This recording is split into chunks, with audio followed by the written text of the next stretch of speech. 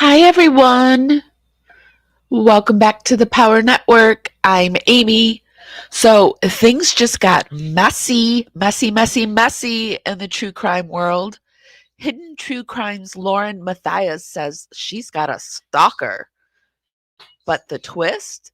It's someone she once called a hidden gem and a friend. We're talking about Christina, the artist she hired, then allegedly trashed in private text. And now the whole thing's blown up into receipts, TikToks, and a possible personal protection order. Is this is this a legit safety issue or just another creator's meltdown? Let's look into it. I'm rolling credits while the rest of the power crew drifts in. Shout out to my dragonflies and my replay crew. Love you, babies.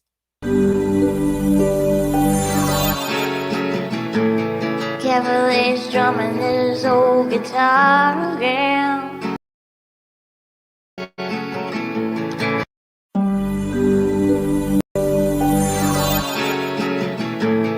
Cavalier's drumming his old guitar again.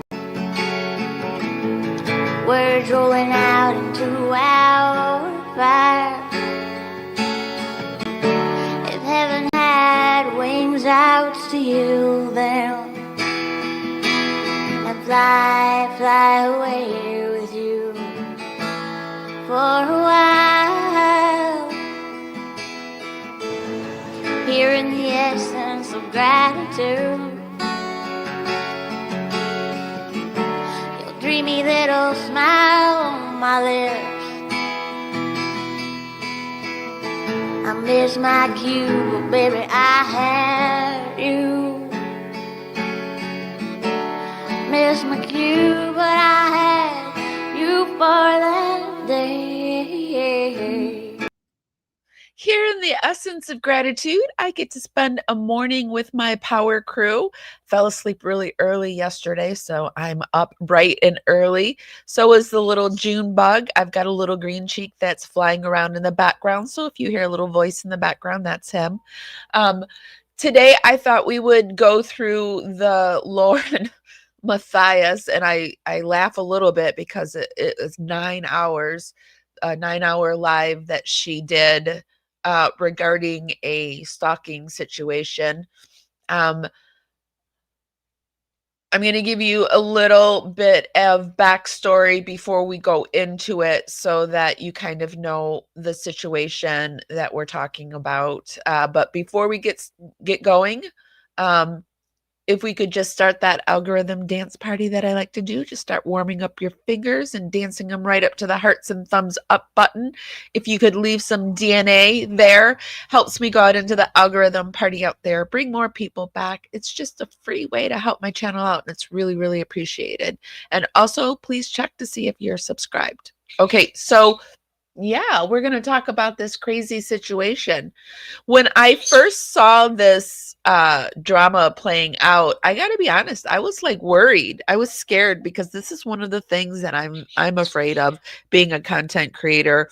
And in going through all of this information and hearing the other content creators talk about it, it seems like it's something that we all go through, and it's something that you can't really stop from happening because of free speech, because we're up here talking about people. So how could we possibly stop other people from talking about us? And it happens, and it's unfortunate, and there's doxing and digging, and when it goes too far, that's when you just have to contact authorities and go from there.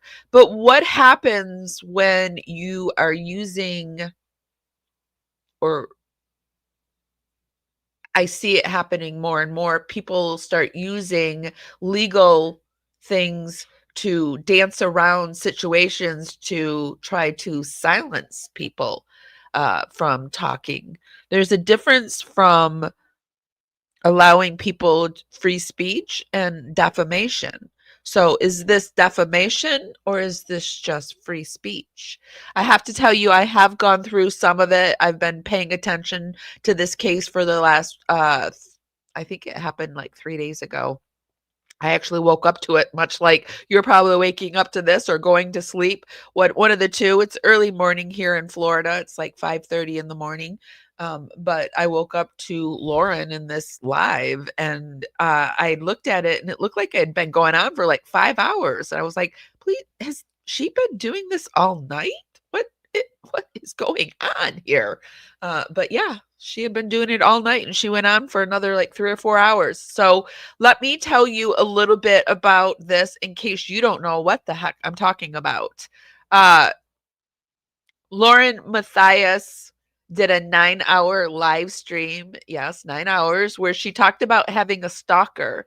But here's the twist: the person she's calling her stalker, which I have a real issue that during this 9-hour live, she called this person a stalker. I think somebody counted it over 400 times. Over 400 times. And I think she said their name once or twice, the real name. But other than that, she was labeled a stalker over 400 times in this live. But in the twist is that in the stalker was once a hidden true gem. And in most creators world, they have membership programs. Here it's the Dragonflies. Over on Hidden True Crime, they call them hidden gems. Well, this woman, the stalker, whose real name is Christina, was a hidden gem. She was a friend. She called her a friend. She actually met her through covering the same true crime cases. And that woman's name is Christina. She was part of Lauren's Hidden Gem membership program, and even introduced on one of Lauren's videos. Lauren herself introduced this person as a friend. But during Lauren's live, she was somebody she hired to work for her. But it was later. Christina is also an artist, and it was later Lauren hired her to do some artwork for the Hidden True Crime channel. But first, she was a friend. So what happened? Well, apparently behind the scenes, Lauren isn't the calm, polished person she shows on camera. She even actually said this during her 9-hour live. She said, in her own words during the live, she admitted that like they want to, her and her husband John, but I think they call him Dr. John. They keep it PG in front of the camera, but behind the camera they're a bit more raunchier. So then came the group text. Lauren got into private chats, and I'm just paraphrasing. We're going to go through this all. So this is just like the basics. Then came some group texts. Lauren got into private chats where she was allegedly trashing people, including Christina. And she called Christina annoying and twitchy and said she had no plans to have her back on her channel. And that, of course, got back to Christina. Christina confronted Lauren, and Lauren apologized. But then Christina hit back saying, guess what? Nobody's happy with you, and we're about to release 6 years of your text where you trashed people. Well, Lauren freaked. She freaked. And who wouldn't freak? 6 years of text. I've learned to never say anything in text that I would not say to a person's face. Just because of this very reason, that you have to be, when you're a content creator, especially, you have to be a person of your word. You have to not trash people in text, right?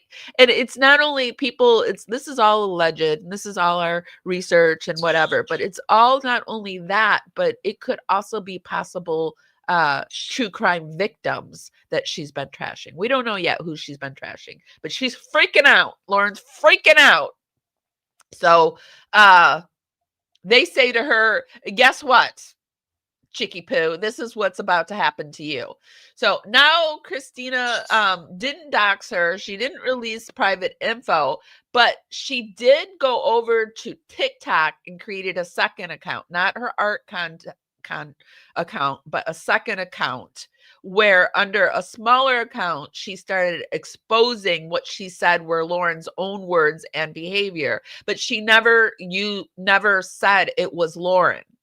But and this is crazy. See, this is where I think they're both in the wrong. I don't think either one of these women are in the right, but I guess we're going to decide who's more wrong. So Christina's over on TikTok and a second smaller account exposing Lauren, putting all these stories. We'll look at some of these, putting all these stories up about Lauren, not saying it's Lauren, just saying it's a content creator, and just like exposing.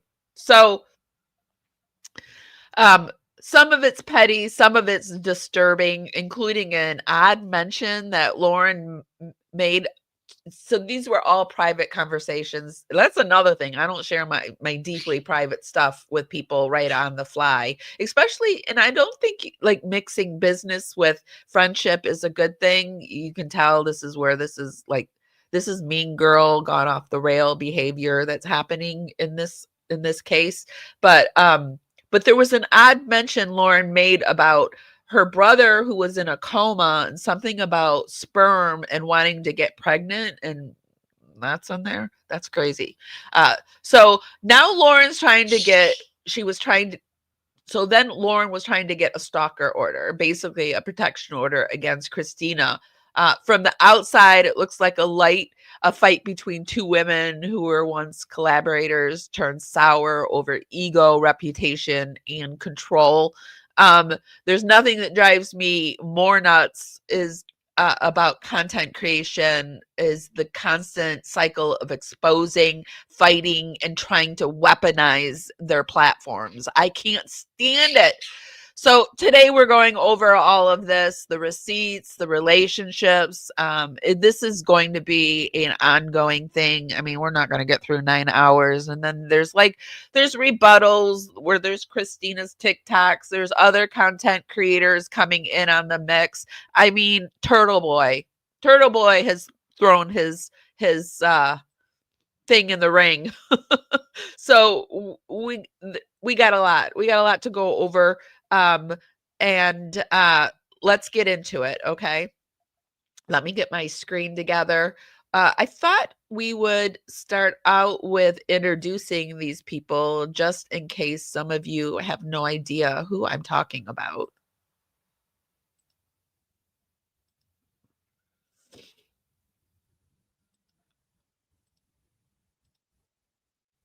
Oops, that's not the one I want.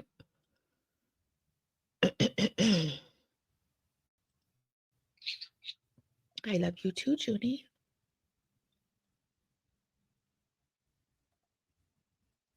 My little boy who woke up with the chickens.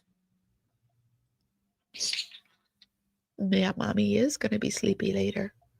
Okay, so this is Lauren Mathias. She is the creator of Hidden True Crime. She does it with her husband, Dr. John. He was nowhere to be seen during this 9-hour live. She was there with her producer Grayson, which I think Grayson is another victim in this whole thing. And you guys, I want to say too, whoever you support, you are welcome here. Everybody's opinion is welcome here. Even if it's not my opinion, I am very interested in hearing what you have to say, as long as it's done with respect and, you know, just respect. And I like to have conversations here. There's no us and them and whatever. It's just us having a conversation. And so this is Grayson, her producer, and this is Lauren Mathias. Lauren's on the left of the screen. Grayson's on the right. And shoot, we'll throw up. This is Christina. Just so right here, this is Christina. Just so you guys can get a feel for who's who in this showdown. And so that's Christina.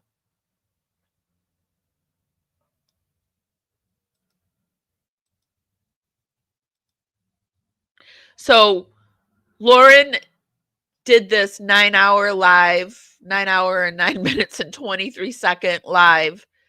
And during this live, she was getting constant super chats, super stickers. I would be very interested to see how much money this woman made on this content, because and then after she did this, she went behind a paywall with her husband and they did more and they got more stickers and whatever. But you can go down here into their chat or comments, and you can see like here $399.99, $99.99. It was just $20. And then I went through it the other day. I don't have time to count it all up, but it would be very interesting to see how much money exactly they made behind this. And they did things like, thank you everyone. This was their after their when they went behind the paywall, they took this picture, and apparently you think you're behind a paywall, but people are recording everything, even behind paywalls. And so behind a paywall, it was recorded that they were laughing and they were making fun of the stalker. If you're that terrified of your stalker, why are you doing all this? You're just doing too much. I think they have opened a can of worms that they just are not ready for, because like I said, Turtle Boy is even in on this. One of my favorite content creators that I enjoy is Jay for Justice. And on her second channel, Every Day with Jay, she has been closely covering all of this. And so I thought what would be fun, what we do here is we pull from a lot of different sources to create a cohesive storyline. And so I thought it'd be fun to pop from content creator to content creator to content creator while they're covering this 9-hour live, and just kind of hearing what they have to say and what Lauren is saying. Because I mean, I'm sure a lot of you have already seen Lauren's 9-hour live or parts of it. So just to bring some added dimension, that's how we're going to cover it today. Hi, Anders. What did she talk about for 9 hours? I would never listen for that long. I have to honestly say I haven't listened to the straight 9 hours, but I probably have heard about 4 hours of it at least. She talked about nothing. She came in the beginning and said she was going to show all of these receipts, and she didn't show any of the receipts. She had a stack of papers that she said they were going to go through, and we didn't get it. We didn't get it, but we are going to get it because other content creators, I don't know who she thought she was dealing with. This is the true crime community. This is what, like, it's not just the bread and butter for people. People do this for free. People do it for shits and giggles. People do it because they enjoy it. That's, like, there's many reasons, and they're doing it. And I call myself the guessing psychic, because I have a 50-50 chance of being right, but I'm pretty sure I'm going to be right on this one.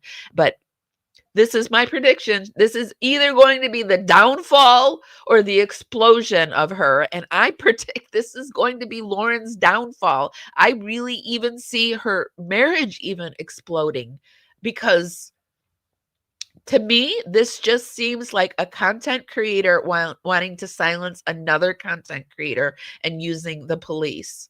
And I mean, there are other content creators that are involved in this, like Long Crime is involved in this, and Jeanette Levy is involved in this. Gigi from Pretty Lies and Alibis is involved in this. Turtle Boy has thrown his thing in the ring. I mean, we have Jay is for Justice. And it's down the rabbit hole. And there are content creators that have come out and supporting Lauren right off the cuff. But then I'm seeing them change as the we're seeing more of the legal documents file out because Lauren didn't share any of the legal documents. But now that we're getting the legal documents, even we're going to go through it, it looks like even the judge is like, this isn't a stalking. This is not stalking. What Lauren's trying to prove is defamation, and she's trying to go through it the stalking way. And yeah, it sucks. It sucks when people talk about you. It makes you so uncomfortable. Just the other day, I was doing a live and someone popped on and said, another content creator's talking about you. They said you pushed an old lady in a Walmart parking lot over a parking spot. What? That sucks. That never happened. But what can I do, right? Like, am I going to call the police and say there's somebody talking about me? I hate it. I hate it. And if I could stop it for people, I would. If I could stop it for myself, I would. But that's like the nature of the beast. And you have to decide. I think about it every day, actually. Do I want to continue forward on this content creation? Because it can be really scary, especially like that's why I got drawn into this. Stalker. Oh my God, that scares me. So that's why we're here. And I think Lauren has opened a can of worms that she should not have, because now it's going to be everybody's opinion. She wanted to control Christina's opinion, and it's not even Christina. It was actually a group of women. Like there's a group of 6 women, but for whatever reason, Christina is the fall guy in this situation. I think it's because she created the TikTok. But there's actually 6 women that are doing this, that were letting the cat out of the bag about Lauren, if you will. So J is for Justice she was one of the first people to start covering it. She knows a lot of the people in this situation, which Jay started covering. I found Jay through covering the Watts case years ago, like 5-6 years ago. And she is somebody that I'm really impressed with. I like Jay, and she's actually a Michigan woman that is now in Florida, so I kind of identify like with that. And she's funny. I really enjoy watching Jay. She's funny, and she speaks her mind. But even Jay has had people come after her. Like every content creator that we're going to watch today has said in their coverage of this. Yeah. And it's happened to me too. I'm going to throw my hat in the ring too. Yeah. Somebody's come after me. And it just, yeah, it sucks. But I didn't call the police. So let's do that. That's what we're going to do. We're going to pop in and start watching Judy Ron, and there's been a few of Lauren's friends that have backed her, which later I think they're going to regret it. Which I get backing your friend, because I'm that kind of person. I see my friend in need, and I'm like, we ride at dawn. I'm putting my soap in the sock and saying, what you need, baby? I gotcha. I'm that kind of friend too. So I think that's what happened with Judy Ron. And maybe he won't change his mind, but I think some of their friends jumped a little too fast. They didn't get both sides of the story. Especially doing true crime, you really have to get both sides of the story. And I think that's what's happened with Judy Ron. So we won't watch everything in its entirety, but what I will do is put everything over in the YouTube show notes. I am fighting I have autoimmunes and I'm fighting a flare. So I am also stuffed up. That's a sign of one of my flares. So I did a lot of, I had to, I had some company and I had to clean up really quickly, and I kind of pushed my body too far. And I usually have someone come over and do my floors and stuff like that, because it's hard for me to get down on the ground and do that kind of stuff. I'm tile floors. So I've been doing a lot of hard work lately. And so I am fighting a flare. So I'm extra stuffy, and I do apologize. But here we go. of broadly introduce it, see what it's all about. I don't know what it's all about. I do have her opponents, got a video from her opponent as well, because I don't know either one of them. I'm familiar with Lauren because of YouTube, but the other girl is on TikTok and I don't know her. Yeah, I was familiar with Lauren because of YouTube. I actually didn't follow her because I don't know, she just wasn't my cup of tea. But and I had no idea who Christina is. But Christina has two accounts. Christina has an art account, and she has the second account that is the account that she didn't want to mess with her art account because she didn't think all of the art people would. Hold on, I got a cough. Would appreciate this mess. So she created a second account to keep it separated. But anyway. Pretty Yeah, ironic. I hope Ryan's doing okay too. This was done last night. Yeah, this is a current live. So with that being said, I implore you guys to debate, to discuss, just be respectful. We can all have our opinions and not hate one another, right? Yeah, 100%. And I don't understand where we lost that in our society, but I really want that to come back. I remember being in college and debating with my best friends and just getting really heated and like just blah, blah, blah, blah, blah, and then going out and having fun afterwards. I really miss those days. I want them back. Yeah, I mean, you can think that it's hypocritical. She covers true crime. I think it's really hypocritical that this woman covers true crime. She did get a temporary personal protection order on this woman, and at CrimeCon, she served her in front of Anjanette Levy. So this is how you wonder how True and Law and Order got into it. It was because she served this woman at CrimeCon.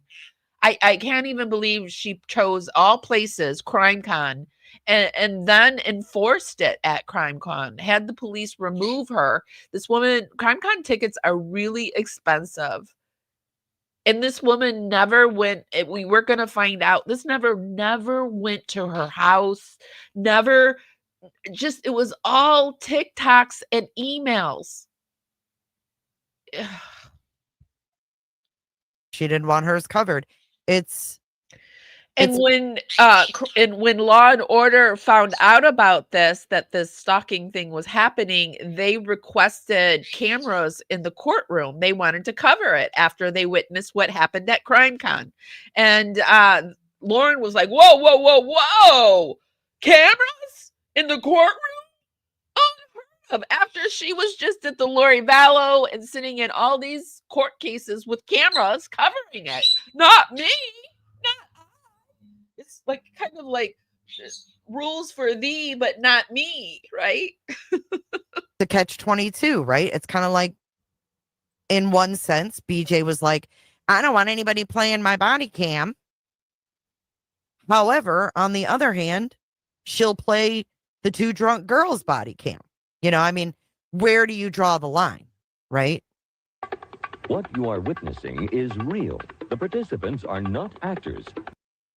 It's a bunch of Mean Girl things, and I can't stop thinking about. I think of Regina George, and I think of Amber Heard. I think like what's happening to her is she has tried to weaponize the legal system to silence another creator, and it's just not working for her. It's just not working out for her. And I will say over and over again till the cows come home, what's happened, people making TikTok constantly, like I think there's like at least 40, 50. It sucks. It sucks. But there's content creators that have Reddit subreddits. They have people create entire accounts around them. It sucks, but it's not stalking.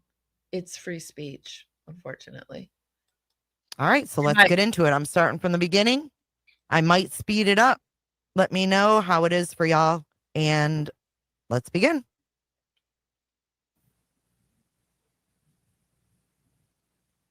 Hey, everyone. I've never been more nervous for a live in my entire life, and I've done a lot of lives or a show in my entire life. And this is not a live or a show that I ever wanted to do. So just so you know, I'm going to be annoying because of fair use. So I can't just play huge chunks. Jay, would the same pool requests have been made for media in Tennessee when C and We're K? gonna move it forward. And yeah, I have to be that way too, because it seems like Lauren likes to send out her cease and desist. And yeah, so we have to keep things fair play and by the books here. And like I said, we're gonna be jumping from I've got Jay for Justice, I've got Turtle Boy, I've got Down the Rabbit Hole, I've got Burnt Toast. I've got Lori. Lori's a player in this. I haven't even introduced Lori, but Lori is another person that was burned by Lauren. She wrote a true crime book on the Lori Vallow case. She's a lawyer.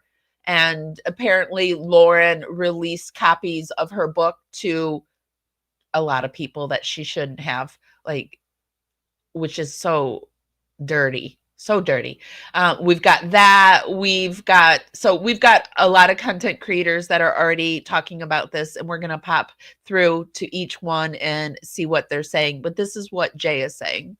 So I hope that nobody calls this drama ever again. In fact, it's so real life what has been going on with my family and with me for months that I decided to go to where I felt would protect me. And that was the courts and legal. And I filed a civil stalking injunction because what was happening to me and my family met Utah's civil stalking injunction code, the Stalker. Okay, awesome, Queen, because this is a long live, girl. So I will say that Lauren lives in Nevada. The Stalker, Christina, lives in Utah. So Lauren went all the way to Utah to file this. And Christina, I think, had been to Lauren's house once, but it was invited and they went to a pool and stuff like that. It was when they were friends. She never came to the house after like the friendship ended or anything like that. So Utah. Okay, the stalker. And it was the stalker's in Utah, so she must be in a different state. And I must say, she does look upset. Very clear to me that that was the step that I should take. Thank you, Queen. And I was granted a temporary civil stalking injunction after I filed my evidence. Which is very common. Judges will often grant it right away, and then you've got to go and do a court hearing and present more evidence. So it doesn't mean anything that he granted it. They often will grant it right away. And then you have to do another case and, present the whole thing. So it wasn't any big win on her part. And my exhibits before the judge. That was served. And my stalker was served a temporary stalking. Okay, so I don't know how it works in. So our super sleuths in the true crime community have come out with, when they had the case, when they finally went in front of the judge, Lauren was very dramatic, wouldn't even come out, said she was so terrified. She didn't want to come out into the courtroom because her stalker was there. The judge was like, she asked that the judge clear the courtroom, and the judge was like, no, this is a public courtroom. Come out. I compel you to come out. So she came out, and the judge looked at it and was like, this does not seem like a stalking situation to me. They wanted to extend the hearing for, we're going to look into it. This is just me paraphrasing. They wanted to extend it, and the judge was like, no, because if we extend it, then this stalking order remains on this woman, and it's not been proven, and I don't want to limit her rights in any way.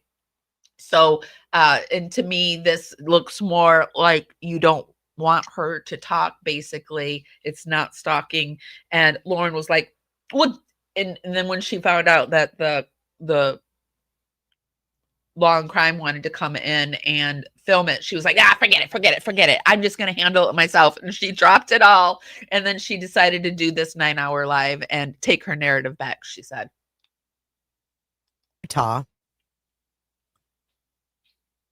But see, that's the thing. I don't know where she lives. You guys are saying Nevada. You're saying Utah. And this was a few days ago. This was just when Jay was looking into it. Let me see. When did she do this live? Oh, 7 days ago. Wow. Time is moving by. I swear I am slow with the time. I thought it was only 3 or 4 days ago. It's been a whole week. Wow. Okay. So anyway, let's move it forward. I know, but she's not committing a crime. That's the thing. If Lauren Mathias went out and like stole something and got arrested for stealing, okay, we probably wouldn't be having this conversation. But Lauren felt scared. And we're going to hear all the reasons why. But she's also been a guest of Law and Crimes. So it's pretty shitty for them to do that to her, in my opinion. She doesn't want anonymity, but this isn't a criminal thing. She didn't commit a crime. I've never seen RO hearings live. Never. I never have.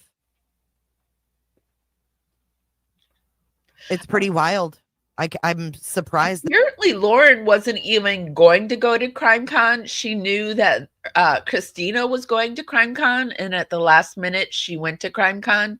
And because she went to CrimeCon, she like completely ruined this woman's trip and had her removed. CrimeCon wouldn't let her in the area of the CrimeCon, but because the hotel was like a convention center, she was allowed to be in the hotel, but she couldn't be within 500 feet of Lauren. So there was one night where Christina was sitting with Lori, the lawyer, and Anjanette Levy, and they were just kind of talking, and Lauren came out of the Clue Awards and saw that Christina was there and called the police, and the police made her leave, and they did it right in front of Anjanette Levy, which I think that was one of their biggest mistakes, was doing that, because people don't want to, you don't want to go to CrimeCon and deal with police everywhere and having people removed, and now, and I don't know. I just think she's made a huge mistake. That the judge okayed it, to be honest. All right. We're going to keep going forward. Weird angle. So we never really, during this 9-hour live, we never get receipts. We never see a whole lot, but we do see like recordings of her crying. For emotional distress or be afraid for the person's own safety or the safety of someone else. She's talking about her definition of stalking here. She is married to a man that is supposed to be a doctor. But I will say this too, stuff is coming out about Dr. John where they lied about his degrees and stuff, or they exaggerated his degrees. And they said he was a professor at a college, and in truth, he's really like just an adjunct, or, so turns out they were stretching the truth on some of his credentials too, which I have a feeling this is just the tip of the iceberg. We're about to learn more than we ever wanted to know about Lauren and John Mathias. Yes. And I'm going to point out, it looks like Grayson did not highlight threatened. I'm going to throw threatened in there because what happened after the stalking injunction, I took as threats as well as other things. You can decide for yourself because we'll go through it all.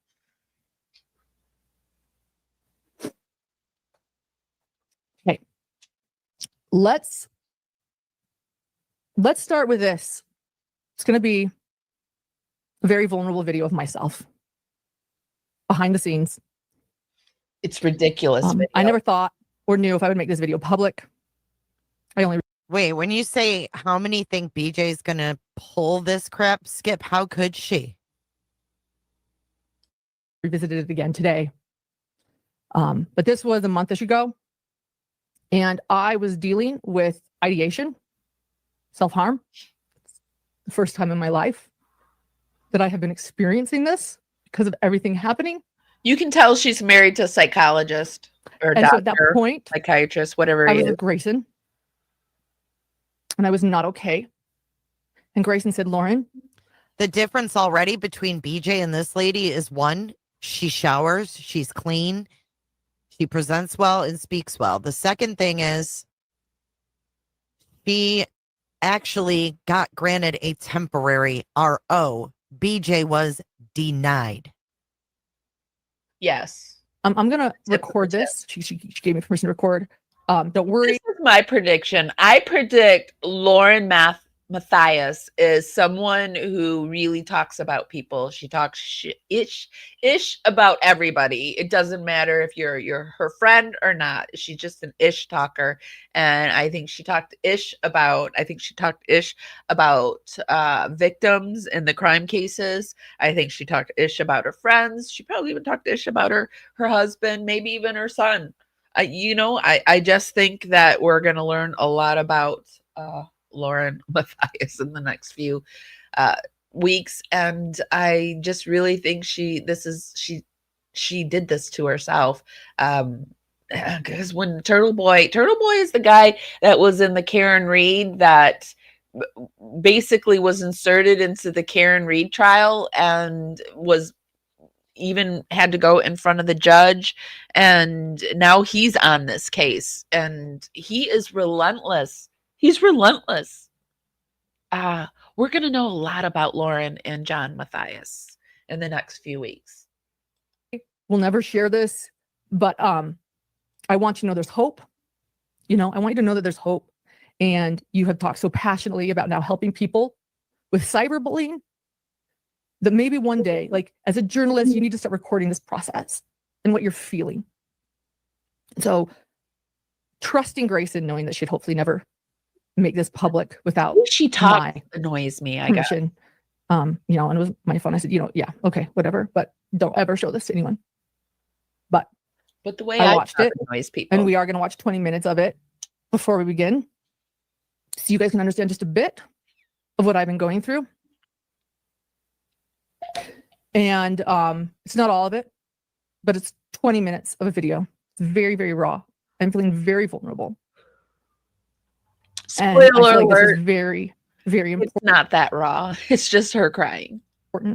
Because if I'm going to do this live, I'm going to do it right, and I'm going to do it honestly. This is going to be a very honest show. So, and then after that, we'll go through everything else. So let's watch this. Whether or not this goes through, I don't know. I think that's where I think I'm willing to start talking. Because this feels like an act to me. This feels like a grade A, gold star. I don't buy it. I do not buy this. And why are you showing this? This is so weird to me. I just want to do things right. When they go low, you go high, and just do things right and rely on maybe responsible people to help. But I don't know if that's going to happen in this situation, and that's okay. Where did she post this video? Because it seems like she's on a tripod filming herself at a weird angle. But if it can't happen in this situation, that no laws or legal things can help me. Because at least want to finally talk about it, even with my boys. Oh, when I saw her coverage of the Delphi case, I was like, ugh. And she makes friends with every one of those cases. Like during her 9-hour live, we see Colby Ryan pop up.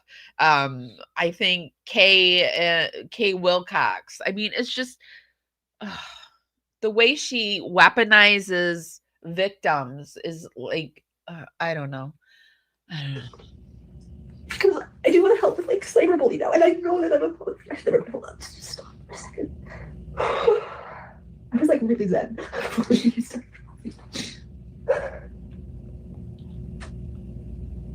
Hold on.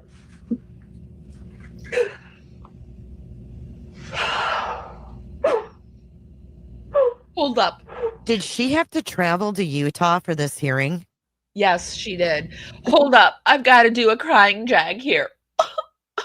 And I'm sorry, you guys. I am so fed up with people like this. And I know there are a lot of people in the world that are just fed up with over the top people that are just full of themselves, that have had a little bit too much privilege in this world, and I'm just over it. I know I'm not the only one, and I have huge empathy for people, but I just really think that this is too much for me, at least. Sorry, I can't even make process, like I don't know. I'm sorry. Maybe if she had pulled this like 10 years ago, people would have like really empathized with her. But I mean, everybody is burnt out. We are burnt out from something, from someone, some ism, something that's just, it's just, we're living in an over the top world, and this is too much. And so it's going to be turned into fodder and entertainment. Yeah. She's not handling this well. And I want John. And I'm worried about John. And I'm worried about my son. But it's a payday. I when I saw it, I thought maybe this is like her big payday. Like she's going to be getting a lot of money, but maybe this is it for her. Everything's going to be okay. Everything will be okay. It really will. But I'm like a really resilient person, in my opinion. She's doing this all by primping and still primping and preening and making sure. Is this necessary that we watch the 20-minute video for those of you that have watched it? Because if not, I will skip forward. Let me know.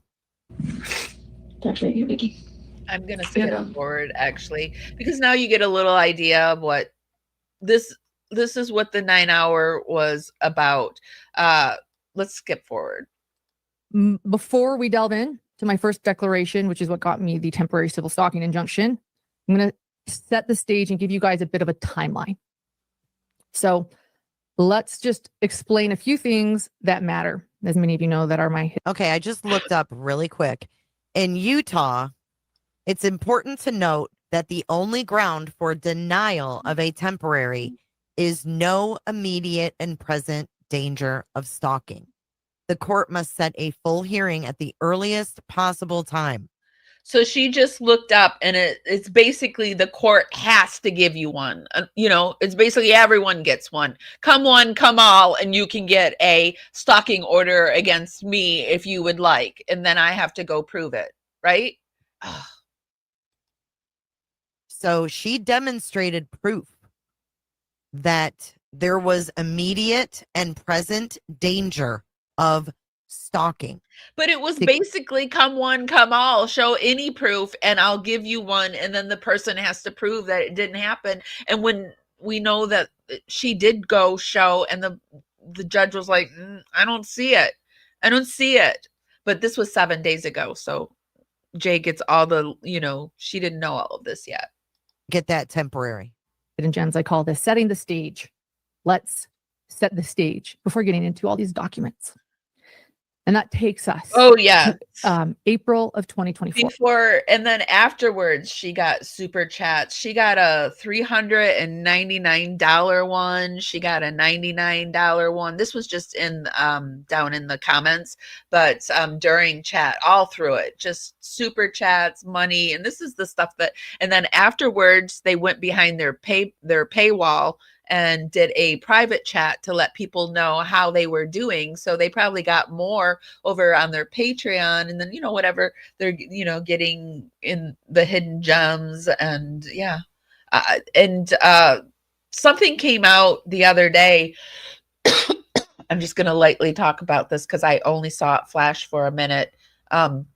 This has been playing on my computer while I've been, organizing, and I was doing some fall cleaning, and then company was coming, and then I had to really do cleaning. And so I've been really into it.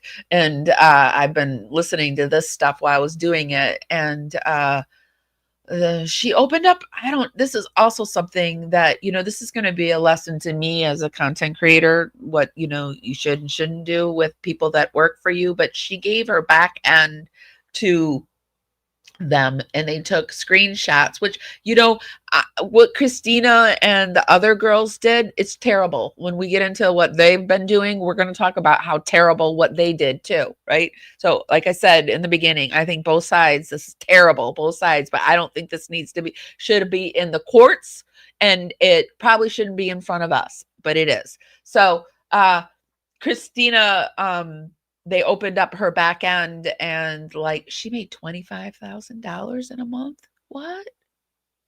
So she's pulling money, right?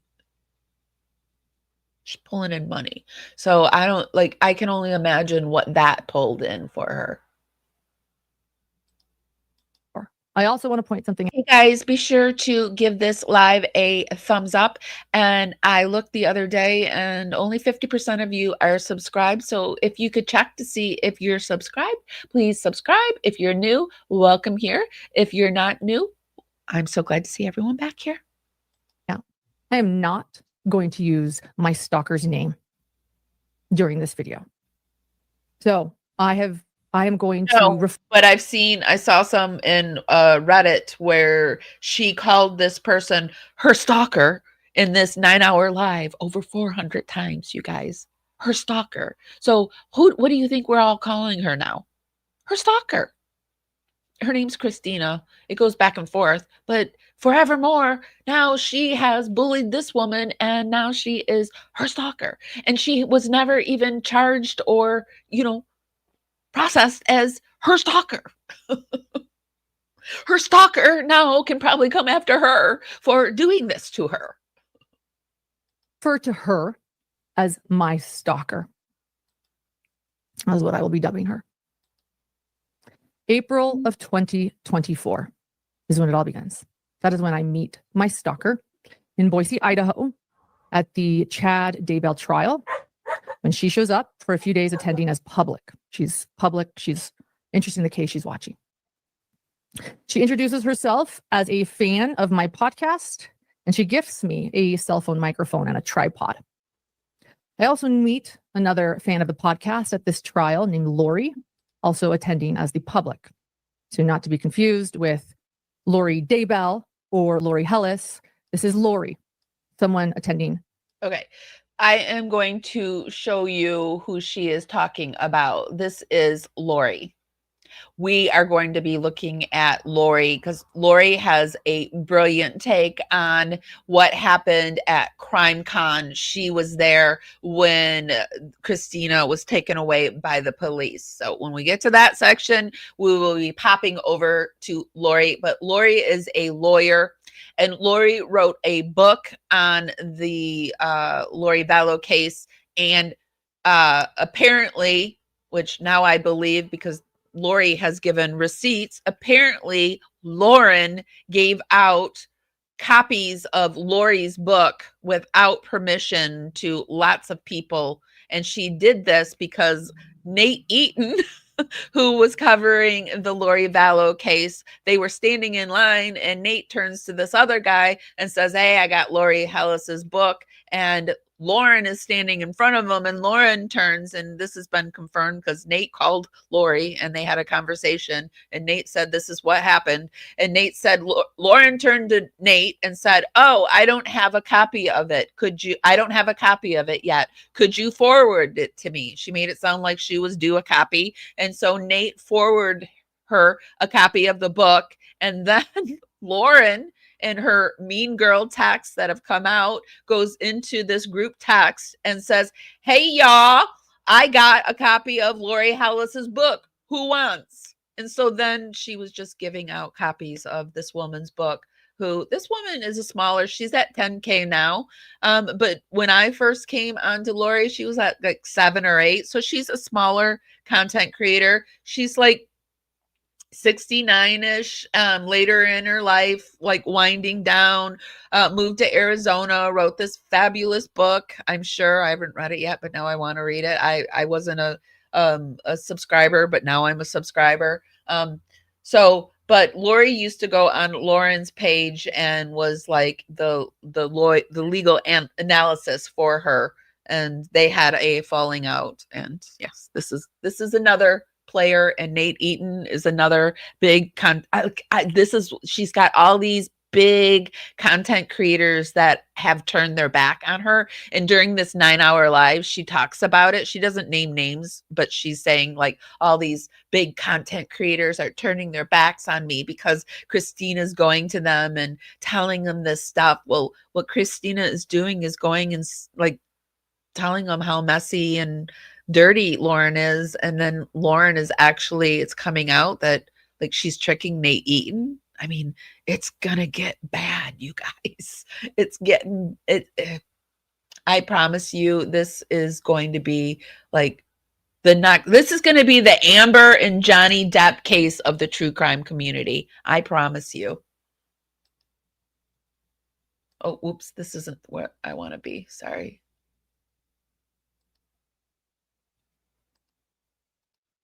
As public named Lori. Then there's Lindsay. Lindsay is a podcast producer, and Lindsay starts doing part-time production work for me at this trial. She's quite good. She's very talented. And then there is my stalker. And my stalker also befriends Lindsay and Lori.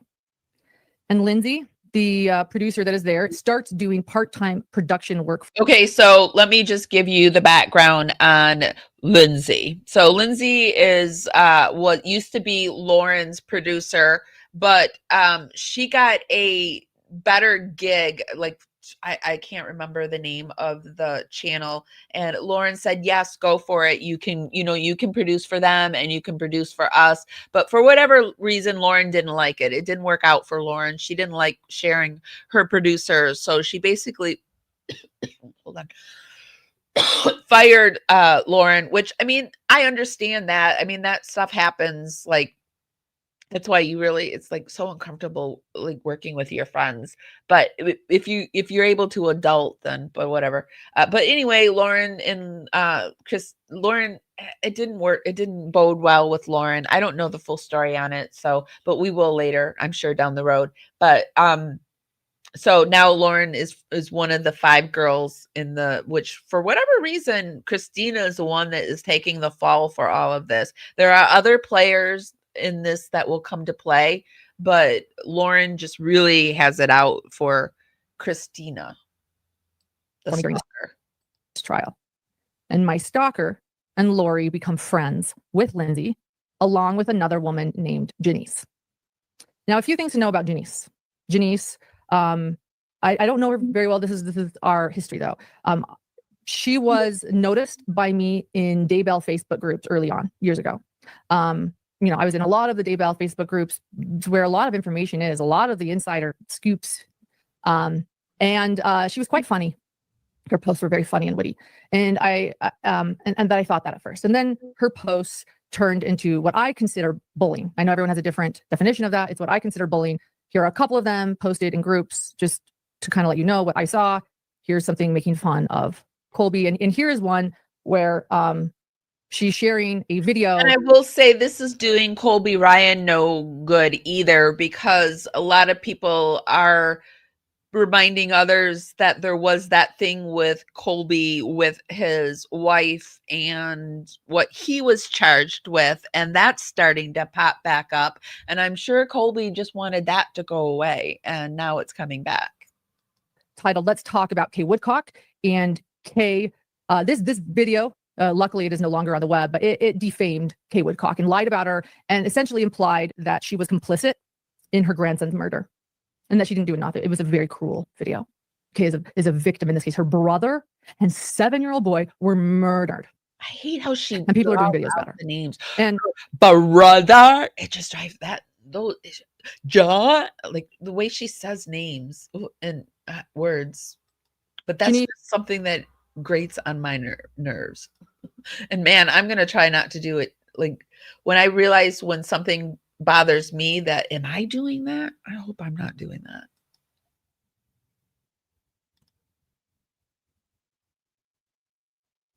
Unfortunately, this happens to victims in all cases, right? I mean, some just get nationwide, worldwide coverage, some don't. I think it happens to every victim. I feel like every case eventually, I mean, the victims eventually get raked over the coals in some way, shape, or form, which sucks. And I tell them, yes, I do. So these people with the mugs and everything are the they and thems that never quite get the heat that her stalker gets, which it just makes no sense to me. I introduced this person to Lindsay, and I encouraged Lindsay to connect with this person. And she seems super happy, and the two connect, and I am super happy for them. And then on June 8th, so June 8th, 2024, my stalker puts me in a group chat, which includes my stalker, Lindsay and Lori. June 18th, 2024, my stalker is driving through my hometown, and she is asking to come visit. And so I take her kids to the neighborhood pool. July of 2024, I have now officially hired Lindsay as a producer, as an independent contractor. It's more full-time. And we have daily production meetings in the morning, along with John. And she is helping to produce my podcast episodes. She explains. Does John have a thought in this? And we have daily production meetings in the morning, along with John. John's thoughts are behind the paywall. John's keeping his thoughts behind the paywall. Is she mad at John?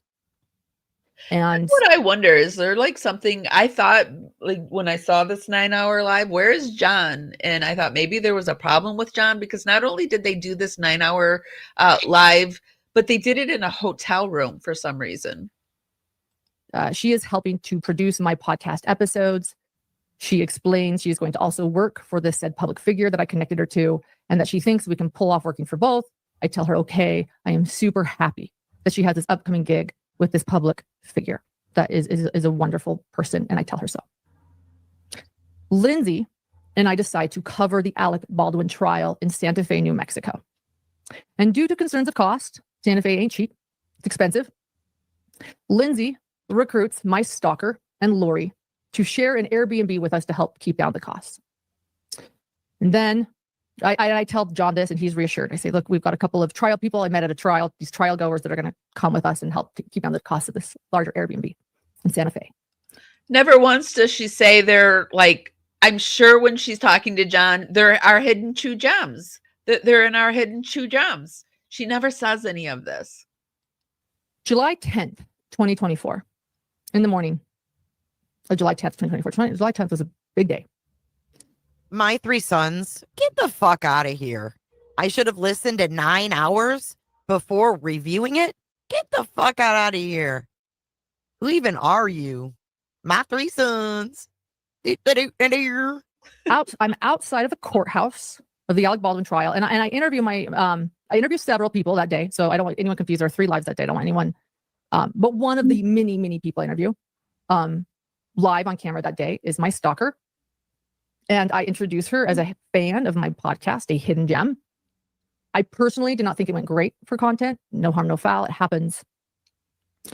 And then I think Jay pretty soon goes over and finds that during this. I think she finds, does she do that later on?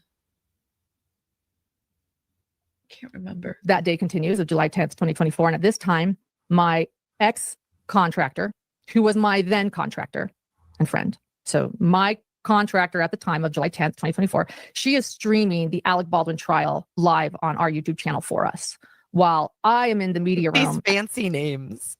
Oh, there's Colby showing his love. All these fancy names, a contractor. So I'm a contractor. I'm a self-made contractor. What else did she say?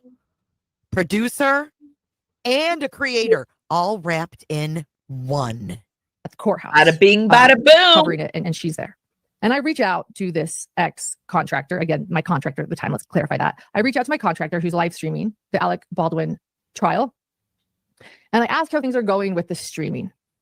I discuss work in a text with this ex-contractor, then contractor. And I explained that I like this press room for the moment before heading to the courtroom because, and I'm going to say this verbatim, this is what my text says to her, quote, "It's space from roommates. One of them is kind of annoying." This contract worker then asks if it was the one I had on a live that morning in front of the courthouse. And This is the point where she's admitting the stuff that she was talking in the text. This is what she said about the stalker, that the stalker found out, which I really want to call her Christina. I'm trying to call her Christina. But see what I mean about she's like labeled her the stalker, and it's so easy to say that name, right? That's her nickname now. And it actually, what I feel like I saw a lawyer say that what she's done here is she's made it harder for people who are really being stalked she's going to make it harder for them to get personal protection orders because she's using this stalking protection in the wrong way, right? She's making it harder. It's kind of like what has happened with doctors prescribing pain pills and all of this. They've actually made it hard for people who are in pain to get help now. Like it's almost impossible for people who are suffering to get help. And this is what Lauren is doing to people, real people that are being stalked to get help. Explain that it was. The contract worker states back to me in a text message, not going to lie, that person is obnoxious. Don't put her on camera again, laughing face emoji. I agree. And I say she is constantly anxious, loud, and worried. End quote. A very private work conversation in a text message. July 10th, 2025, that evening, the contract worker calls me and unexpectedly and angrily quits on me, and also ends our relationship for good, as in is never going to talk to me again and is going to block me. She accuses me of several things. She worked for me, but we were also very close friends. And after this phone call, I try not to, but I start crying hard. And Lori, Lindsay, and my stalker, who are my roommates in this Airbnb, they comfort me. And I am embarrassed and I keep apologizing for crying. And I am grateful for their kindness. In fact, it was a very traumatic moment for me. And I guess I can say I'm still grateful for their kindness in that moment. And that kindness that they showed me made me open up even more to them in the coming months because they were there for me during a very traumatic moment. Oh, I can't stand the way she talks. The end of July 2025. That's why I don't want I hire my stalker. It was Lindsay's suggestion to do podcast episode artwork for me. She's a very talented artist, my stalker. And this continues for months. In October of 2024, I cover a trial, as many of you know, in Delphi, Indiana. horrible Lindsay. coverage. And I am paying Lindsay daily to be there for me. In my opinion, I was paying her well to be there for me daily. And I'm also paying, it's an all expense paid work trip. I am paying for all of her lodging and all of her food and everything she needs. How dare she side with Christina after all of that? To work for me. My stalker flies out to attend as public for a couple of days and pays me to stay in my Airbnb that I had. And she takes photos of me outside of the courthouse in Delphi, Indiana for my podcast. I did not pay her for these photos. It's an additional free gift for me. I buy her dinner. I confide in Lindsay, admittedly, that it is harder to work when my stalker is around. She seems kind and is very generous, but it's just a lot. Well, And Christina is a lot. She's one of those high energy people. When we watch her, when we go to her YouTubes, you know, there's people that are just high energy that are, I truly wish I was one of those people, because I'm one of those low key people that has to get fired up about stuff, like sometimes you have to check my pulse to see if I'm still alive kind of people. And then there's those other people that they're alive. They're on fire, right? So I don't know. You knew what you're getting. And this to me sounds like it was a friendship situation where they were all going to be covering this Delphi. She allowed her to stay at and gave her some money, and in exchange she gave her some which seems like she got this. Lauren really made out on it. If she flew and paid her to stay at that place and then took pictures and gave her free artwork, it seems like she really made out on that. And it sounds like maybe Christina was more of a fan friend than, and she was using her creator status to take from Christina. But I don't know. After my stalker flies home, I temporarily go home as well for Halloween because I need So Christina flies there, gives you money, gives you free artwork. She leaves, and you talk ish about her in a text, and it gets back to her, and she's hurt about it. And I think that's the crux of where this all started. trick or treat with my little boy. But I do decide that I need to go back to Delphi, Indiana. While I am gone, Grayson, who you guys now know as my producer, Grayson takes notes for me in the courthouse while I'm gone. She does an incredible job, a hell of a job. Couldn't have done them better myself. I didn't do them as good as she did them those 2 days that I was gone. Grayson's like in her 20s. She's done an interview after this saying that her mental health is in the toilet and has been for like 4 or 5 months. She's seeing a psychiatrist. I think she's on mental health medications. And somebody was like, well, why don't you just like take a break and go work for somebody else? And she's, oh, never. I would never consider that. Like, never. Well, why wouldn't you consider your mental health over all of this stupid stuff? Grayson's afraid for her safety. Like, oh, come on. This is really first world stuff, right? Meanwhile, there's a war going on in Gaza, and I begin paying Grayson for freelance work, including those notes. I then, back in Delphi, I start noticing a lot of red flags. And these are red flags for me. They might not affect everyone. Some people might not think they're red flags. Other people think maybe I misinterpreted them. It doesn't matter. These are red flags that affected me and concerned me and the way that I work and the way I function. One of them was that Lindsay wanted Grayson to stay in a separate Airbnb than the one I had with plenty of room. And Grayson was working for me. She was young. She was alone. And I was paying for the lodging. And that was a concern to me. I suggested maybe the Lindsay get her own hotel if she needed space, and that upset her too. I just couldn't figure this out. It was a dynamic that was hard for everyone. It's just what, and like I said, she likely had her reasons too. It's fair. But I had my reasons. It was becoming uncomfortable for me. Another thing I learned that Lindsay did was take my phone, and without my permission, she logs into YouTube Studio and learns how much I am making that month. And she shares this with Grayson. Something else made me uncomfortable. And there were a few other things. Lindsay is also working for another creator while I'm paying for her to be there working for me full time. And where I saw the information where that must have been that month she made $25,000. And I'm paying all of Wow. But I think she gave her the phone, but again, that's pretty crappy to do. I don't think you should, unless we don't know their side of the story. So yeah, that's a shitty thing to do. Oh, so she went and looked at her income and did what else? her expenses, and she is passing off material that I requested her to collect to other creators to be used for other shows. These were things that made me. Okay, so she requested that she collect these things. So, I mean, see, she'll say something in one breath, and then the next breath, she requested it. That makes no sense. Comfortable. I'm not even teach their own. Maybe there's a misunderstanding. Doesn't matter. They were. No, we're not forgetting that she's a victim.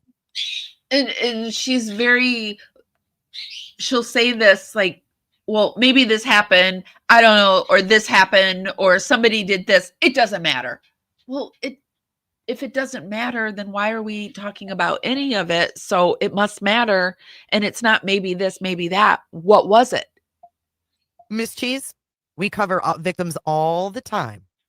All the time. things that made me uncomfortable. There were other red flags for me, personal red flags. Once we were back from Delphi, I decided to terminate things with Lindsay after the Delphi trial ended. I ended things very nicely and respectfully. She's very talented. And I realized that I needed someone exclusive.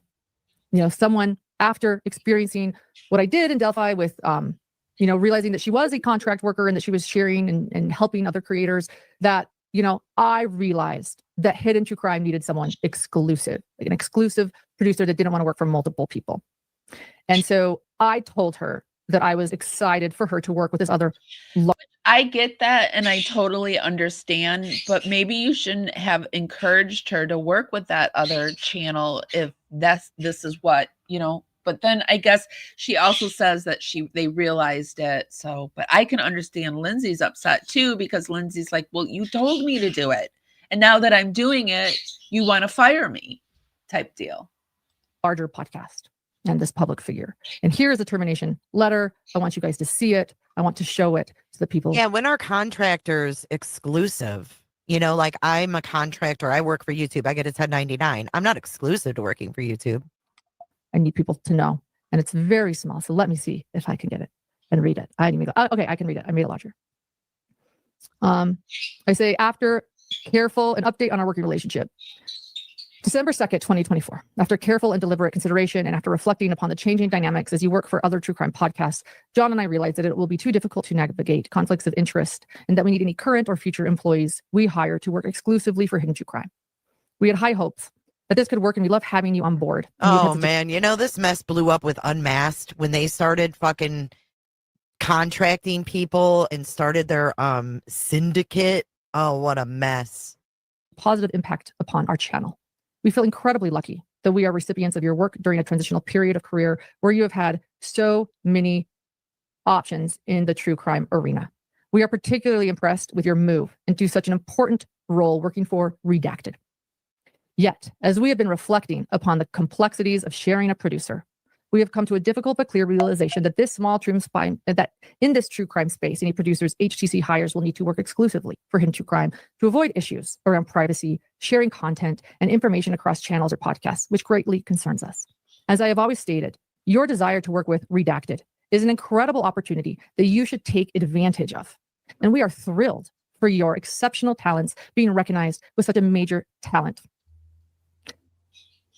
Your absence undoubtedly will create a much bigger workload for us once again, which we do not look forward to. So we know that your efforts will be sorely missed. And we know, however, that the growth and experience you'll receive will be unique and provide a rare opportunity for you. I'm proud of you for this opportunity. Go show them how amazing you are. I'm sure we will see you on the Apple podcast charts very soon, and that we hope our friendship and true crime combos can continue. And who knows, if we're lucky, maybe we'll be collaborating later together in the future once the opportunity presents itself. Always my best, Lauren. And so there's Ryan. I later, just so you know, one other aspect of this, months and months later, I did send Lindsay a cease and desist. I had heard that she had been saying some things that I consider defamation to several of my professional contacts. One text that was sent to me stated that I went psycho on her. Wait, does she have a lawyer? Does she have a lawyer? I think her lawyer is a relative in Utah. Her brother, and, maybe. Other things from another creator that Lindsay was saying about me. Things that were not true. So she has another content creator that she sent a or a ex-producer that she's brawling with too, but doesn't get to the stalker status of Christina. Seems like a lot of people you got after you, my friend. I sent her that cease and desist and requested that simply she cease and desist about speaking about her time as my producer. I feel like this sets the stage for everything else to come. When my life then becomes a living hell for my entire family. So let's fast forward to April 9th, 2025, when my stalker confronts me in the Maricopa County Courthouse while I was reporting on the Lori Daybell trial.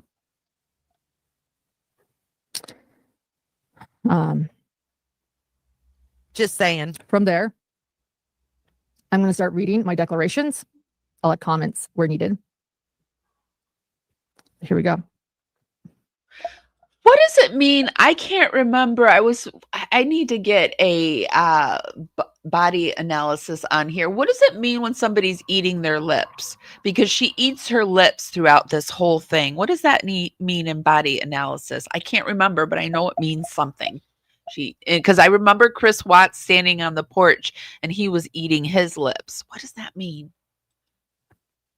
So this is the first declaration I sent out to receive my temporary stalking injunction. The reason why I'm just going to get into the So declaration. her lawyer thinks this is a good idea? 4 lawyers? I'm going to stick to legal documents. I'll add anything extra. I think they tell the full story. There will be a few things I need to add. I hereby declare, under penalty of perjury, that the facts stated in this declaration are personally known to me and that they are accurate to the best of my knowledge. My name is Lauren Mathias.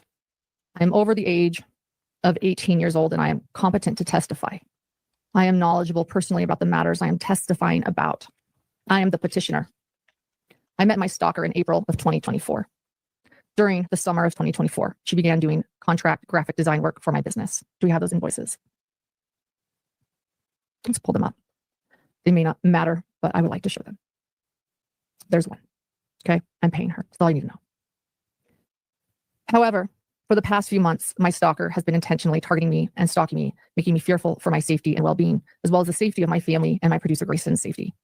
My stalker has also been using a group of people to help her achieve her goal. This started on April 9th, 2025, when my stalker confronted me in the courthouse in Maricopa County, Arizona, while I was reporting on the Lori Daybell trial.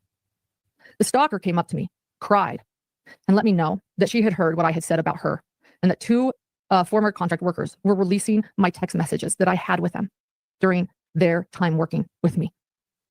Now I'm going to ad-lib, a little bit more here. I actually wrote that ad-lib, a little bit more about what the stalker said. I'm so nervous. I'm like reading ad-lib. So let me tell you a little bit more what she said. She came up to me and said, I know what you said about me. She's crying. Gave her a hug. A few of the things she stated were, well, first off, I want to point out that there was a no recording order in the courthouse, a severe no recording order in the courthouse. Why? Because there's a high profile, internationally well-known trial going on. And every day we are reminded that there's to be no recording in all of the courthouse, not just the courtroom, but the courthouse. And that if you are to record in the courthouse, you'll be held in contempt of court. And that there are signs everywhere saying, do not record in the courthouse. I would have never thought she was recording. Isn't there a quote somewhere out there like the true sign of a person's character is not what they do when people are watching, but what they do when nobody's watching? So what were you doing when you thought nobody was watching, Lauren? I mean, this is a horrible example of like, I didn't think I was being recorded. I didn't think it was possible. So the stalker says, I know your ex-friends are releasing everything. And it is horrible what they are sharing.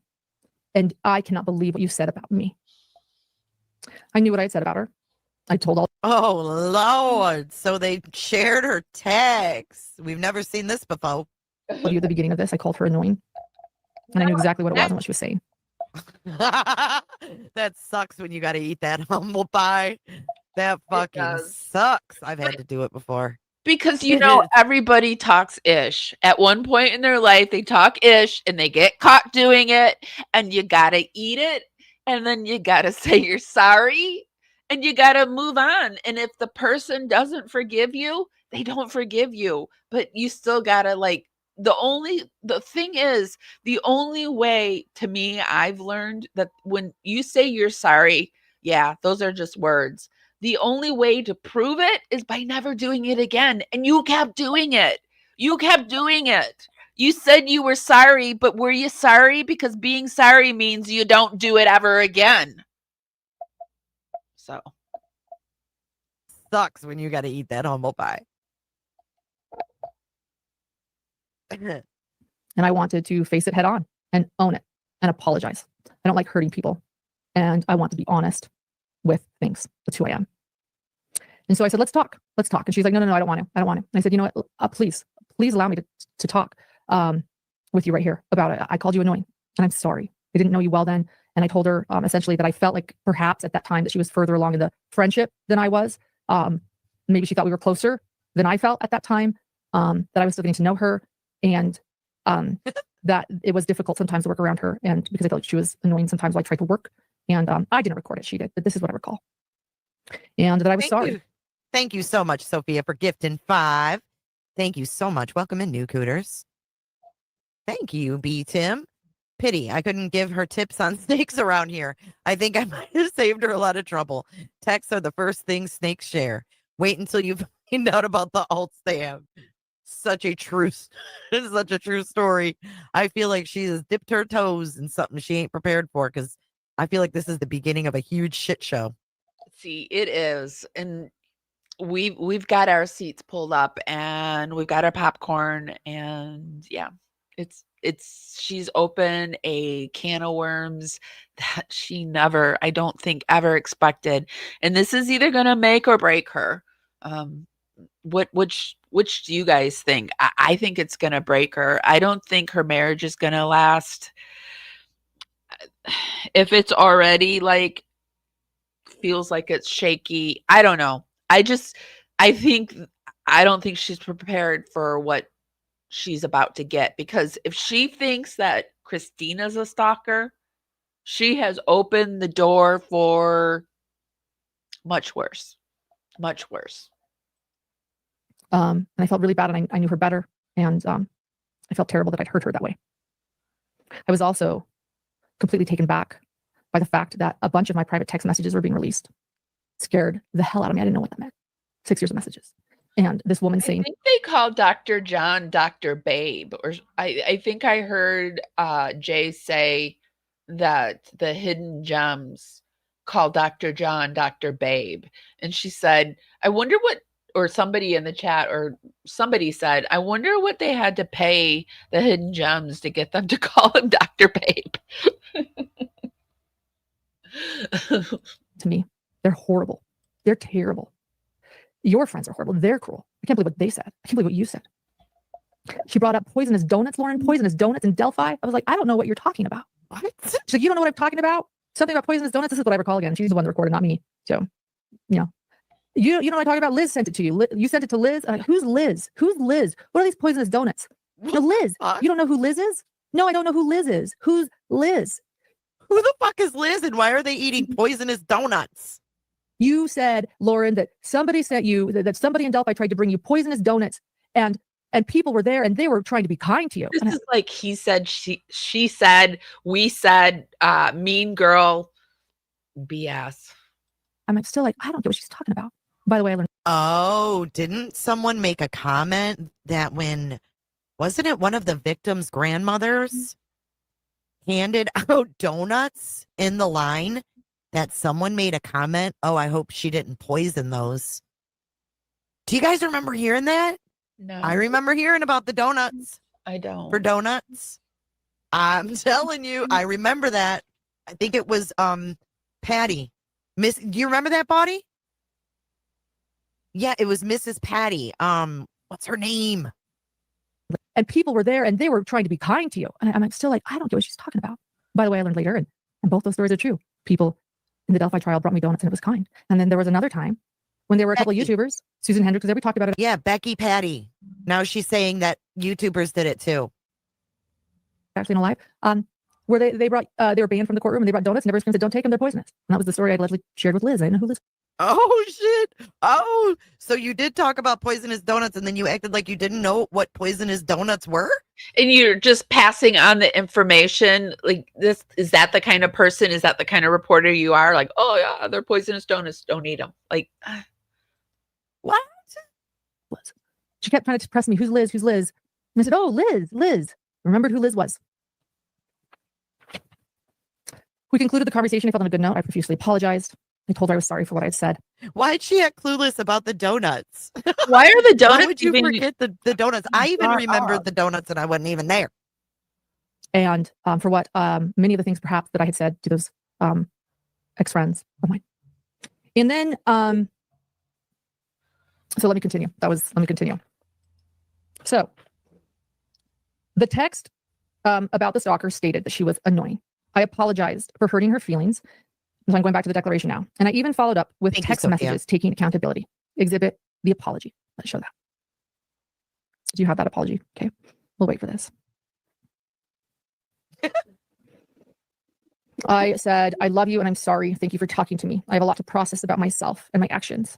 She thanked me for being vulnerable and vulnerable about myself. I said, everything I love about you is real and sincere. Everything I judged you for before I gave you a chance, I was wrong. Unfortunately, you can't erase words and they hurt. I'll forever regret the things I said and thought. But the truth is, I'll defend you to the moon and back forever, and I do.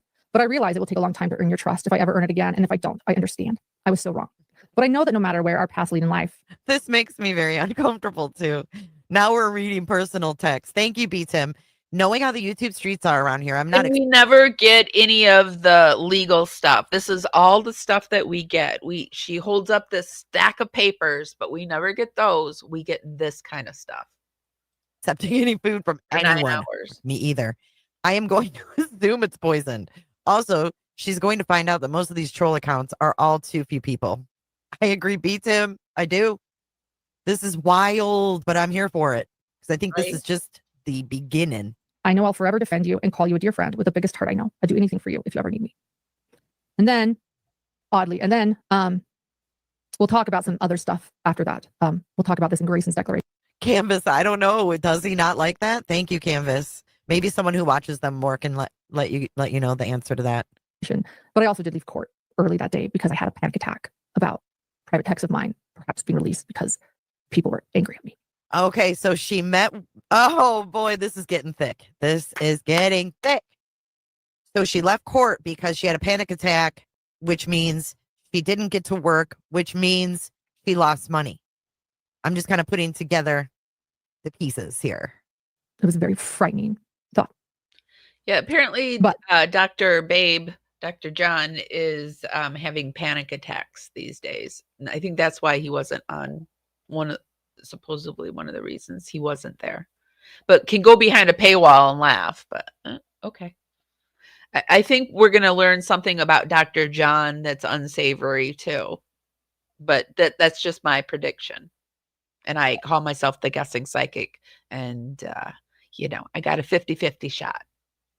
We'll get into that later. We'll continue with my declaration. The first one. Later that night.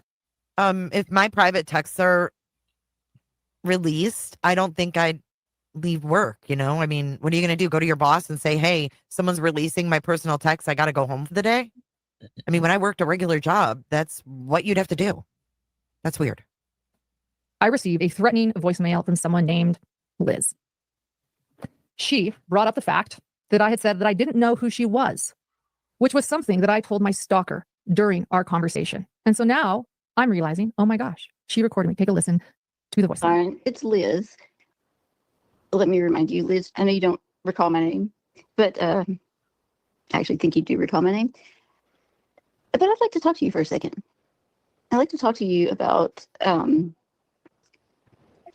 number one, I guess, why you don't remember my name. But number two, I'd like to talk to you about why you are so upset about texts that you have sent to me in group chats about other people who I'm sure you don't, I'm sure it's hard to admit that you have said those things about those people, but I want to clear it up with you.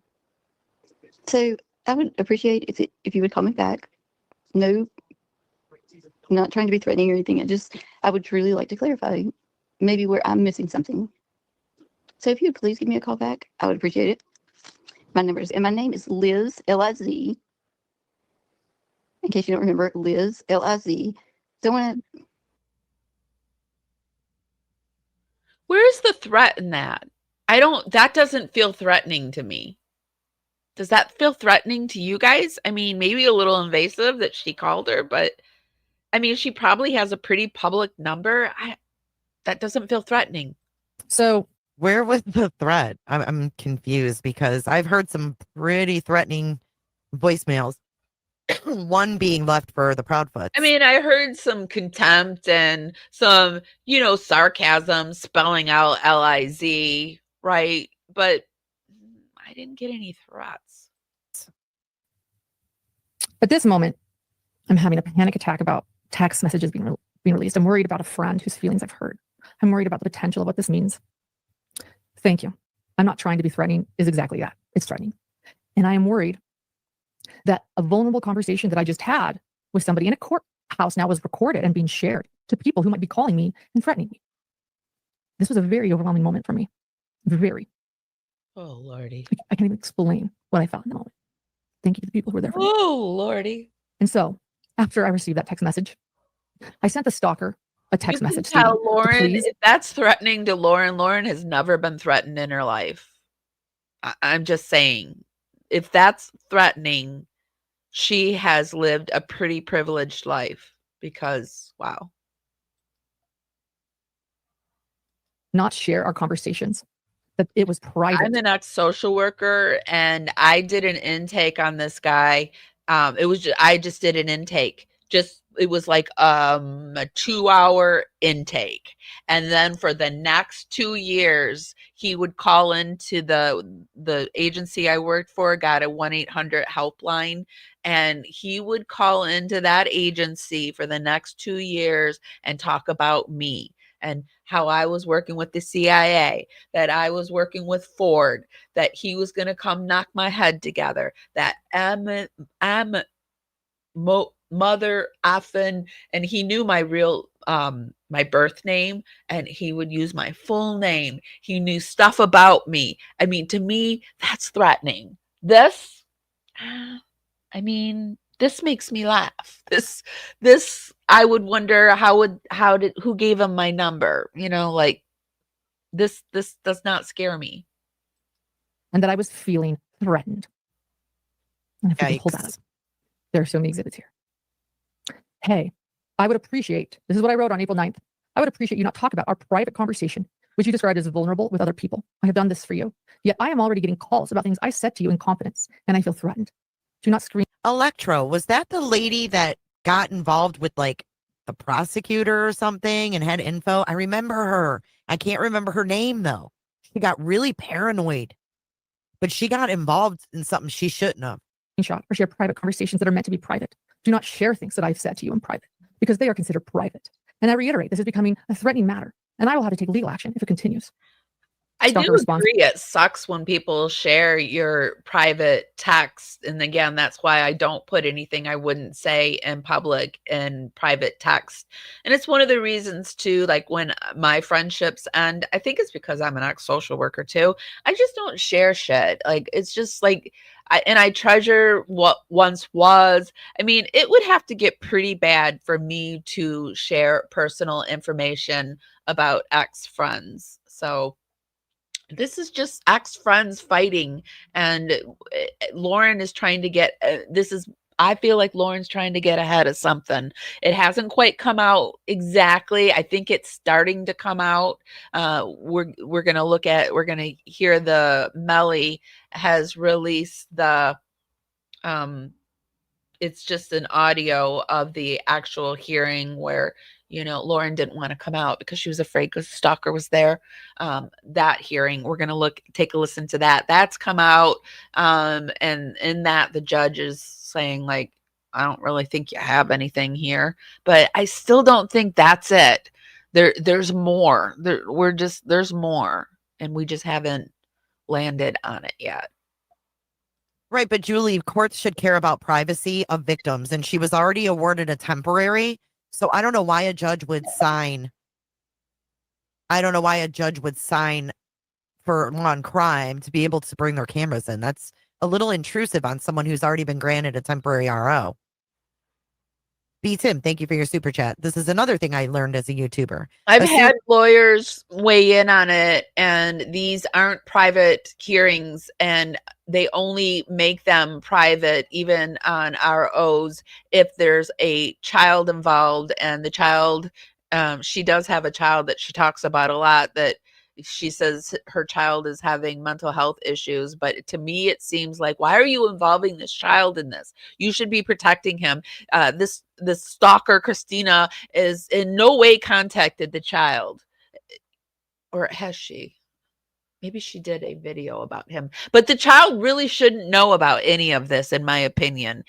He really should not be involved in any way.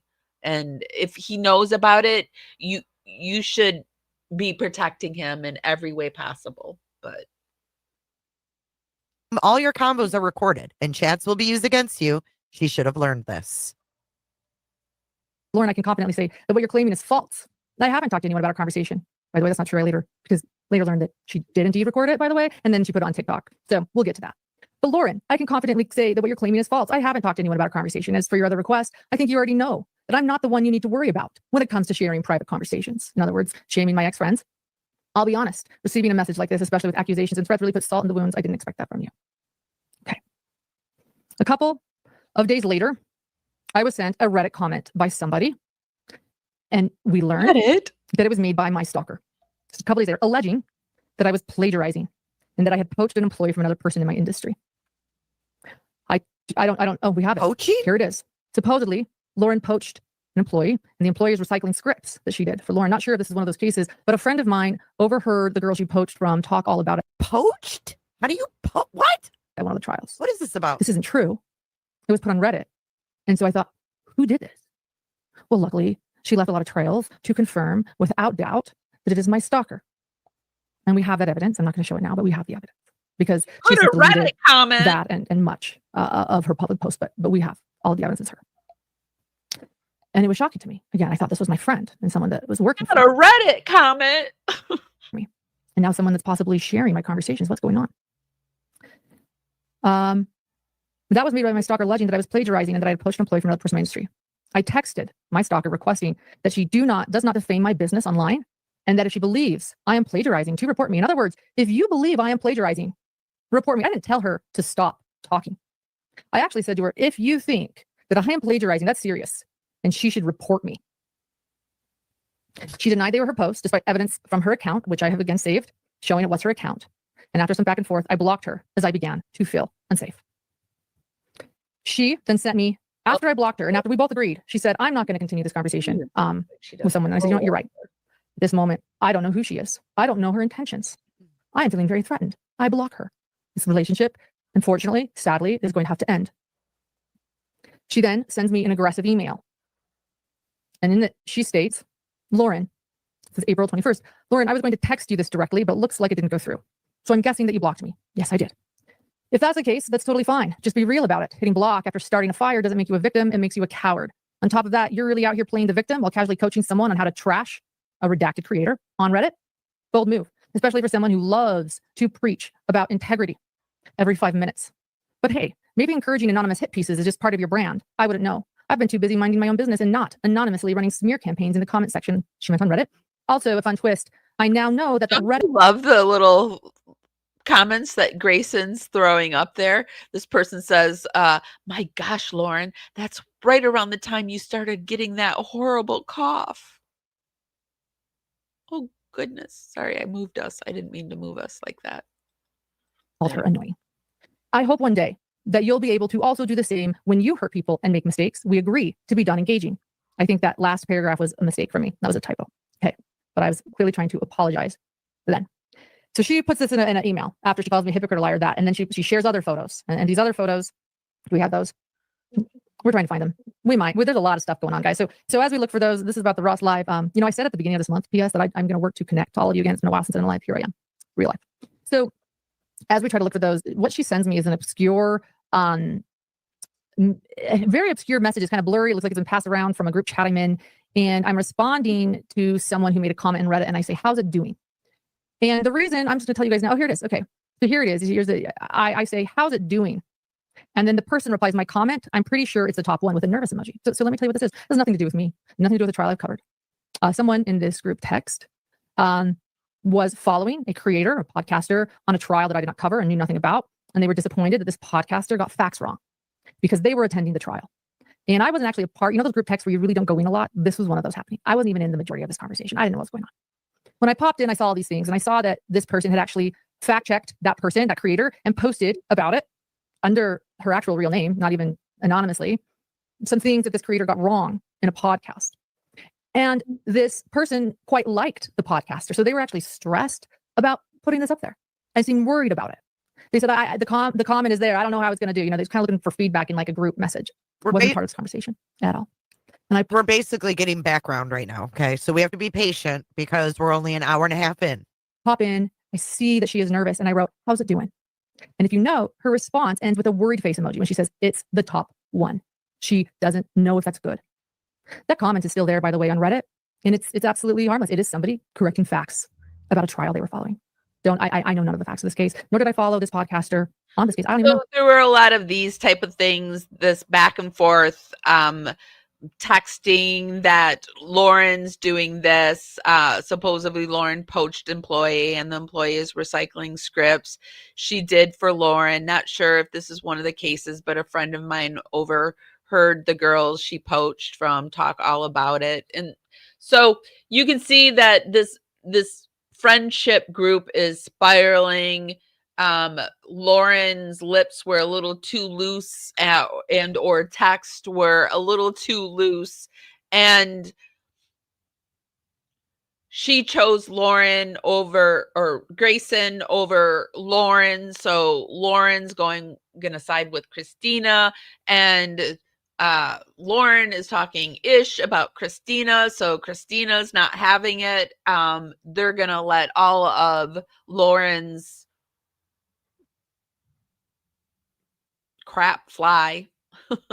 And they've decided to show the world what kind of person Lauren truly is, and Lauren's not happy about it. So Lauren goes on this 9-hour live, which I don't even think I can get into it.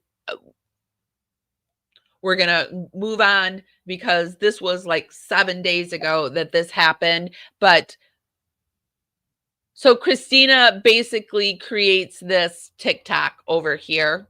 But we are going to go back and watch some more content creators that are covering this. But we're going to go to the court hearing case, and we're going to go over to Mally and Turtle Boy to watch that portion of it. But we're going to look at Christina's TikTok really quick so you can get a feeling for who Christina is and all of this. And I have said that these videos that Christina has created, I mean, it's like really unfortunate that people do this to other people, that they will create a whole account around another person. But then I can see it too, because like, say Gypsy Rose Blanchard, people have created whole TikToks around her to stop her from progressing in life, because everything she does is BS and not true. And if you didn't know the true story, you might believe her. So maybe that's what Christina's doing. Like, she feels like everything Lauren does is BS and not true. And maybe if you don't know the true Lauren, you're going to believe it all. But you know, Christina's like, not on my not on my watch. You're going to talk ish about me. I'm going to like air your dirty stuff. And so that's what she did. And so, like I said, we're just going to take a look at some of them. And she never names Lauren, but apparently sometimes in the hashtags, she will put Lauren's name. Said she wanted to get her brother's sperm extracted from his body, get an egg, and have either herself or a surrogate carry the baby, and then she raised it as her own so that his posterity could live on. One of the things that was a red flag that I should have seen, instead of chalking it up like, oh, that's a little weird, but whatever. So her brother got in an accident and he was in a coma, okay? So he was brain dead in a coma. She said okay, so she's claiming that her brother that is in a coma, Lauren's, she wanted to get his sperm and have a child, and Lauren has denied this. And in the caption, it says, how she could do that without his consent is beyond me. Anyway, I could not wait to fill my lifelong friends in on some of the wild red flags I saw, but somehow ignored in a year-long friendship. My girl at Courtney Powell's reaction was the absolute best. I felt bad for my ex-friend for half a second, because she will never experience relationships like these. Girls that genuinely have each other's back. girls that don't spread lies or rumors, girls that love to their core, girls that are literal ride or dies. But then I am reminded that this ex-friend did this to herself. They're her calculated actions. She doesn't want relationships like this. It's her loss, and I refuse to feel bad for her. I had zero desire to go public with her actions until she started poking the bear and messing with amazing, kind humans. I'll explain more later. So I decided that silence was complicitness, and I am not complicit. Again, this is not gossip or drama. This is rooted in truth and facts, and I have receipts. Friendship, hashtag friendships, stand up for yourself, hashtag consent. And nowhere in there does she put Lauren's name. And also, this is a very, how big is this account is, whoops, 1,322 followers. I mean, her stalker has a bigger account, but doesn't put it on the bigger account. She creates this smaller account, and it probably has 1,322 followers now. Probably didn't at the time have that much. And this is the stalker. Horrible stuff. Shouldn't, but she doesn't even name names.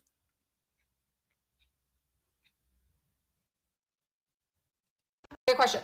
What kind of personality type just makes things up to play the victim? No ammo, no proof. They literally create it out of thin air.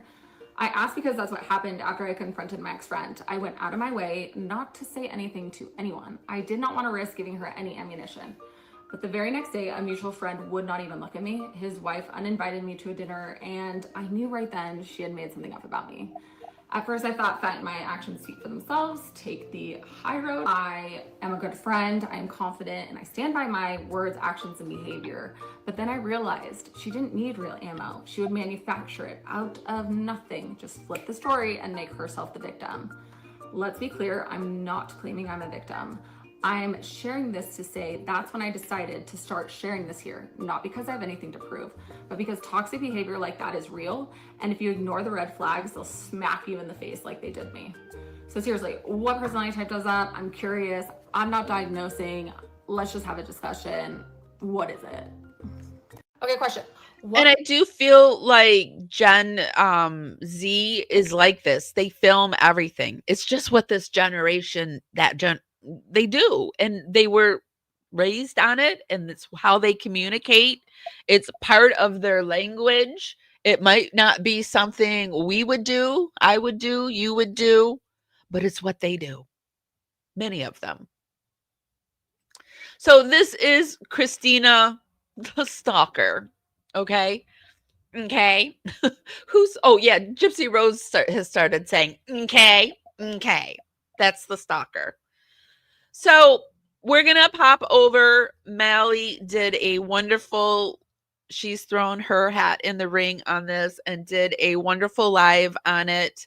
But not only did Mally do the wonderful live, but remember I mentioned Turtle Boy? Well, he picked up Mally's live, her coverage, the audio of I think this is the wrong one on him. Let me go back and get the My name's Aiden Carney. He picked up Mally's coverage of it and shared it yesterday. Which one is it? If not, we'll just watch Mally's.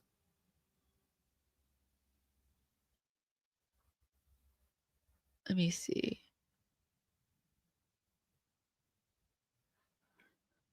Maybe he's got it set, so I have to click into it because I'm not seeing the... I thought I had the right one. Aiden Carney, known online as Turtle Boy, and is a senior. Ship for himself, I guess. I don't know. But for now, I protect his innocence. That's my job as a parent.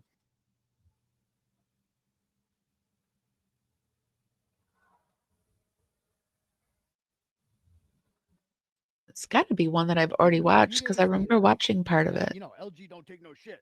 You're like with Jen McCabe. Excuse me, bitch. There it is. No. This is She's being stalked. Duty Ron covered it for a long time. as well. And Duty Ron was backing Lauren. Didn't look at any of the facts, just basically backed Lauren. I can't find it, so we're going to go here and we're going to do the one with Melly.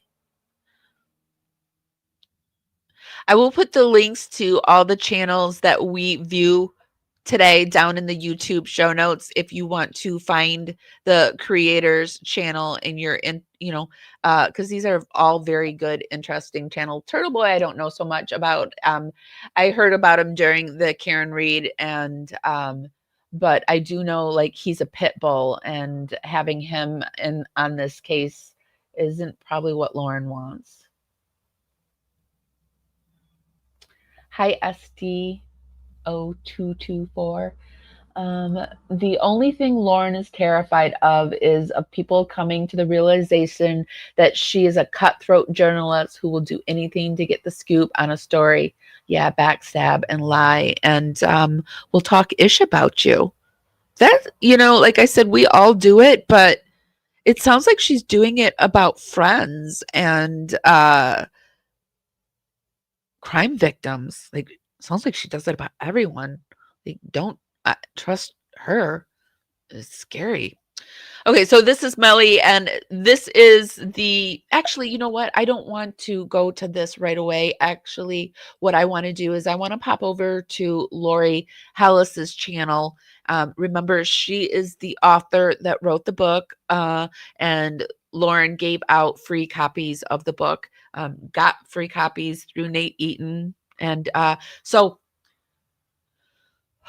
Lauren apparently is terrified, and she goes to Utah and goes in front of this judge and gets this temporary stalking order, and then decides at the last minute to go to CrimeCon. She knew that her stalker, Christina, was going to be at CrimeCon. CrimeCon tickets are not cheap. So Christina and Lori know each other. Lori vaguely knows what's happening. They have met up at the convention. There's so many names involved here. Christina is not allowed into the CrimeCon convention area, like where the vendors are and where the lectures and stuff like that. She's not allowed in that area, but it's in a hotel, and the hotel says she can stay. She's allowed in her hotel. The stalking thing says that the temporary one says she can't be within 500 feet of Lauren. Lauren wasn't going to go to this, but at the last minute decides to go. So in this particular night, they give out these clue awards to crime victims. Lauren is at the clue awards. Lori and Christina are sitting at the bar at the hotel, and they're just kind of chit-chatting. Anjanette Levy, I think, comes out of the clue awards, or I don't know, whatever, but comes up and sits down in this grouping, and they're just kind of talking. So this is how Anjanette Levy comes into play, and Lori's going to tell this whole story. So we're going to go over to Lori's channel, which I really like Lori. I've subscribed to her from this. I kind of had seen Lori around, but I hadn't saw much of her work. And what I've seen from this, I'm pretty impressed with Lori. I actually got a little bit of... Lori's another victim of Lauren. And for whatever reason, Lauren isn't putting Lori up to stalker level, but Lori does get mentioned in this 9-hour live. She does get mentioned, and so that's why Lori came home after the CrimeCon, which I never knew CrimeCon had so much drama, but Lori came home after the CrimeCon and did a video about this, saying how unfair it was. And she's a lawyer, and so she knew that this stalking thing wasn't right. Like, Lauren was abusing it. And she did a video, but Lauren said that Christina contacted Lori and made her do it, like requested that Lori did do this. And Lori's like, I ain't nobody's bitch. I did that on my own free will. This is exactly how I think. And Christina didn't put me up to it. And so, and everybody wants to know how Law and Crime found out. This is how Law and Crime found out. A kick out of this, and it's probably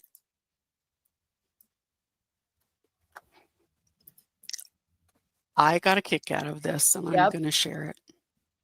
We're going to go over to Melly's channel and just right after this, and we're going to listen to that case be heard.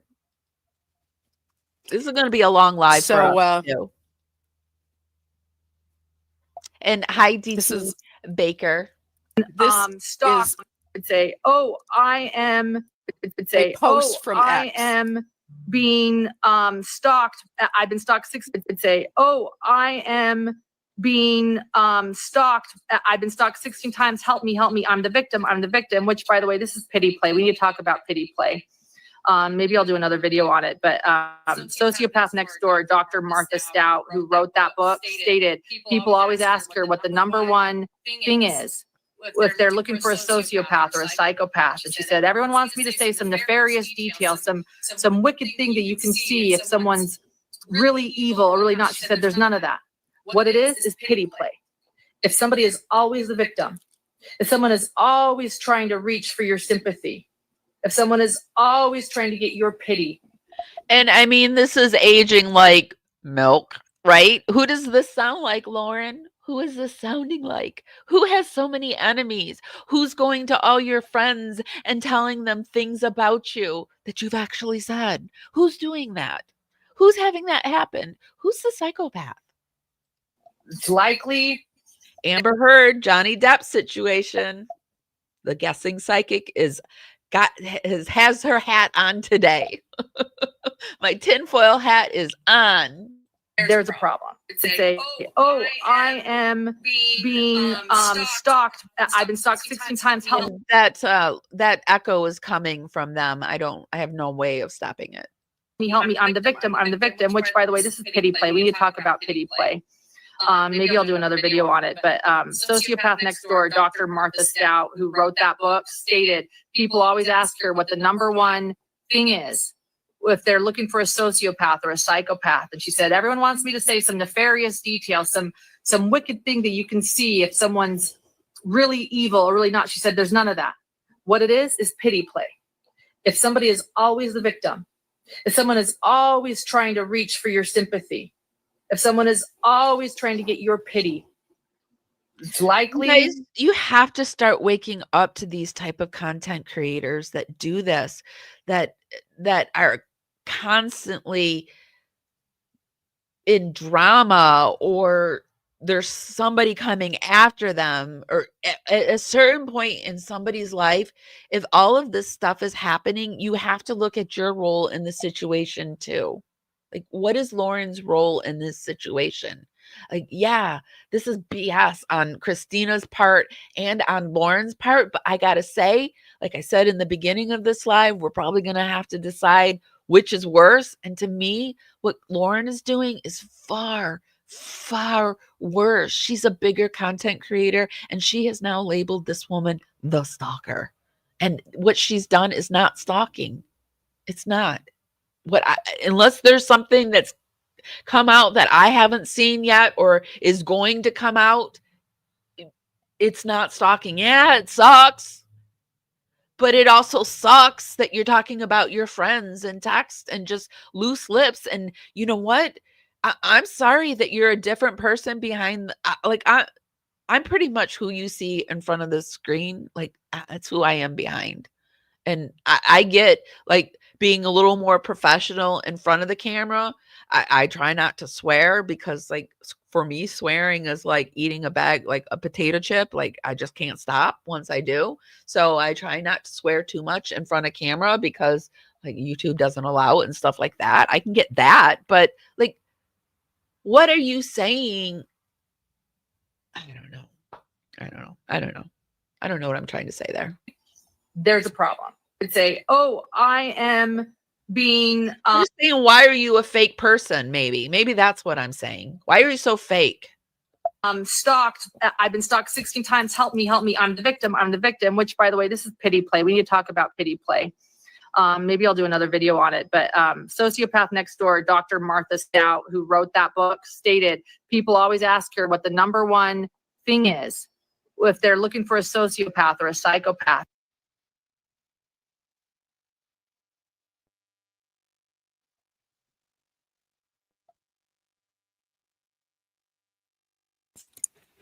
So you guys can form your own opinions, but I have to agree with the person who posted this, Nerdy Addict, who said this aged well. Maybe not so much. So all I really know about this case is that Lauren shared my book. After that, even after that happened, I didn't say anything.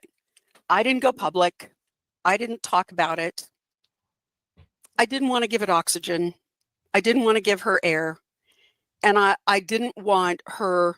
I feel like she handled that situation well, because sometimes as content creators, you don't really know like what we're going through behind the scenes. Like I don't share everything that I go through, because you really don't want your public to have to go through that drama too. Like you come here to hear about true crime, and you really aren't here to hear about my drama. Yeah, it might get me more viewers or whatever, but it's just like, for me, I don't go to content creators to get drama, unless it's shared like on a platter here. Like on a platter, and then if I want to consume it, then I consume it. But for me, I just don't feel like it looks good to do this. It's not what. And for me also, I have a lot of autoimmune issues, so drama just wears me out, and then I can't do anything. And so I avoid drama like the plague, my own drama. And it's pretty ironic that Lauren covers other people's drama, but the moment her drama is possibly going to be covered in court, she's highly offended by it. Thousands of minions coming after me. I have 8,000 followers. She has 317. That's an imbalance in power. And I didn't want to get downstream from that. So I didn't say anything.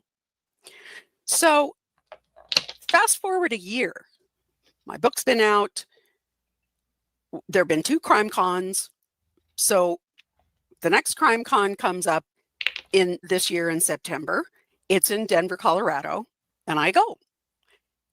About a week, maybe a week and a half before I was leaving for CrimeCon, a woman reached out to me. She DM'd me on, I don't know, some social media platform and introduced herself. Her name's Christina MacArthur. And she said, I used to be friends with Lauren. And one of the initial messages, she said, I was part of the Mean Girl group, and we doxed you a lot, especially in the Facebook groups. Now, I had left the Facebook groups years before, so I had no idea any of this was going on. But she said, I wanted to apologize because I realized that you were the smart one getting away from Lauren.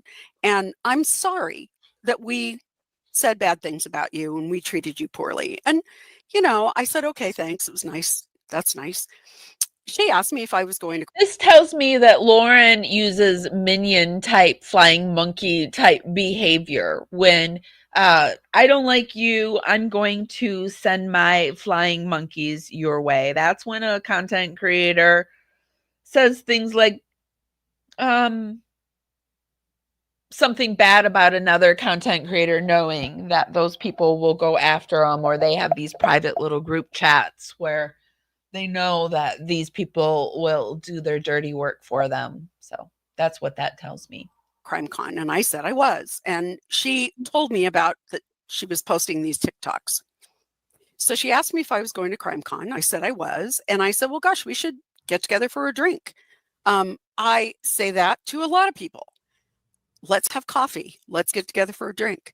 So Friday night, I got to CrimeCon. And that's what and you I don't do when you go to these things. I never been to CrimeCon, but I used to get guest lecture at the World Steampunk Convention. I did a thing on Victorian death rights, and I was also a paranormal investigator at the time. So I was very like a novel thing at those type of things. It was back in the day where it was just becoming popular, and so we, that's what you would do. You would meet and chat, and that's what conventions are. You just sit around talking, you go to lectures, you have fun, you look at merch tables, you meet the people that you look up to, you meet new people. It's just you party, you have drinks, you drink coffee. I mean, and you spend a lot of money, and people probably spent a lot of money.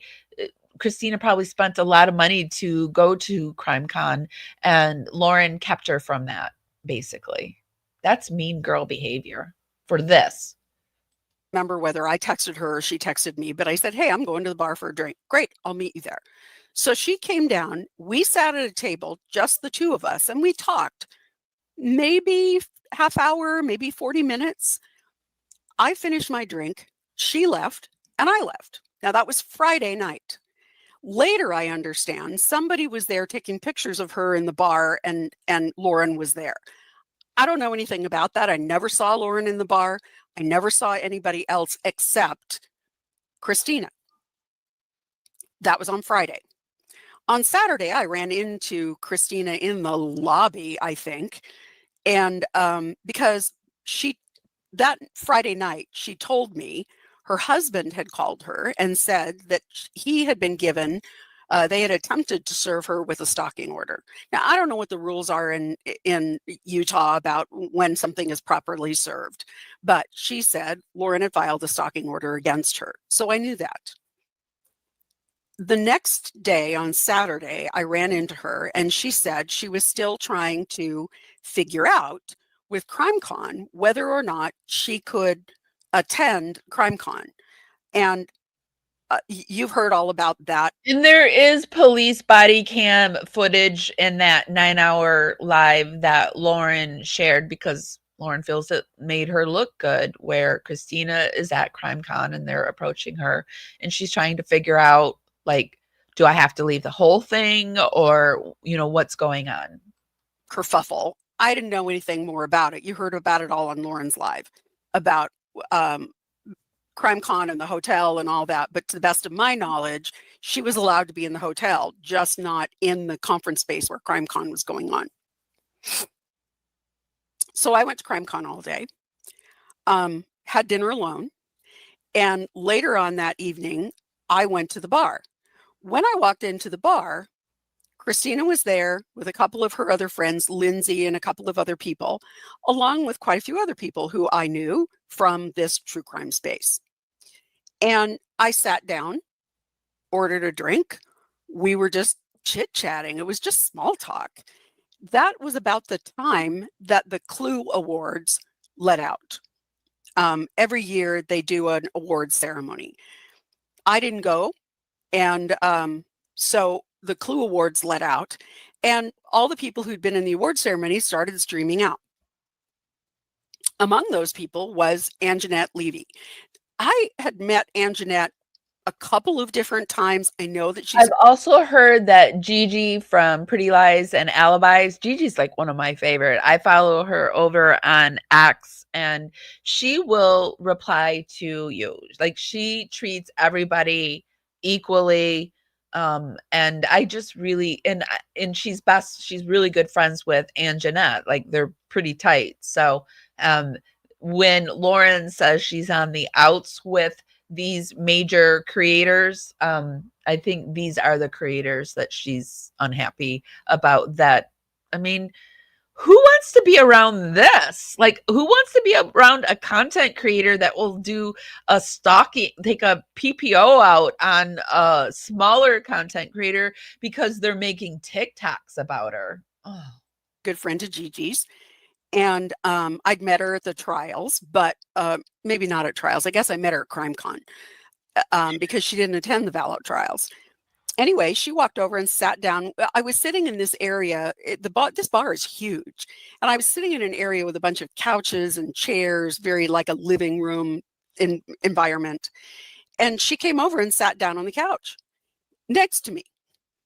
And Christina was sitting in a chair, kind of in this U-shaped configuration of couches and chairs. And not more than a few minutes later, I mean, it was one of those, hi, how are you? Good to see you. How were the awards? You know, and all of a sudden, two Aurora cops materialize and they say, which one of you is Christina? And she says, I am. And they say, oh, we need to talk to you. And they go off to talk to Christina. I can see them. As we're sitting there, we can see them, but they're far enough away. We have no idea what they're saying. Anjanette Levy looked over and said, what the hell was that about? And I said, well, Lauren Mathias took out a stalking order against this woman. Oh, she said, really? That's crazy, or that's bizarre, or whatever. And of course, the other people who were there were paying attention because they were Christina's friends and they were watching to make sure she was okay.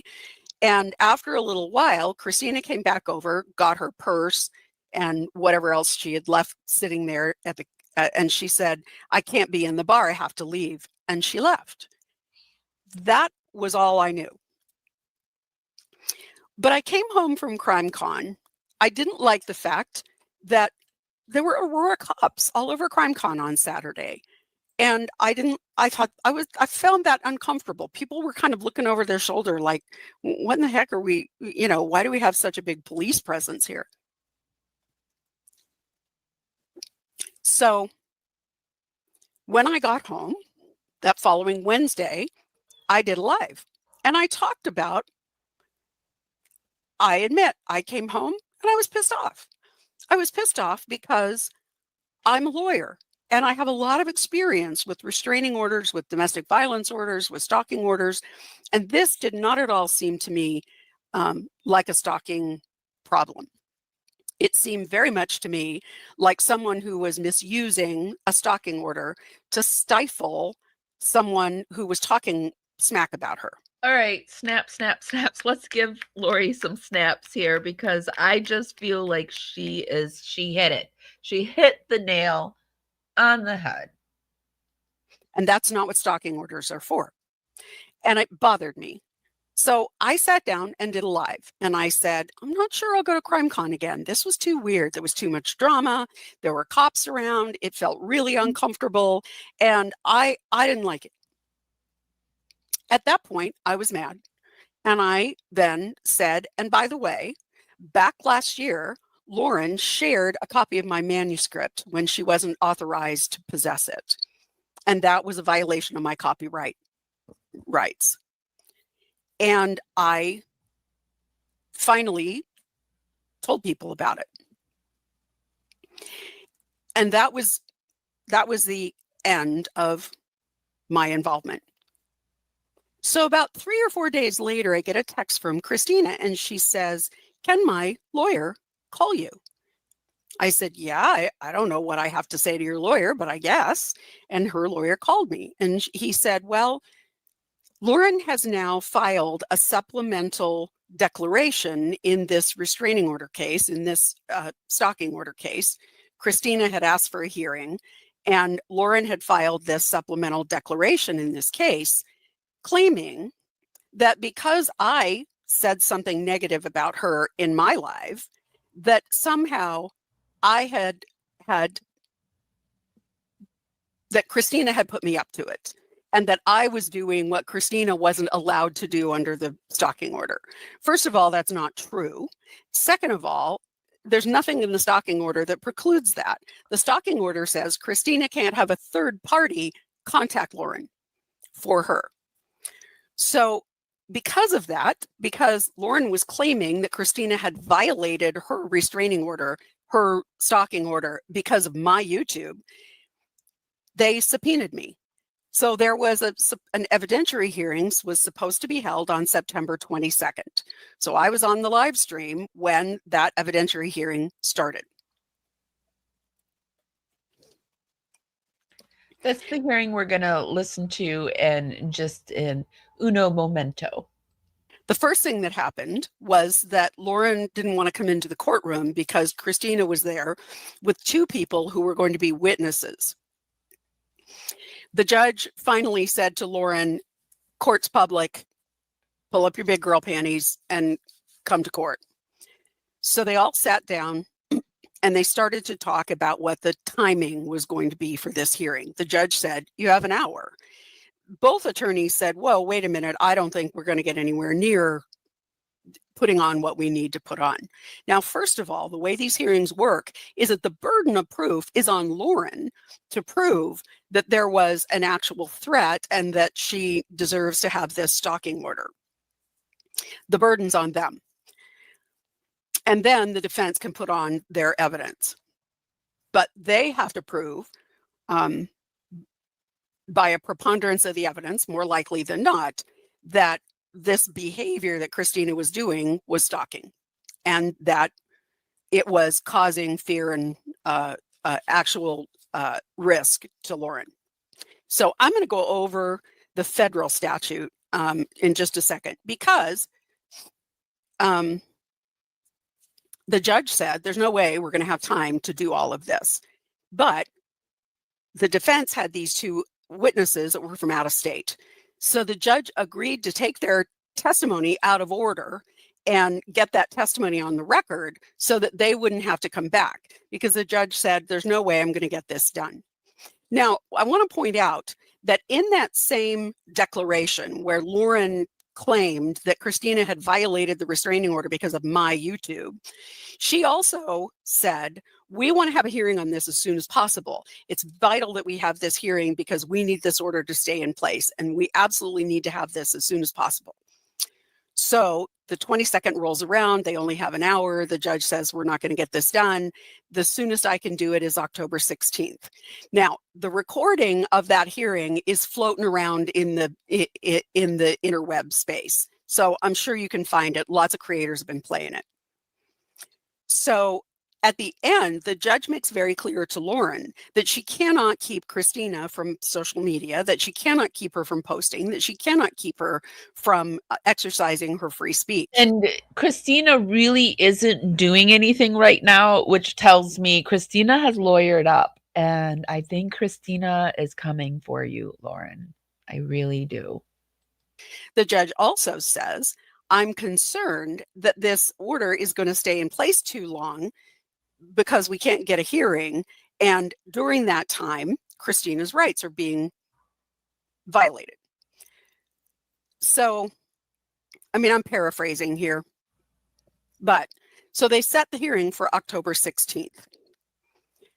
Several days before, like the middle of the week before, I think the 16th was a Thursday, so late the preceding week, they got a request, a media request. And Lauren and her attorney immediately filed this just strenuous objection. This was all supposed to be private. Now, stalking orders are not private. They're not. The only thing that is the only reason to close a courtroom and to keep court proceedings private, because we believe sunshine is the best disinfectant, and we don't do star chamber court in secret. Our courts are open for a reason, for transparency.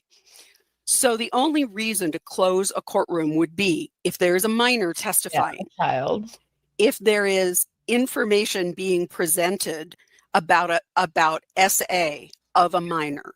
Yeah. Those are the reasons you would close the a courtroom. Courtrooms are not closed for restraining orders. Courtrooms are not closed. Juvenile proceedings are closed. Otherwise, court proceedings are not closed. So Lauren goes on. It's kind of interesting that last Wednesday I started live, and very coincidentally, according to Lauren, she starts a 9-hour live the same time. That's another seems to be an MO of Lauren. She will plop a reoccurring live or do like a 9-hour live down on her friends' time slots. When you're a content creator, if you know like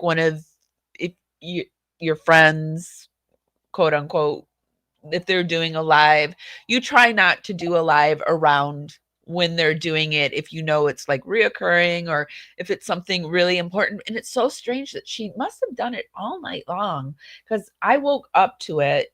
I'm on the East Coast, so I thought she must have started. It was a 9-hour live, and she went past like.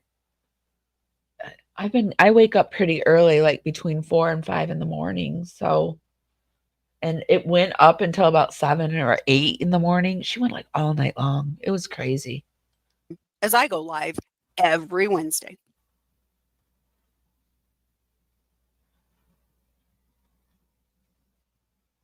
Oops, did she freeze?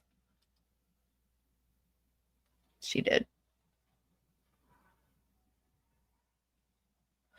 She was having some problems during her live, which I've been having problems during my live with StreamYard. It's just throwing the screen all over the place, or it's not putting the right screen up. It's weird.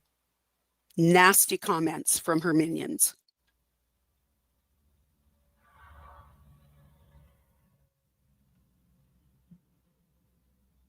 I'm not really sure. Hold on. I think it went blank, her screen. This is where she was having some problems. I'm going to keep moving on. Okay. So thank you, Jen. So interesting, isn't it? Just as I'm talking about getting inundated by minions, that something's gone amiss here. Yeah. Okay. It is interesting. So I got inundated with negative, nasty comments. They told me I'm old. What a shock. Do you mean to tell me I'm 69 and I thought I was 25? Oh, I said 64. See, it's the funniest thing. Someone called me old the other day, and I'm like, yes. When you're young, the last thing you want is to get old. But once you get old, you find there's such comfort in it. If you admit it, like, yeah, I'm old. And it's so it's so freaking comfortable, you guys, being old. It's just like chef's kiss. If only I could have a young body with this old mind, it would be like mwah, chef's kiss. I'm old. If that's the worst thing you can say about me, you're right. However, and a lot of other just nasty things that they kind of go out of their way to say. I don't know why I can only get myself up in the to view, but we'll continue. So that's where we stand. Lauren went on her 9-hour live and ranted. What I thought was really interesting was I started to finish about the stalking order. The only reason I was involved, I don't know if I can close the left. There we go. Okay. The only reason I got involved in the court having to do with the stalking order was because I got subpoenaed by Christina's lawyer, because Lauren accused Christina of violating her order by having me post my last live. So Lauren realizes that there is a media request for her. Seems to me like Lauren might have had her minions do something like that, so she just assumed that Christina had a minion in Lori, and Lori's like, I ain't your bitch. So that seems like what's happened here. Her stalking order hearing, and she freaks out, and they immediately file a motion to postpone the case, to continue the case. Now, this is the same woman who 2 weeks before was filing declaration saying that it was absolutely essential that they get that hearing as soon as possible. But now that they had a media request, suddenly she filed a motion to continue. It's in the court file. So people have been saying it didn't happen. It is very interesting that it was urgent. Oh, wait, a media? I don't want to be filmed. Can we put this on continuance? And the judge is like, no, we're like violating this woman's rights. It should be now, or, you know, and she's like, well, no, I'm just going to take my narrative back and do a 9-hour live then and call her a stalker over 400 times.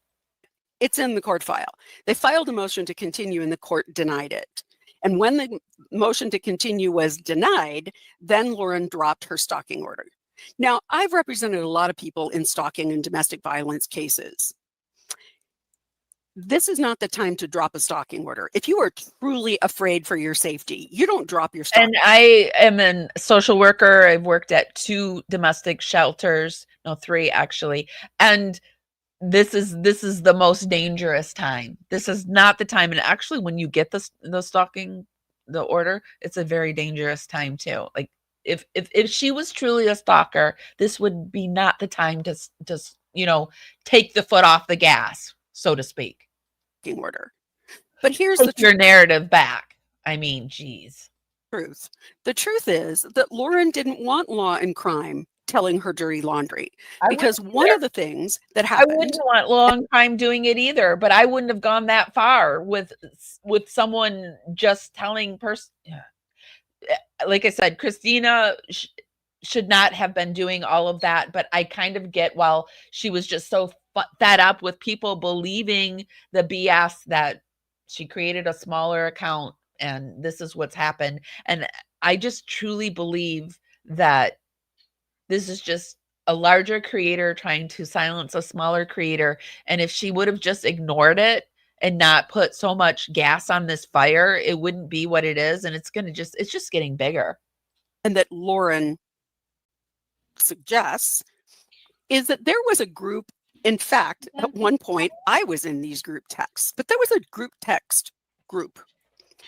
And it included all of these women who were Lauren's minions. And over time, the minions figured out who Lauren really was. And they had all of these text messages. And unlike Messenger or other platforms, Lauren couldn't go in and delete those because they were on somebody else's device. And somebody said to her, Lauren, we have all these text messages and they're not a good look for you. And Lauren panicked. So what very likely would have happened? Oh, she panicked. She was like the Chicken Little with the sky falling down. Oh no, 6 years of ish talking. Oh no. Is that all of those text messages would have been part of the hearing that was going to be held on the 16th.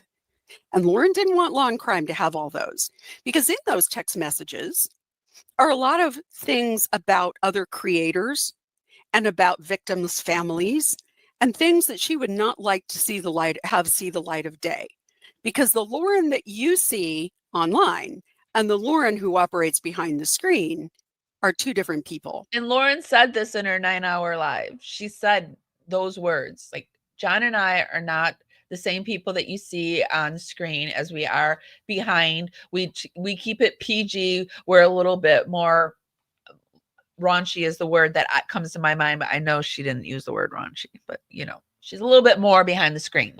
Wow. I'd say she's a little bit more than more. She's a lot. She's a mean girl. She's a Regina George. She's an Amber Heard. And I was in some of those early text messages before she started ghosting me. So I know that there was some not so savory messages in those text messages. Thank goodness she deleted me out of that group right away. So that was part of it.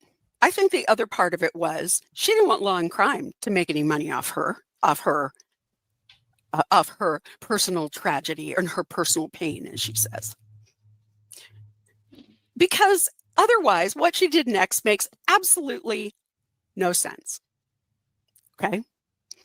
Because last week on Wednesday, At 6 p.m., she went live for 9 hours and in absolute excruciating detail went through everything that would have come out in that hearing except the text messages. So, if she didn't want her personal pain shared with the world, she has a funny way of showing it. But I guarantee that last Wednesday was the best revenue day Lauren ever had because her minions dug deep in their pockets for poor Lauren. Oh, they dug deep. I just showed you $399 for one sticker, which, I mean, they should have sent it through PayPal or something. I think YouTube takes far more than, well, anyway, they dug deep. They did. I guarantee you but is it going to be her last big payday? That's my question. So you can take that for what it is. I know my involvement. I absolutely know that Lauren shared my manuscript with at least one other person and that she had no right and no legal right to do it. She had no business doing it and she did it. Stacy, thank you. We don't really ask for super chats, but thank you very much for super stickers and super chats. They really help small content creators out. They really do. I am always so grateful when you guys do it, but it's absolutely not necessary. And she talks about, like, I will answer your questions even if you don't, or I will try to get to them. And the same with the dragonflies. I mean, it's just a way to help the content creators out. I mean, hers is hidden gems, mine's dragonflies. It's just a way that can help a content creator and we can give you more information. I personally share my personal stuff, more of my personal stuff behind my my dragonflies, and I do that because I feel like maybe not everybody wants to hear about my my autoimmunes or want to see my little June bug or hear about Maybelline. Although I did hear another content creator say they didn't like it when content creators did that. They don't like when they put their personal stuff behind a paywall. So I guess it's something that I'm going to have to think about. But when you support small content creators in this way, it just really helps us out. Like you just saw her, Lauren Mathias is making $25,000 a month. And then on top, like getting all the super stickers and stuff like that. Me, I'm lucky if I make 500 a month, right? And something has happened where my revenue is just plummeted. So it's like, it's so welcome, but it's not expected, but it's also a slap in the face when you see somebody like Lauren get a $399 super sticker for this ish. It's just really hard. You don't need a super chat in order to ask a question, but I thank you very much. So that is very nice of you. I initially came to your channel thinking you were just one of the bitter mean girls. I'm slowly starting to see. We have somebody who, okay. Hi, Wendy. I was just saying earlier, Wendy Coco 611. I was saying earlier I've studied body language and verbiage for years.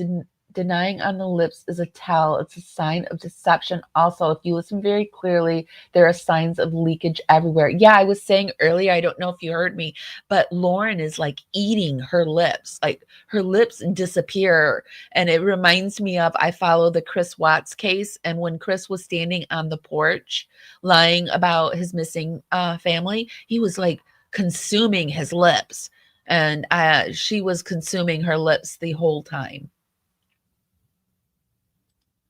If you really listen very closely to what she says, you can pick up on leakage. Yeah, Lauren, when I first saw this, I texted Amber from Into the Weeds. She covers the Gypsy Rose case. She's one that released all the prison texts. And I'm like, what do you think about this? Because this is one of my I am afraid of stalkers. I am, because there are unhinged people out here that do that to content creators. And I was like, what do you think? I was like terrified. And of course I was on Lauren's side. I was like, we were talking and I was like, what do you think? And then as I was watching it, I was like, but wait. And then I started going over to other is this just me that's noticing that this doesn't seem like stalking? And I mean, there are some content creators that see it, but I don't feel like they're going to all of the different sites and trying to get all of the information. They're just getting Lauren's side. Well, you need both sides, my friends. And I've said from the very start that this is BS on both of their parts, but who's the bigger BS here? For me, it's Lauren. She's the bigger content creator, and this isn't stalking, and you have labeled this woman a stalker. And I think she's opened a can of worms. She's got Turtle Boy on this case now. And just, I mean, truth and transparency I've seen on this case. She's just opened a can of wormies that are squirming around. And this is just like the first layer of, we're not even like, this is just the first quarter of the storm. We're just like, the storm just started, you guys. We haven't even gotten into it, I don't think. Where everyone's coming from. Thank you for your lives and for the tea, Lori. You know, I just want the truth out there. It's wrong to misuse stalking orders. I it's agree. wrong to use orders that are meant to protect people who are genuinely in danger. She's the one that says that it gets really sticky when you start misusing legal things that are meant for victims. It gets really sticky for the victims that come because it jades the judges. And it's wrong to misuse those resources because you want to stifle other creators who are talking shit about you. And that's all that's going on with Lauren. I was a legal advocate at one of the shelters that I worked for the at the time it was early 2000. It wasn't men and women. It was just all women in the shelter. So I often I haven't been practicing as a social worker for about 10 years, but at the time I was the legal advocate for the women that would have to go into court to get the PPO. And so to me, it really lights a fire under me. It burns my butt when I see people misusing things that are set up for actual victims. Because back in the day, you believed all victims, but now it's like gotten to the point where you can't. And on top of it all, Lauren's husband is this psychologist. I don't know what he is. I think he's got a master's or a doc. I don't know what he is quite.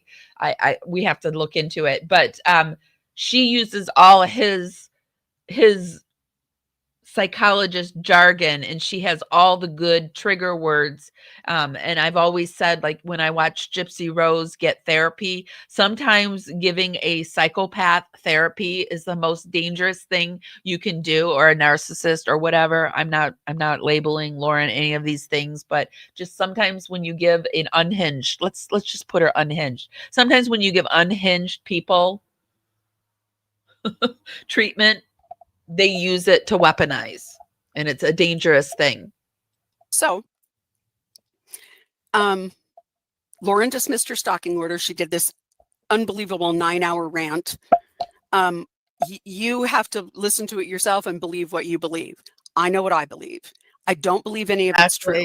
I don't believe there was any legal basis for a stalking order. Lauren is married to a psychologist, and she knows all of the right buzzwords to use. If you look at every one of the videos that she put on her channel, every time she was on camera, the first thing she said was, I feel threatened. I feel threatened. I feel threatened. Yeah. Oh, thank you, Lily B. Very sweet of you. I will have a cup of coffee. Thank you. So I feel threatened. Why not Stern? Keep on going. People eventually will understand where you're coming from. Sorry about all the hate you're getting. Keep on going. People eventually will understand. Well, thank you. You know, I practiced law for 30 years. I have pretty darn thick skin. And, you know, like I said, I had to laugh when they said somehow Christina put me up to my live, because anybody who knows me knows I ain't nobody's bitch. So where we stand right now is that Lauren has released all this information. Lauren is the one who has put it all out there. She took her narrative what you all back. do with that, you can decide. I know she distributed my book and she did it to hurt me. I know that she is not a good person and that she is not a good friend and that she does not tell the truth, that she lies to you and she lies to her followers. And I feel worst for followers who find a few pennies every month to follow her. There are a lot of other creators out there who are digging into this, and there are a lot of other platforms. I think it's ironic that Turtle Boy, of all people, has gotten a hold of this and has run with it. So what I will say about Lauren at this point is karma knows your address. I love this statement. And I'm going to let karma work its magic. So one thing, I got a question. Now, on this channel, one of the things that I like to do is I like to answer legal questions. So when people send me questions and say, did you hear about this? Can they do that? Did you do? So I got a question because apparently somewhere in Lauren's 9-hour live, she said, even though she's dropped her state stalking complaint in the state of Utah, that she's thinking about somehow going federal with this. And someone sent me a question and said, is there such a thing? Can she get a federal stalking order? And can she get a federal, can there be something federally done about this? So I took a look. I'm going to try and share my screen again here, guys. So just bear with me. I took a look at the federal stalking rules. So this is the federal, and this has to do with what's called cyberbullying. Oh, thank you, Cassandra. You guys are so generous. I don't usually ask for donations and stickers and all those things. You don't need to do that to ask a question.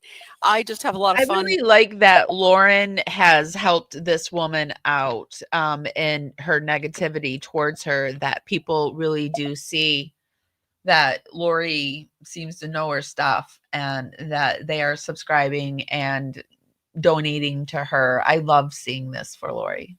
Being here with you, but I do appreciate it. So thanks. I did decide that tonight was a good night for a glass of wine. So I think Lori might she might be on Jay for Justice's channel, because I did see Lori in Jay's chat as well. Anybody else out there want to have a glass of wine with me, feel free.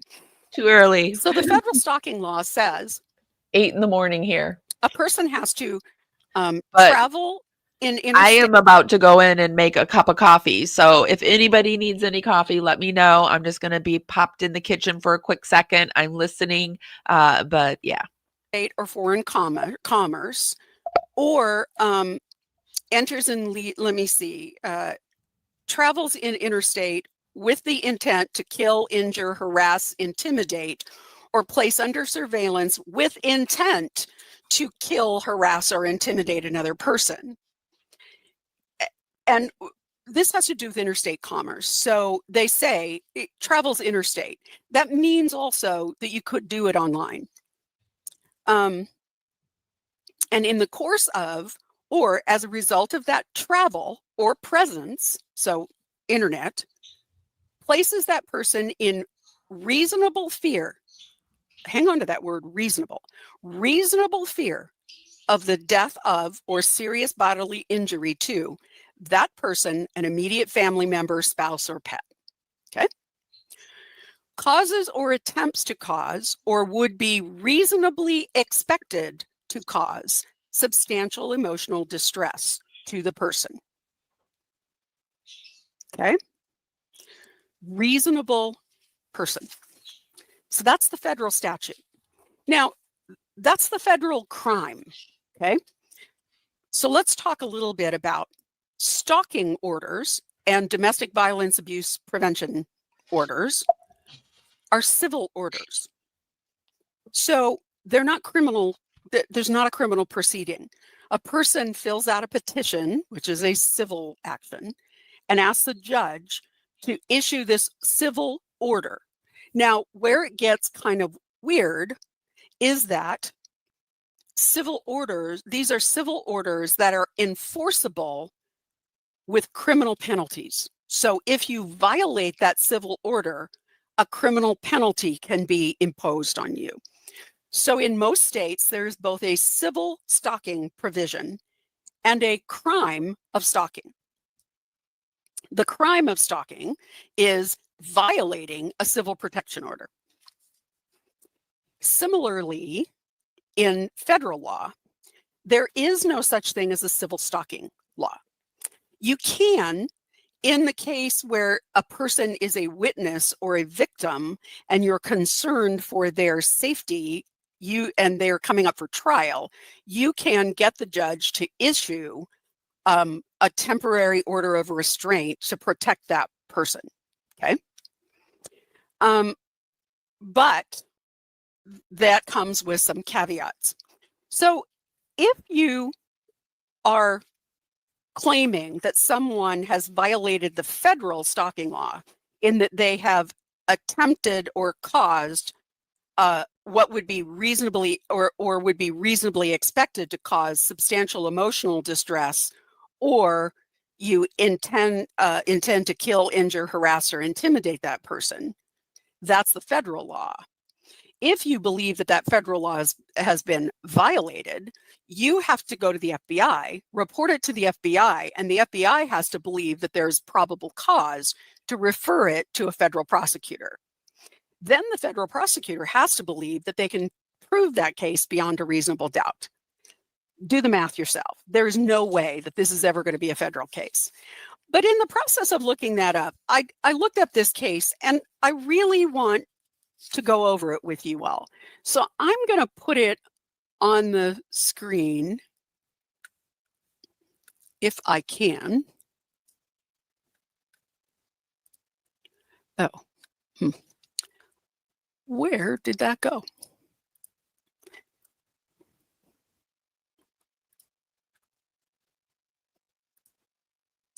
Let me just pull it up, because I really do kind of want everybody to be able to read it, or at least be able to see the case citations. So JUBERT.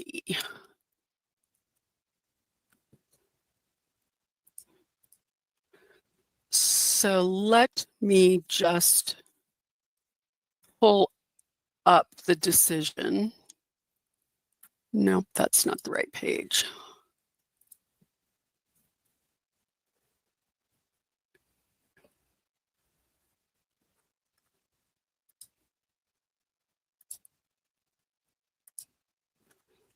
I was looking for the full decision, so just hang on, stick with me here for just a minute.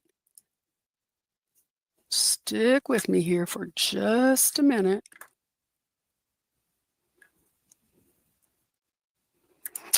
Because I had it downloaded as a PDF and suddenly it has disappeared. So,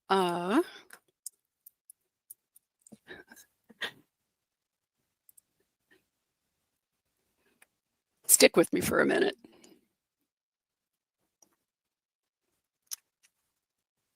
Here it is. So I'm going to share my screen with you. I don't expect that you're going to be able to read this because I can barely read it. I'm going to try and make it as big as I can for you, but I'm going to read it, or at least read parts of it. So it starts out by saying the First Amendment protects speech that provokes, disturbs, or even offends. That is, after all, the theory of our Constitution. But speech that threatens real harm crosses a different line. So first of all, we need to remember, I'll find my notes here, kind of one of the basic rules. And one of the first questions that you have to ask in one of these kind of cases is, does otherwise protected speech fall into an exception to the First Amendment protection? So the Supreme Court has found that there are 4 categories of speech that are not protected. They're an exception to protected speech. The first one is for a true threat. The second is speech integral to criminal conduct. The third is defamation, and the fourth is obscenity. So let's talk about those. There's nothing in what we know about things that have been posted and this whole thing with what Christina did. There's nothing to suggest that that is anything about that is to me, it sounds like it's a defamation case, and those are really expensive and hard to prosecute. So they're trying to do it a stalking way. obscene. There's nothing to suggest that it's defamation, because we have to ask ourselves, what's defamation? It's not defamation if it's true. And it's not defamation if it's opinion. So the third category is speech integral to criminal conduct. There is no indication here that there is any criminal conduct involved, that Christina engaged in any kind of criminal conduct. So we're left with, is this a true threat? I have not seen any. Have you guys? Has anyone out there seen any criminal conduct on Christina's part? She hasn't even replied to this, and it's been a week, which tells me for sure she has lawyered up. Now, words have meaning, and nowhere is that more important than and more evident than with the Supreme Court, especially the U.S. Supreme Court. They parse words. So one of the things that the Supreme Court has said is, if the speech does not fit into one of those four categories, a true threat, criminal conduct, defamation, or obscenity, it is absolutely protected under the First Amendment. Nothing in there for I don't like it, or it made me uncomfortable, or any of those things. If it doesn't fall into one of those categories, it is absolutely protected speech. So what the Supreme Court defined, so we've already ruled 3 of them out. So now we have to ask, is the content of what Christina did a true threat? Now, what the U.S. Supreme Court said is that a true threat is a statement that an objectively reasonable person, remember that because it's important, an objectively reasonable person would find is a serious expression of an intent to commit unlawful violence. Let me read that again. A true threat is a statement that an objectively reasonable person would find is a serious expression of an intent to commit unlawful violence. So that is the test that we need to ask ourselves about Christina's TikToks. Is there any place in Christina's TikToks where there is where an objectively reasonable person, and we're going to talk about what that means, could say that anything in those TikToks expressed an intent to commit unlawful violence? I don't think so. So we're going to move on there. Like I said, everything that we view, I will put down in the YouTube show notes. We will come back. We're going to do more of this where we take more time and we'll go through all of Christina's TikToks, or I'll go through the ones that I think we should go through, and we'll just take it step by step. I'm just trying to introduce this all to you and get as much as a cohesive story as I can for you from what I've been watching these last 7 days. But we're going to move on, and we're going to go over to Melly's page, and we're going to take a peek at that hearing that was audio only. But before we do, I just wanted to tell you that we have our new store open. Hold on a second. We have our new store open, and we now have a merch line that we did with Dreamland Art. I had it up and now, oh, there it is. We did a merch with Dreamland Art that I wanted to show you, and hope that you will go over and check out. If you would like to support us, that would be wonderful. This is some of the merch that we did. We have t-shirts, hats, mugs, all of that good stuff with our logo on it. We also, it was requested that we do some larger sizes. So some of our merch goes up to 5X now. So it's all inclusive. Here is the link to the store. I'll put it down in chat. Any support that you can give us is really welcome. And also, if you decide to get some merch for yourself, if you want to take a picture, we would be happy to showcase you. Okay. This is Melly's page, and she has the audio for the Let's hear the new one now. hearing. You can hear she's lying. Oh my.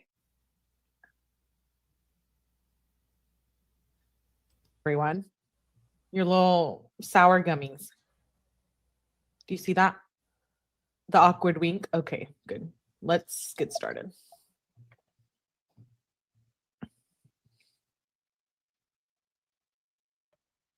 Their appearance for the record. Dastan Dio for the petitioner. And James Dunkelberger, the law firm of Bennett, Dueler, Johnson & Deere for the respondent. And respondent is seated with me at council table, Your Honor. Thank you. We stay. Wait, before I even start this, we need to talk. Am I gonna get shit for this?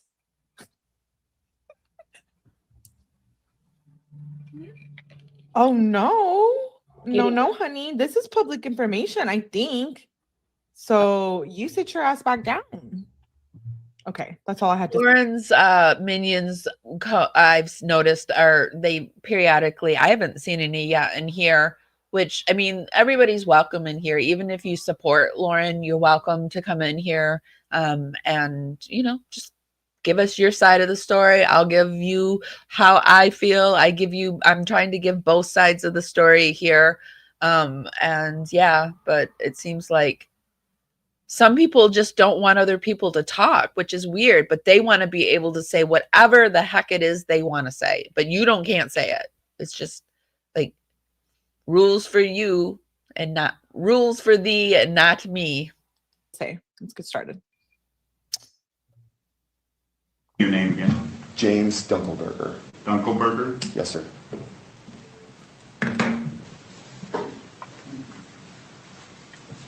Okay, counsel, before we get going, do you want to proceed by proffer, and I'll ask put your clients and witnesses under oath and see if they'll affirm it, or do you want to call up witnesses, cross-examine, direct examine?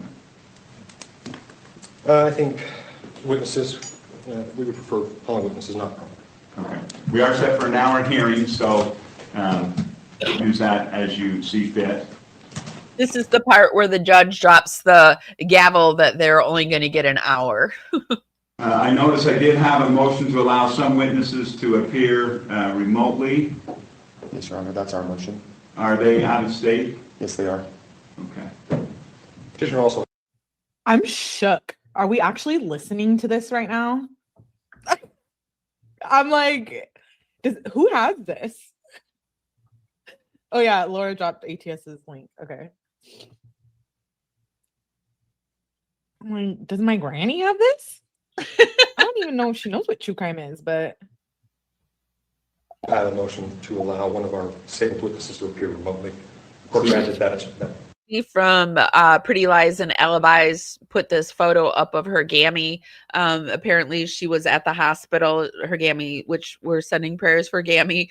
But Gammy likes to sleep under covers. And so she took this picture of Gammy and she's like, Gammy likes to sleep under covers, and it scares people thinking that Gammy's no longer with us. And I said, is there really even, she replies to people too. I put, is there even a Gammy under there? It just could be a short or a tiny person. And she laughed and she replied and she's like, I love my Gammy. But you know, I feel like this is something that motion, I think, this morning and provided the link, but we did have a request outstanding for other witnesses to appear if necessary. So you guys would stipulate the witnesses appearing remotely? I have no objection to that. Me neither, Your Honor. Sorry, I had to run and get the little bird. This is something in this day and age that we're confronted with.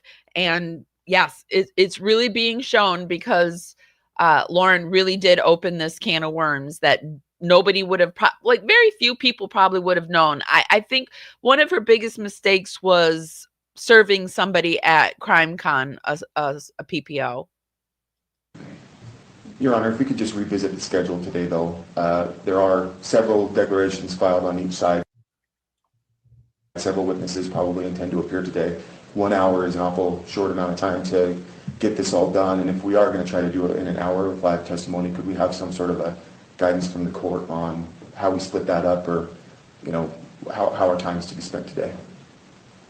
Yeah, you guys choose how. I mean, I'll make it even, that it's 50% to each of you as to how you want to go about it. I noticed that there was several declarations filed in regards to this. Have the parties had any communication? No, Your Honor. A little bit of procedure, yeah. Okay. Since, forgive me, maybe I misunderstood. You mean counsels? Yeah. Counsel for party? Yeah. Minimal on procedural matters last week. How come there's been no effort to resolve this? Is there a reason why? Well, from my perspective, it's not that we're against that or opposed to that. It's just the timing of it has been so short between when the injunction was filed and when he appeared, and so there's been a lot of evidence and other briefings to submit and worry about. So we haven't. I would just say it's only because we haven't had a fair chance to do it. Okay. Well, let's go ahead and get started, unless you guys think that some discussion, I can give you a little bit of time if you want to go out and discuss, if you think that would be fruitful. Otherwise, we'll just get going. I'm happy to go out with this then and try to have a quick discussion. Okay, why don't you guys do that and then come back in and let me know. Okay, thanks. 5 minutes, 10 minutes? Yeah, 5. I don't even think Lauren's in the courtroom at this point. This was when she was still saying she didn't feel comfortable coming into the courtroom. I mean, you can tell if we're making progress. As soon as you can see that we're going one direction or the other, let me know. Thank you. You may have a seat. Remember when Amber Heard and Johnny Depp were doing their thing, and Amber Heard tried to act terrified when Johnny Depp and them, they crossed paths for a moment, and she tried to act terrified that, oh, it was Johnny Depp. I can't remember the exact moment in the trial, but she was coming off the stand and he was standing up or something, and yeah, ridiculous. Okay, counsel, what we're able to work out. Unfortunately, Your Honor, we're not going to be able to come to a stipulation today. Okay. Let's go ahead and, are you ready to proceed then? We had one matter of housekeeping, Your Honor, from the petitioner, if that's all right, if I may. Go ahead. So, given the nature of the claims and the emotional distress it's caused my client, and considering the audience we have here, my client is requesting that only the necessary parties, those from the respondent side who will be testifying, be allowed to be in the courtroom, to provide her some sort of safety and comfort during these proceedings, to the extent we can. Okay. Mr. Dunkelberger? Yes, Your Honor, we'd object to that. This is a petition ridiculous. That's been brought by the petitioner. She's going to be here in the courtroom, and as respondent, Ms. is entitled to have people here with her. And yeah, it's an open courtroom. There's no motion filed to close it. So, and I expect the parties to be here in person when we have a case. So that motion is denied. Now, as to the reality of where we are, how much time does counsel think that realistically you're going to need in this case? Well, we need at least 2 witnesses. 9 hours. Wait, did I miss something? Okay. Wait, I think I kind of need to go back. I don't want to miss anything. Don't hate me. 04055. Can I get counsel to state their appearance for the record? Dastan Dio for the petitioner. And James Dunkelberger, the law firm of Bennett, Doolittle, Johnson & Deere for the respondent. And respondent is seated with mid-counsel table. Thank you. We state your name again. James Dunkelberger. Dunkelberger? Yes, sir. That's an unfortunate name. Okay, counsel, before we get going, do you want to proceed by proffer, and I'll ask put your clients and witnesses under oath and see if they'll affirm it, or do you want to call up witnesses, cross-examine, direct examine? I think witnesses, we would prefer calling witnesses not cross. Okay. We are set for an hour hearing, so use that as you see fit. I notice I did have a motion to allow some witnesses to appear remotely. Yes, Your Honor, that's our motion. Are they out of state? Yes, they are. Okay. Petitioner also had a motion to allow one of our state witnesses to appear remotely. Court granted that motion, I think, this morning, and provided the link. But we did have a request outstanding for other witnesses to appear if necessary. So you guys would stipulate those witnesses appearing remotely? I have no objection to that. Me neither, Your Honor. Your Honor, if we could just revisit the schedule today, though. There are several declarations filed on each side. Several witnesses probably intend to appear today. 1 hour is an awful short amount of time to get this all done. And if we are going to try to do it in an hour of live testimony, could we have some sort of a guidance from the court on how we split that up, or, you know, how our time is to be spent today? Yeah, you guys choose how. I mean, I'll make it even, that it's 50% to each of you as to how you want to go about it. I noticed that there was several declarations filed in regards to this. Have the parties had any communication? No, Your Honor. A little bit of procedure, yeah. Okay. Forgive me, maybe I misunderstood. You mean counsels? Yeah. Counsel for party? Yeah. Minimal on procedural matters last week. How come there's been no effort to resolve this? Is there a reason why? Well, from my perspective, it's not that we're against that or opposed to that. It's just the timing of it that's so short between when the injunction was filed and when he appeared. And so there's been a lot of evidence and other briefings to submit more about. So we haven't. I would just say it's only because we haven't had a fair chance to do it. Okay. Well, let's go ahead and get started, unless you guys think that some discussion, I can give you a little bit of time if you want to go out and discuss. I think that'd be fruitful. Otherwise, we'll just get going. I like how believe we're listening to this right now. I'm happy to go out with this then and try to have a quick discussion. Okay, why don't you guys do that and then come back in and let me know. I'm shook. Thanks. 5 minutes, 10 minutes? Yeah, 5 I minutes. can't believe it either. I mean, if she was that terrified, I don't know why we're having such a discussion. I mean, she would want it to go forward as fast as possible, I would think. I mean, you can tell if we're making progress. As soon as you can see that we're going one direction or the other, let me know. Thank you. You may have a seat. Okay, counsel, what were we able to work out? Unfortunately, Your Honor, we're not going to be able to come to a stipulation today. Okay. Let's go ahead and, are you ready to proceed then? We had one matter of housekeeping, Your Honor, from the petitioner. If that's all right, if I may. Go ahead. So, given the nature of the claims and the emotional distress I thought we already caused my client, and considering the audience we have here, my client is... Right, we already listened to that. Okay. I have a suggestion, Your Honor.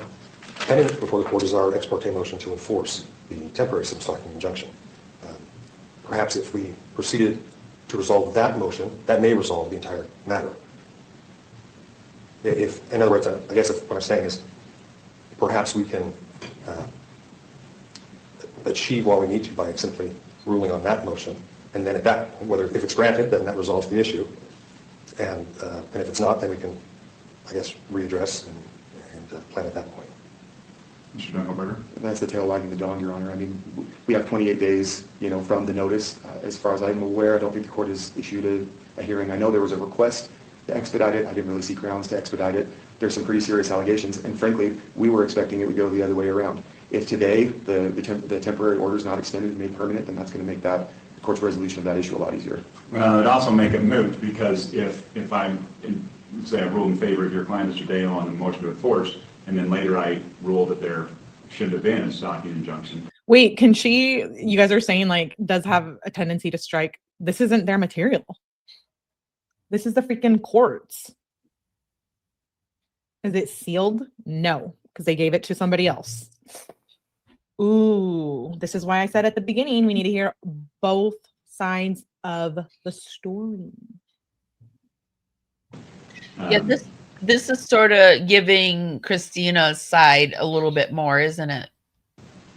Well, I guess I can go, because there is an ex parte one in place.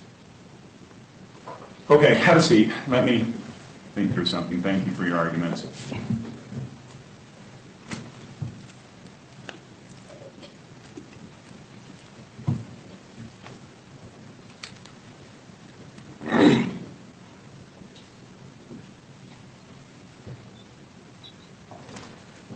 May I?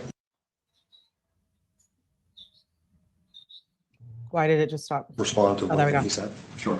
Thank you.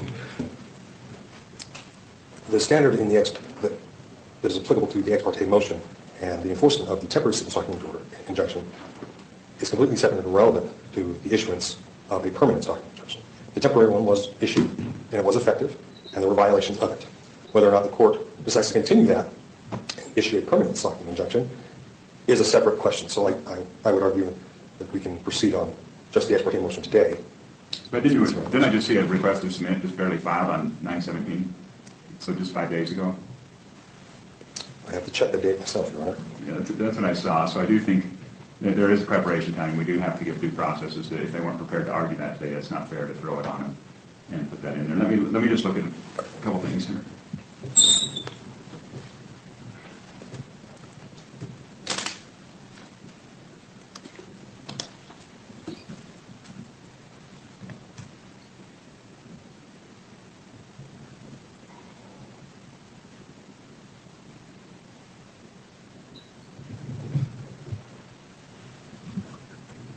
Got a native in the other room that's getting really restless. Oh. Your Honor, I'm just going to grab my client. The one too terrified to come into the room.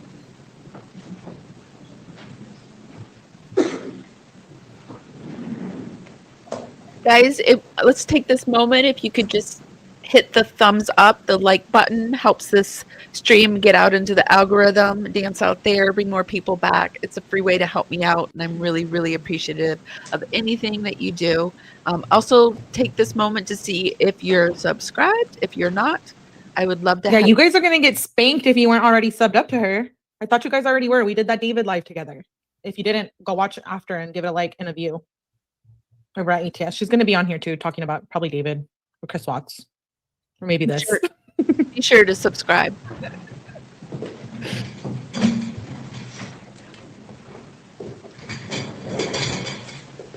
Okay, counsel, here's what I'm going to suggest we do. In light of, it doesn't sound like typically on these we have limited witnesses or they proceed by proffer. It doesn't sound like either party, well, it sounds like one party is willing to proceed by proffer, the other wants to call witnesses. And we certainly do not have enough time to do it today to get everything in. So what I'm suggesting is I'd like to set this for October 16th. And in that time, I could give you, I can't give you the whole day, but I can give you a good portion of it.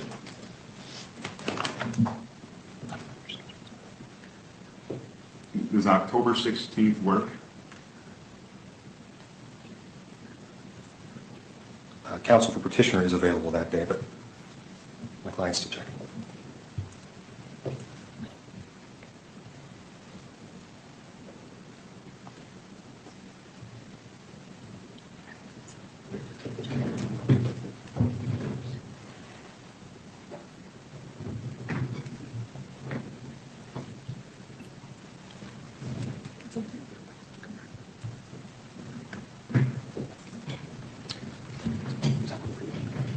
Schedule wise, but I don't object.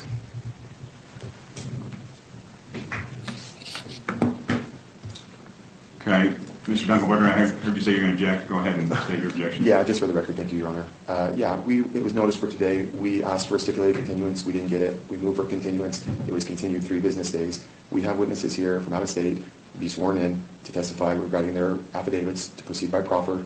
It was scheduled patently for an hour. If counsel was unprepared to present petitioner's case within the time allotted, then it's sort of incumbent on him to contact the court and to determine how much time would be available. In the meantime, my client's civil rights have been severely impeded by a temporary order. We'd like to have in court a continuance of almost a month. Hit it, Dunkelberry. We've got that's recalling witnesses that have come from out of state, and we prepared because the court. Dunkelberry came to really get this removed, and he did. Told us to be in court today, and we prepared for the time that the court had to give us, and it's simply prejudicial and unfair to respondent to have it continued at this point, particularly when counsel had every opportunity to stipulate to a continuance and make sure that the court would have time to hear hours of testimony. And that's our objection, Your Honor. How many witnesses do you have from that state? We have 2 here today. Okay. Mr. Dale, do you want to respond? Yes, thank you, Your Honor. I don't think it's fair to put that on us. I mean, the hearing was set for 11 a.m. I'm sorry, but there was no mention or notice that it would only be an hour. I apologize, but we were prepared to examine many witnesses to prove our case. Counsel had the same information. Rules for thee, but not for me. Opposing counsel had the same information we did. For him to assume that he could call in witnesses today to examine them all in an hour, I mean, it's equally to blame. That's not a reason for to say that he was prejudiced. So, Your Honor, I guess I defer to the court on that. Okay, here's what we're going to do. What I'm going to do is we're going to get this on the record. We've got 2 out-of-state witnesses. I'm going to bring their testimony. I'm going to have you put them on the stand. We're going to continue this for the morning of October 16th. We're going to put these 2 witnesses on the stand right now, and we will let them testify. You can cross-examine them. Everybody should be prepared to do that because we've discussed it. And then we can, your argument, Mr. Dale, is, hey, we were planning on putting on all witnesses today and have them testify in cross-examination, so there shouldn't be any preparation issue there. You've indicated you're prepared, Mr. Dunkelberger, to move forward with those 2 witnesses. So let's put those 2 witnesses on the stand, and we will continue this until October 16th, beginning Wait, Christina had the witnesses? This is insane. 8:30. I keep calling them Dunkelberry, but it's Dunkelberger. I apologize. Expect that it will be done by 3 o'clock on the 16th. Sounds like that did work for everybody's schedule. Okay, any questions? No, Your Honor. Okay, Mr. Dunkelberger. Yes, thank you, Your Honor. We'd like to call Denise to the stand, please. We'll just call him DB. Attorney DB. Wow. Do you solemnly swear the testimony you're about to give and the matter before the court will be the truth, the whole truth, and nothing but the truth, so help you God? And now see.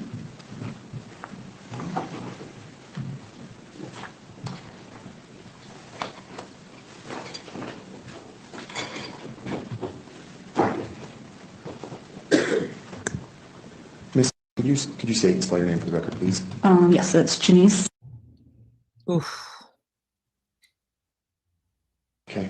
And Miss, in anticipation of Heard of Janice through Lauren's talking about earlier in the morning. We heard Lauren talking about Janice. Janice hasn't gotten too much heat though, but maybe Janice is bringing the heat. today's proceeding, did you submit a declaration to be filed with the court? Yes. And did you have the opportunity to review and comment on the declaration before it was filed? Yes. Were you able to correct or modify or draft or otherwise comment or contribute meaningfully to this declaration? Yes. Did you authorize signature of this declaration? Yes. And did you understand that when you did that, you did it under penalty of perjury of Utah law? Yes. And do you certify here today that the declaration is correct to the best of your knowledge, information, and belief? Yes. Just by way of a quick review for the court, could you please tell us your relationship with respondent, Ms. I met her in April 2024 at a trial, and we became friends. And we have continued to be friends and attend other trials together. Okay. How would you describe your relationship with the petitioner, Lauren Mathias?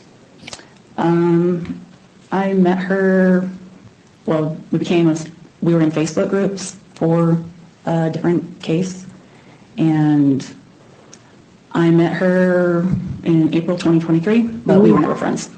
Has Ms. ever asked you to Wow. contact Ms. Mathias? Never. For any reason? No. Do you understand that by discussing your declaration here today that it's going to proceed by way of proffer and is going to take the place of your testimony on direct examination? Yes. And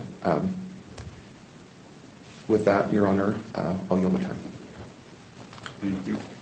Wow.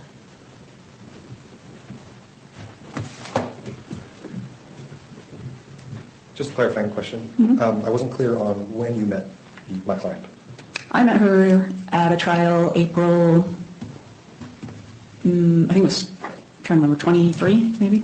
April 23? I think, well, yeah, Do you 23. remember the trial? Yeah, it was Laura Daybell's trial in Boise. That's all I had, thanks. Ma'am, you may sit down. So far, it's aligning with what Lauren said in her live. No, I'm assuming no redirect. No, Your Honor. Okay, thank you, ma'am. Next witness? Yes, we'd like to call Lindsay, please.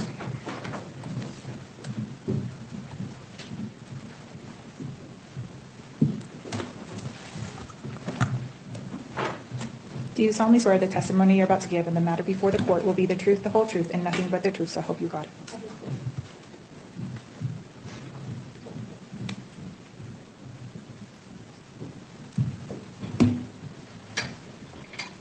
Miss, could you state and spell your name for the record, please?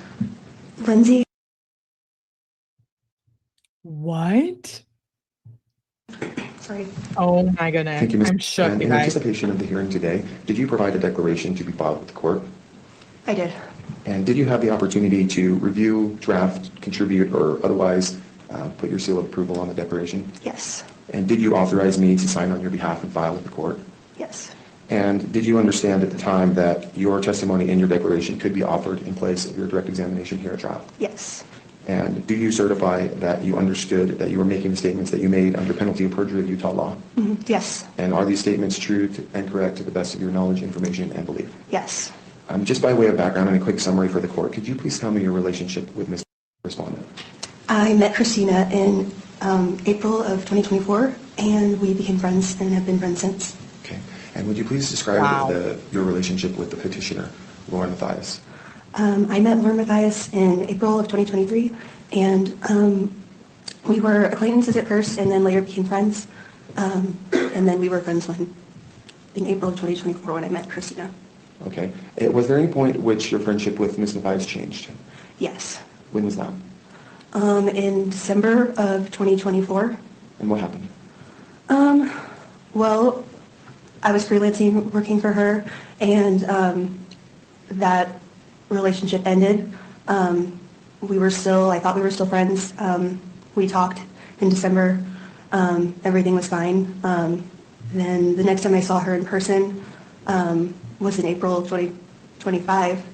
And we greeted each other briefly at the courthouse in line for security. Hey, how are you? Good to see you. That type of thing. And I haven't spoken to her since. Okay. Did at any time Ms. ask you to contact Ms. Mathias for any reason? No. In your declaration, you gave some testimony about an incident that occurred at a restaurant in Boise. Do you remember that? Yes. And was there any interaction by you personally with the police after that episode? No. Okay. Have you reviewed the police report that was generated from that episode? Yes. Okay. And you received a copy of it previously? Yes. Okay. Do you know whether or not that investigation remains open? To my knowledge, it's closed. Okay. And what's your knowledge on that based on? Based on the police report, the officer talked to the restaurant, maybe the waiter, confirmed that me and my friends were at the restaurant before. We left after, and the officer put in his report that he spoke to. Objection, hearsay, Your Honor.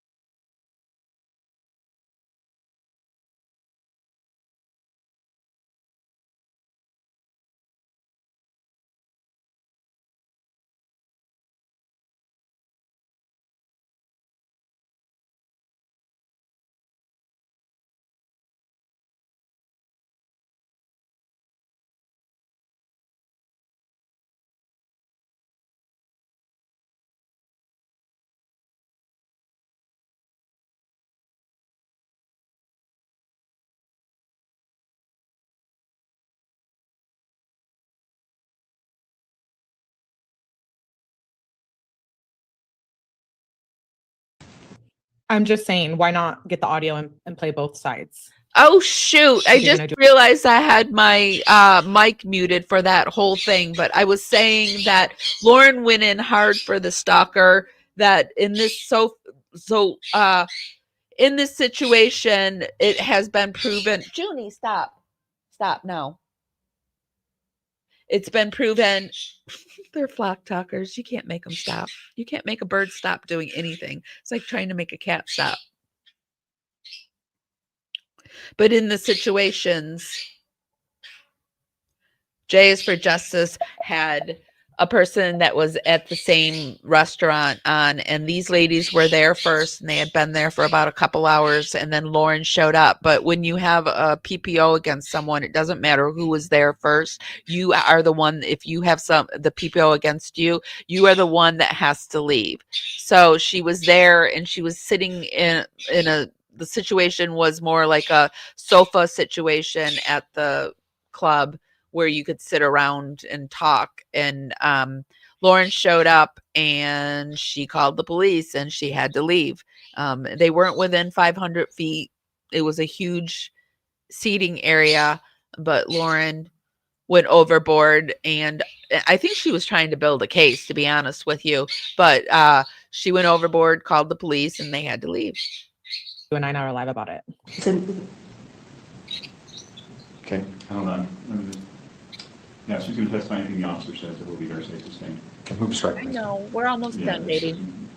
Any hearsay testimony. The rest of it. Okay. So with respect to your review of the report, just to repeat for the court, you've reviewed the report? Yes. Okay. Was Ms. present at the restaurant in Boise? No. Do you know where she was? Europe. Okay. Objection foundation. Sustained. How do you know where she was? Because she told me she was going to Europe. But objection calls for hearsay. What is hearsay? Admission by a party opponent. Overruled. And in any event, she wasn't at the restaurant with you? Correct. Okay. Following the incident at the restaurant, or at any other time, have you, on behalf of Ms. ever reached out to Ms. Mathias? Never. With that, I'll yield the honor.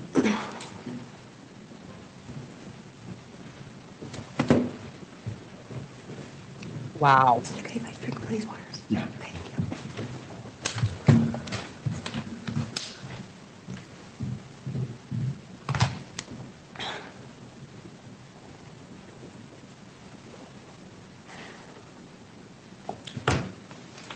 Is it Miss or Mrs.?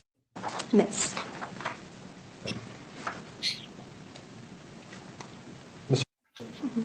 I was also confused by your testimony. When did you initially meet my client? April of 2023. 2023. Yeah. I thought I heard you say 24. Sorry. And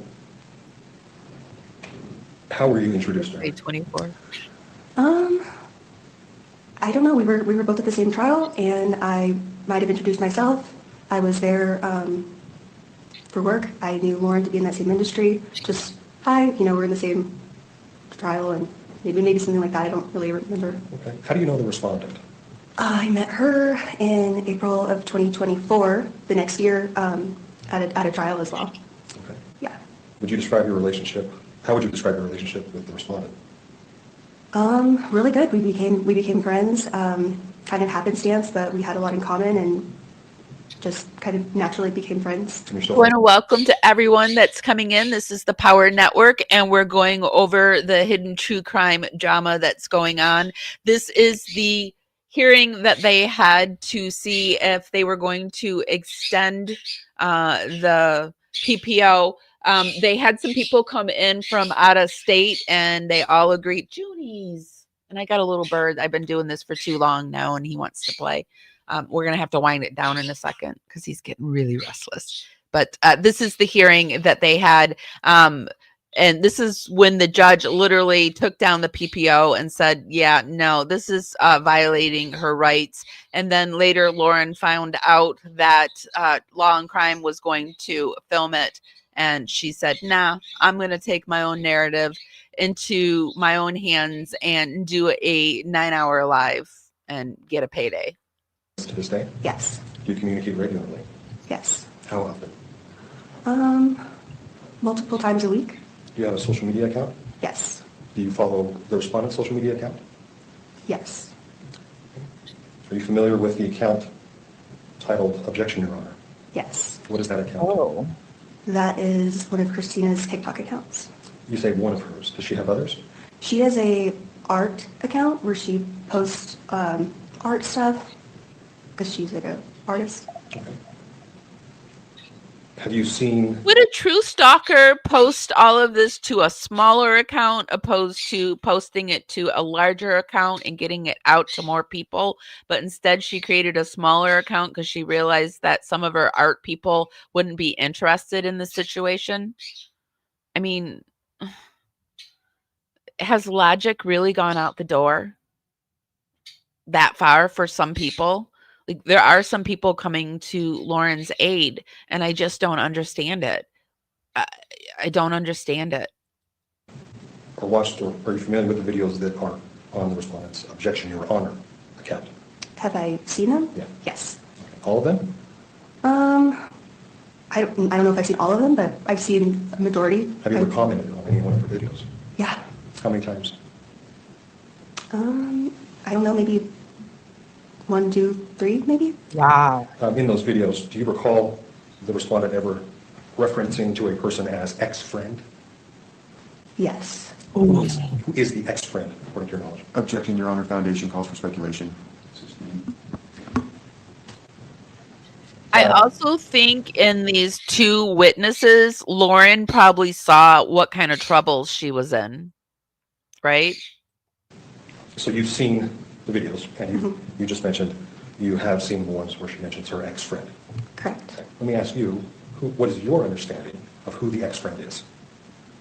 My understanding, the ex-friend, to be Lauren Mathias. That's my client. Correct. Okay.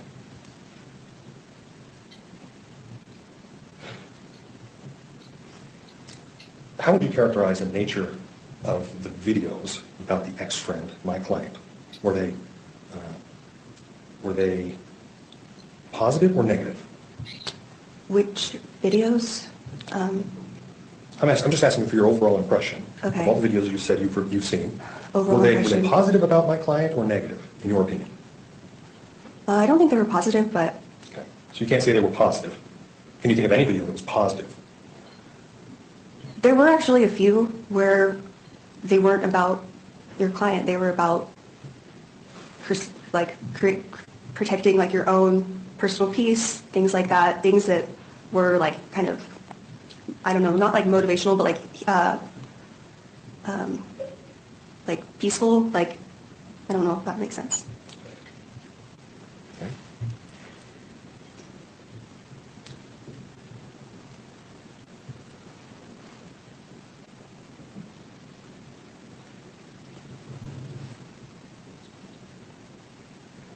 Do you communicate with my client to this day? No. When was the last time you communicated with my client, to your memory? The last text messages I sent her were in January of this year. I was asking her to coordinate a podcast collaboration. Those messages were friendly, business, professional, and then the last time I spoke to her in person was in April of 2025 when we briefly greeted each other. Okay. Did your relationship with my client have any professional nature to it? Yes, at one point it did. How so?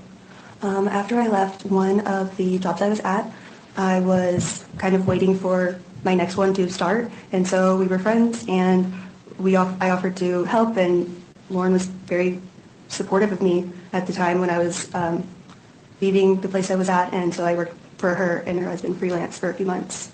So you were an employee of hers for a few months? I wasn't an employee, like, are you meaning legally?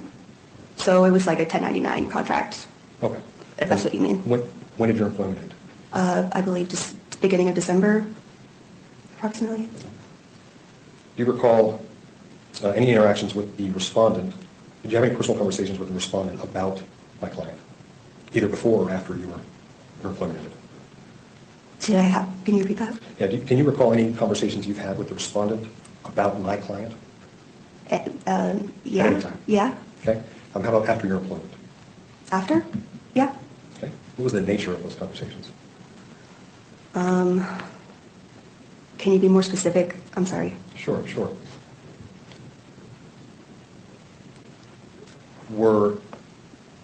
whenever you were speaking with her about my client, would you characterize it as positive or negative?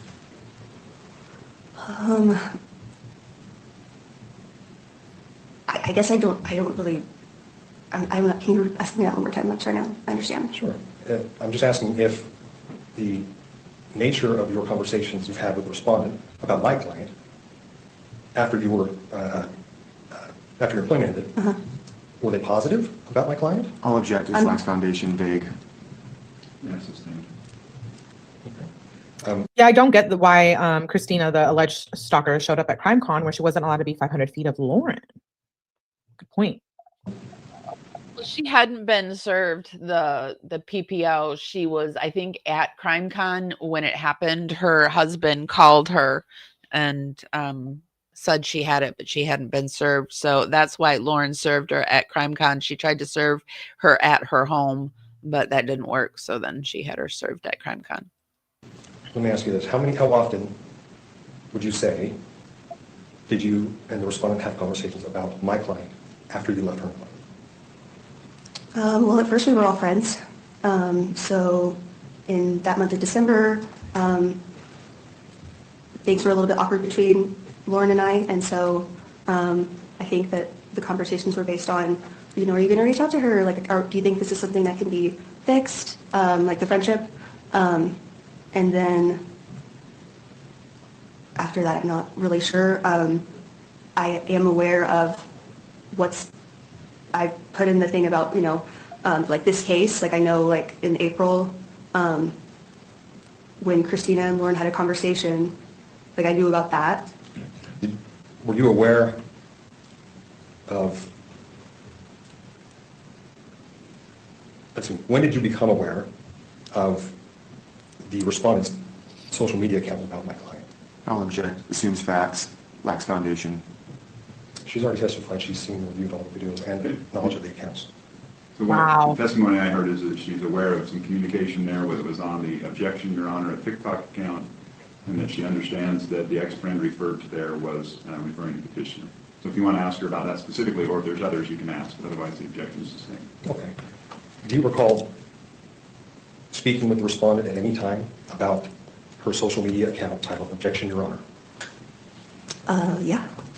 Describe that first, when you first became aware, please. I don't really remember. I think I would be guessing. I would be sure. I was probably, I don't recall specifically. Do you recall if the respondent alerted you or made you aware that that channel existed, or did you happen upon it on your own? I can't remember. You don't remember the first time you watched a video on that account? Oh, no. I can't remember if she told me about it or if it popped up on my page. Okay. Let me ask you this. So, do you know approximately how many videos are on that account? No. Okay. I'll represent you. There's over 50. I'll object to the representation. Well, you can represent that. I just want some clarification. 50 of what? 50 total videos? 50 total videos allegedly referring to the ex-friend? Wow. Thank you. There are over 50 separate videos or posts on this my Objection, Your Honor account. 50 posts. Referring to the ex-friend and discussing some of her private details of personal conduct. Your Honor, I object to that. That's a fact in dispute in this case. Hold on. I understand your objection. What you can do is you can ask her if she understands that there are 50, if that would surprise her. If she doesn't know, she doesn't know. Have you seen all the videos, all of them? No, I haven't watched every single video. Are you aware of about what time they began? Yeah, I think so. Okay, what's your recollection? Maybe in June, Okay. maybe? Was this before or after you ceased working for my client? After? Okay. So, to clarify, videos began popping up on this account, to your knowledge, after July of 24? 25. 25, excuse me. Sorry. Okay. Did you have any involvement in making or creating those videos? No. Are you aware that there's a second social media account titled the same Objection, Your Honor on, I think it's Instagram? Yeah. Okay. Have you seen those videos? I don't know. Right. I'm not sure. Maybe. Maybe. All right. I can expand on that if you want a little bit, but. Sure, go ahead. So because I do other people's social media for work, I'm not typically logged into my own social medias. So when I do log on or switch accounts, like I kind of can't remember because I don't do it that often. I kind of don't really like social media for myself because I work doing it, so I can't recall. Okay. That's what I mean. That's all right. I'll move on. Yeah. Let me backtrack just a little bit for sake of time. To your understanding, based on your conversations with the respondent, who's your friend, who you mentioned you communicate with several times a week, you said 2, what is your understanding of the purpose for which those accounts were created? What's my understanding of the purpose of why those were Why created? did the respondent make those accounts? Do you know? Ooh. I think because her art ones had like 50,000 followers on it, and she didn't want to put that on her art feed. Put what on her art feed? Other videos that aren't about art. Other videos about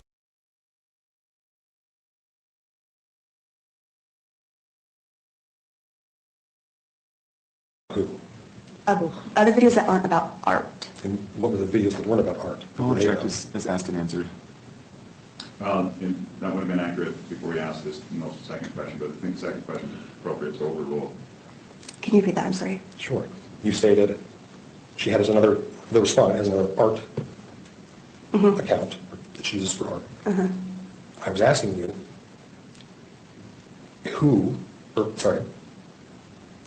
Why? So you said she has another account she wanted. Why did the respondent, to your knowledge, create a separate account titled Objection, Your Honor? Now that has been asked and answered. She said so that she didn't intermix. She's got her art account. She didn't want to run this other stuff on the feed. The question the second one you followed up with was, what are the other posts or videos she's putting on the other account? Thank you, Your Honor, for that. That's correct. So what are the other posts that the respondent made?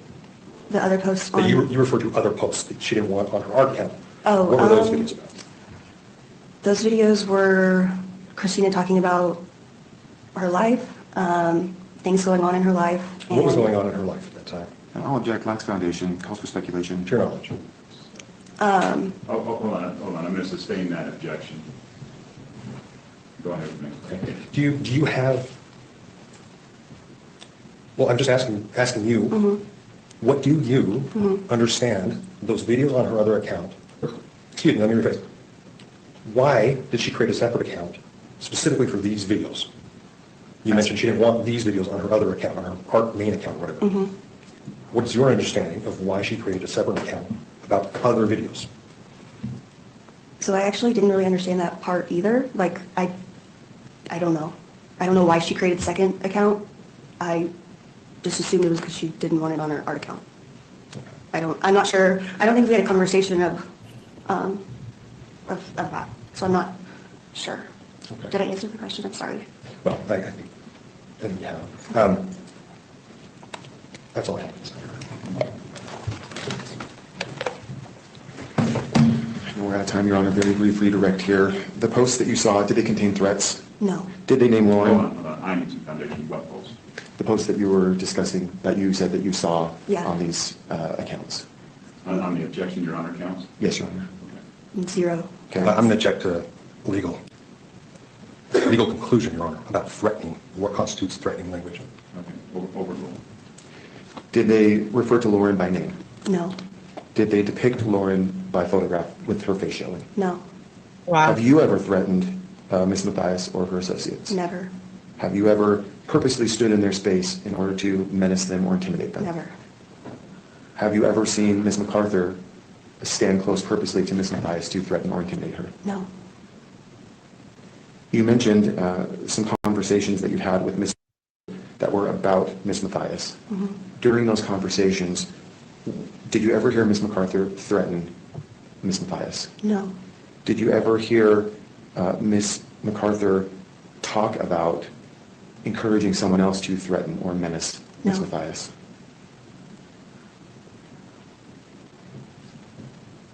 Those are all the questions I have, Your Honor. Wow. Anything else? So, Your Honor, if I may, based on the foundation that's in the Ginny's declaration, I'd like to move for the admission of defense exhibits 11 through 13. Foundation's been laid, and would like the court to receive those. What are exhibits 11 and 13? Yes, Your Honor. So there's one photo that depicts some of the people that are referenced in the declaration. There is the Boise police report.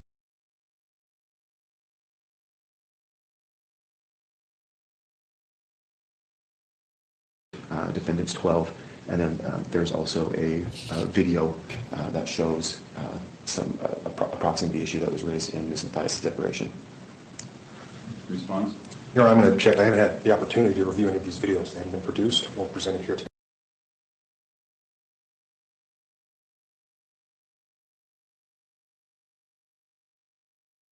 today. The declarations themselves have been produced, but they were only produced on Friday.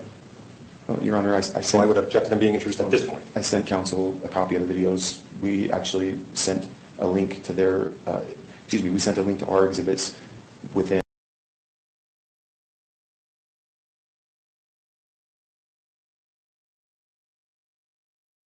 an hour or so of receiving their exhibits for the first time. And so, yeah, these have been provided ahead of time. They've had the opportunity to see. Right ahead of time, you guys both exchanged. I realized my mic was muted again. Sorry. I think that Lauren has realized that this doesn't look good for her, and this little trial run has shown that she's not going to be able to keep this fire under wraps, and she thought she could get ahead of it, but I just feel like this fire is about to burn everything down. And I'm the woo-woo friend out there, you guys, and I swear to everything that I believe in, 26, 27, everybody who's being a fake, false person, their houses are about to burn down, because the world is changing, energy is shifting, and if you're a fake person, you're going to be exposed, because that's the world we live in.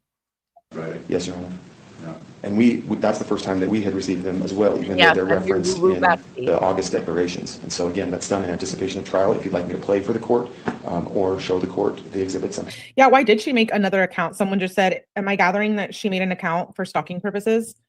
Because she was like, oh, she didn't want to post it on her art account.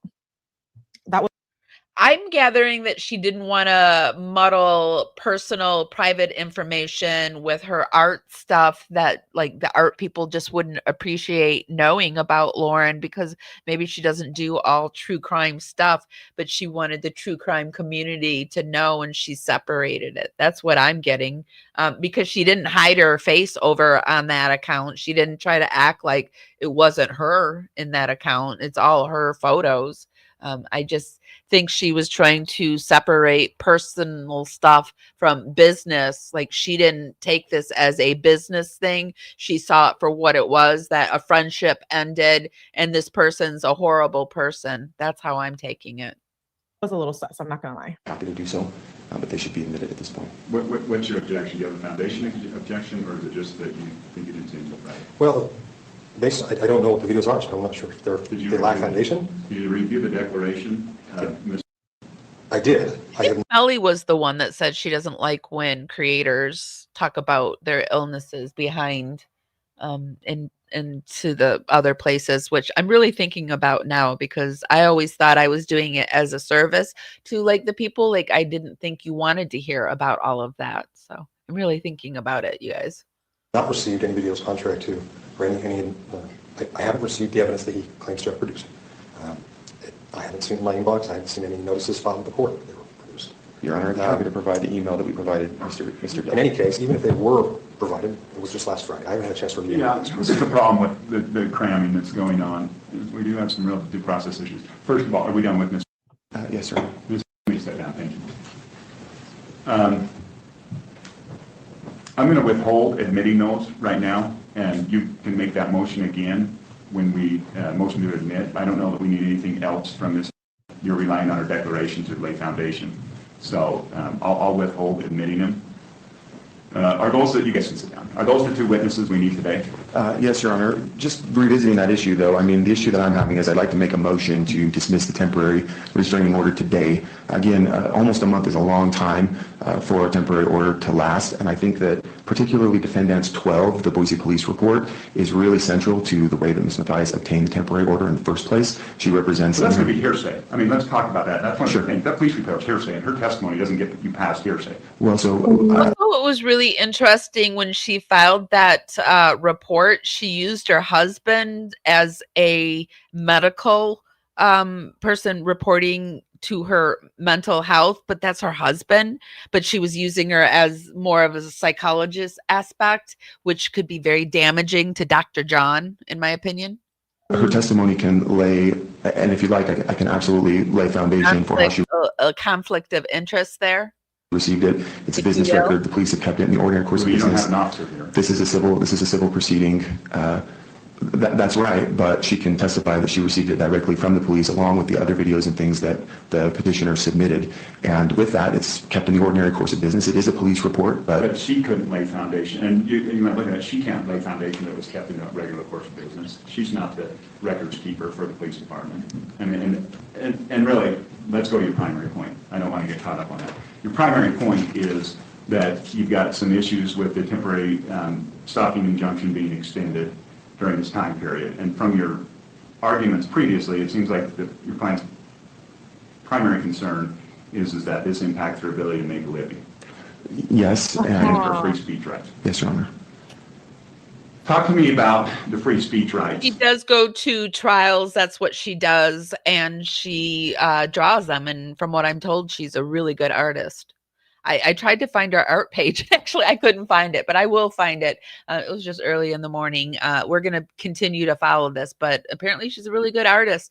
I mean, I just think it burns my butt what Lauren's doing, actually. It burns my butt that she's keeping a small person who's just trying to make a living too, who they had a falling out, and she can't pull up her big girl panties and handle that she said these horrible things and that they might get out, which sucks, but maybe you shouldn't have said them. But it sucks that people are doing this, but it's not stalking. To me, 100%, it's not stalking. I've been throwing up questions in chat, and I really want to know who's really the villain here, you guys. The one who spoke badly behind the scenes, or the one who exposed it? Who is the enemy here? Should creators be able to use stalker claims as a legal shield for online criticism? Do you think Christina crossed the line by exposing private messages, or was it fair game after being trashed? Would Christina have even done this if Lauren hadn't said what she said in private chats? Is Lauren ever looking at her behavior and what is fueling this? Do you think Lauren was being bullied by these people? Do you think Lauren was being stalked? And did you give me a thumbs up for this live? If you didn't, please do. And if you did, thank you. How does this impact her free speech rights? Yeah, so with that, Your Honor...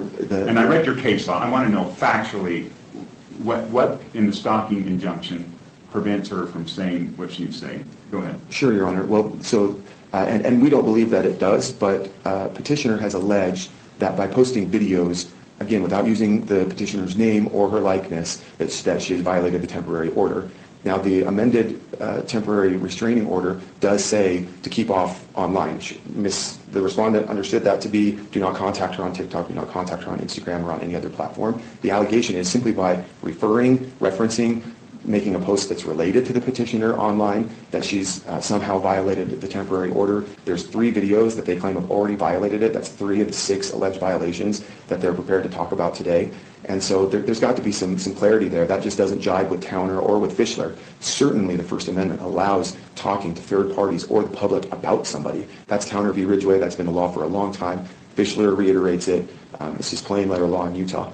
She hasn't communicated through these posts to or specifically directed at the petitioner. And for that reason, I mean, she's basically gagged online at this point, according to petitioner. Now, we're hoping that the court determines and agrees with us that you can't interpret the amended temporary order that way, but certainly they've alleged that on the language on its face that she's not allowed to go online and to post anything related to the petitioner. And obviously that's got First Amendment issues, and practically it's unfeasible. Everybody goes online and everybody can comment with their friends. Instagram, TikTok, those are ways that we communicate these days, and certainly Ms.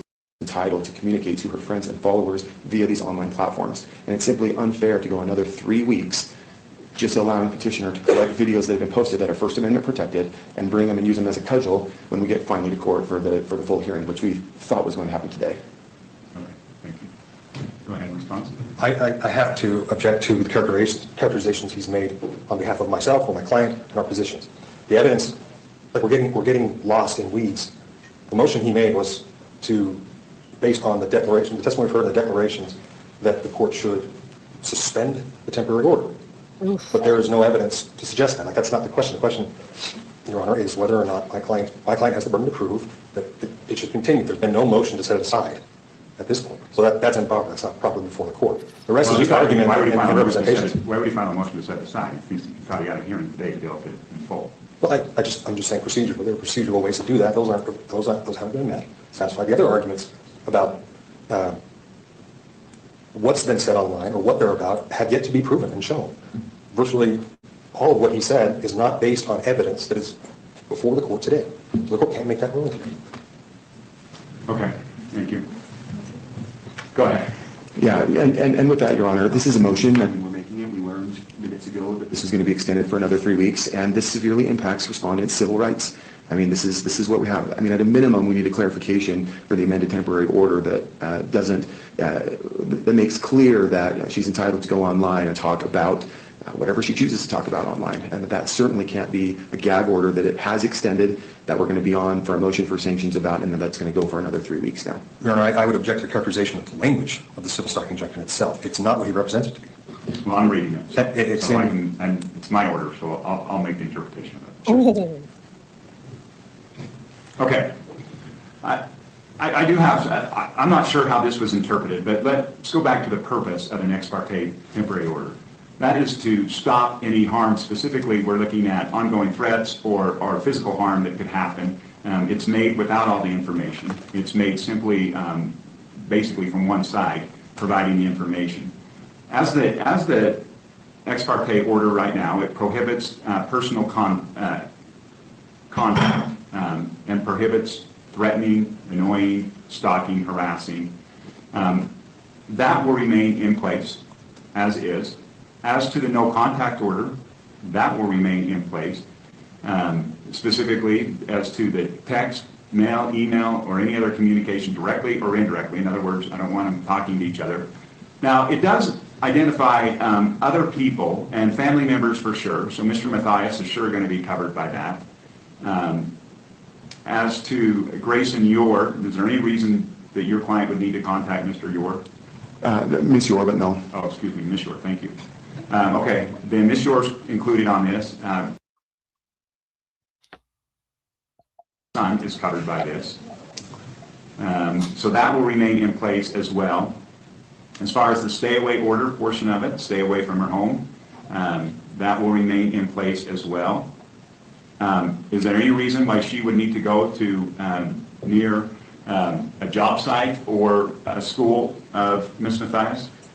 Well, no, but just to clarify, I mean, there's public places where they both. I'm going to deal with that. Okay, so no, not in Henderson, Nevada. Okay. And then I think this is the provision that may be misinterpreted here, that she's prohibited from online forums and social media accounts. But that was in kind of in parentheses, TikTok, but then it says down there the 2025 CrimeCon Expo that was in Denver, Colorado, September 5th through 7th. When I was reviewing this, that was what I was looking at, was that CrimeCon. I in no way intended that the respondent was to be kept off of social media sites. I do think that's freedom of speech issues, and I don't think that this order was intended to cover that. So she can get on those now. I guess she runs the risk if she's on those and those are interpreted as annoying or harassing, although I will say that's a fairly high bar in the sense of Just because somebody says something, you I don't. think that's why we're not hearing from her. I think her lawyer has instructed her not to say anything because I'm positive Christina is going to be doing something here. Like, that's not going to be a violation of a stalking injunction. And there would have. What? The judge is like, that's not stalking. Do I need to clean my ears? Did I hear that right? Wow, I'm shook. Have to be directed comments that were clearly meant for a specific purpose. Yeah, you know, there was, in obtaining the order, petitioner made some allegations that she had strong belief that she was in immediate danger in relation again to the crime con that was in Denver, Colorado. Now, as to the work environment, it does sound like the parties may attend similar court hearings. I'm assuming court hearings. Is there any other public buildings where they need to be in the same spot? Well, the accompanying press conferences and other kind of public places is what we're talking about. Okay. As to those, I do think that this order is not intended to stop Ms. from working. So I would object to that characterization, Your Honor. Sorry, the respondent doesn't work at courthouses. She's not a criminal investigator. My client is. So the representation that they need to appear in public, they may appear in public places based on her employment. She's not a criminal investigator, but she's an artist who draws court cases where there's no cameras in the courtroom. So she does earn a living. They're really trying to minimize the fact that just because she's a smaller creator, that she's not worth anything. It's not accurate. She has no employment in this field. I think it's not disputed that they're public places. It may be in dispute whether they consider her to be a professional. I mean, even Lauren said that she employed her through the field that she's working in. This field, we certainly do call that a disputed issue, but it's not disputed that they're public places. What does she do? She takes photos. She's a photographer. Yeah. She's not a photographer for the court. Sorry. Well, that's true. She's a freelance photographer, and she also is, like everybody, trying to make her way in this true crime industry. So offensive. That's exactly the crux. Oh, that's of Christina. She does freelance work for some That's Christina in the background, national news outlets you would have heard about. right? Okay. Yeah, let me address the public place argument first. That doesn't fly because stalking injunctions often cover public places. However, it does sound like she has a right to be there and she's got a purpose for being there. No, don't be afraid to answer the question. Like I said earlier, I remember the days where I could have a good old fashioned heated debate with friends and we could like just really debate a conversation and then go party, right? And go have fun. I am somebody who I respect other people's opinions. I might sound a little hot and heavy with my opinion, but it's just my opinion. I don't expect people to have the same opinion as me. So if you want to answer one of my questions, I would love to hear it. And if that's the case, if she's there with a purpose, then she can be there. I'm your woo-woo bestie, and I'm also a Scorpio, so I come off really hot and heavy, but I'm like one of those solid people that is a critical thinker. My background is in BA. My BA is in sociology and psychology, so and then I have got this huge spiritual side of me, so I'm always thinking like woo stuff or psychology stuff, and it's like this constant yin yang that I have where but I'm always very forceful in my thoughts, but very open to other people's opinions. The order is that they will keep that she will keep her distance because Ms. Mathias, she's not a respondent. There isn't a counter one. Okay. So all right. So the answer was that I don't want either of these women after me. You're not afraid of me. Good.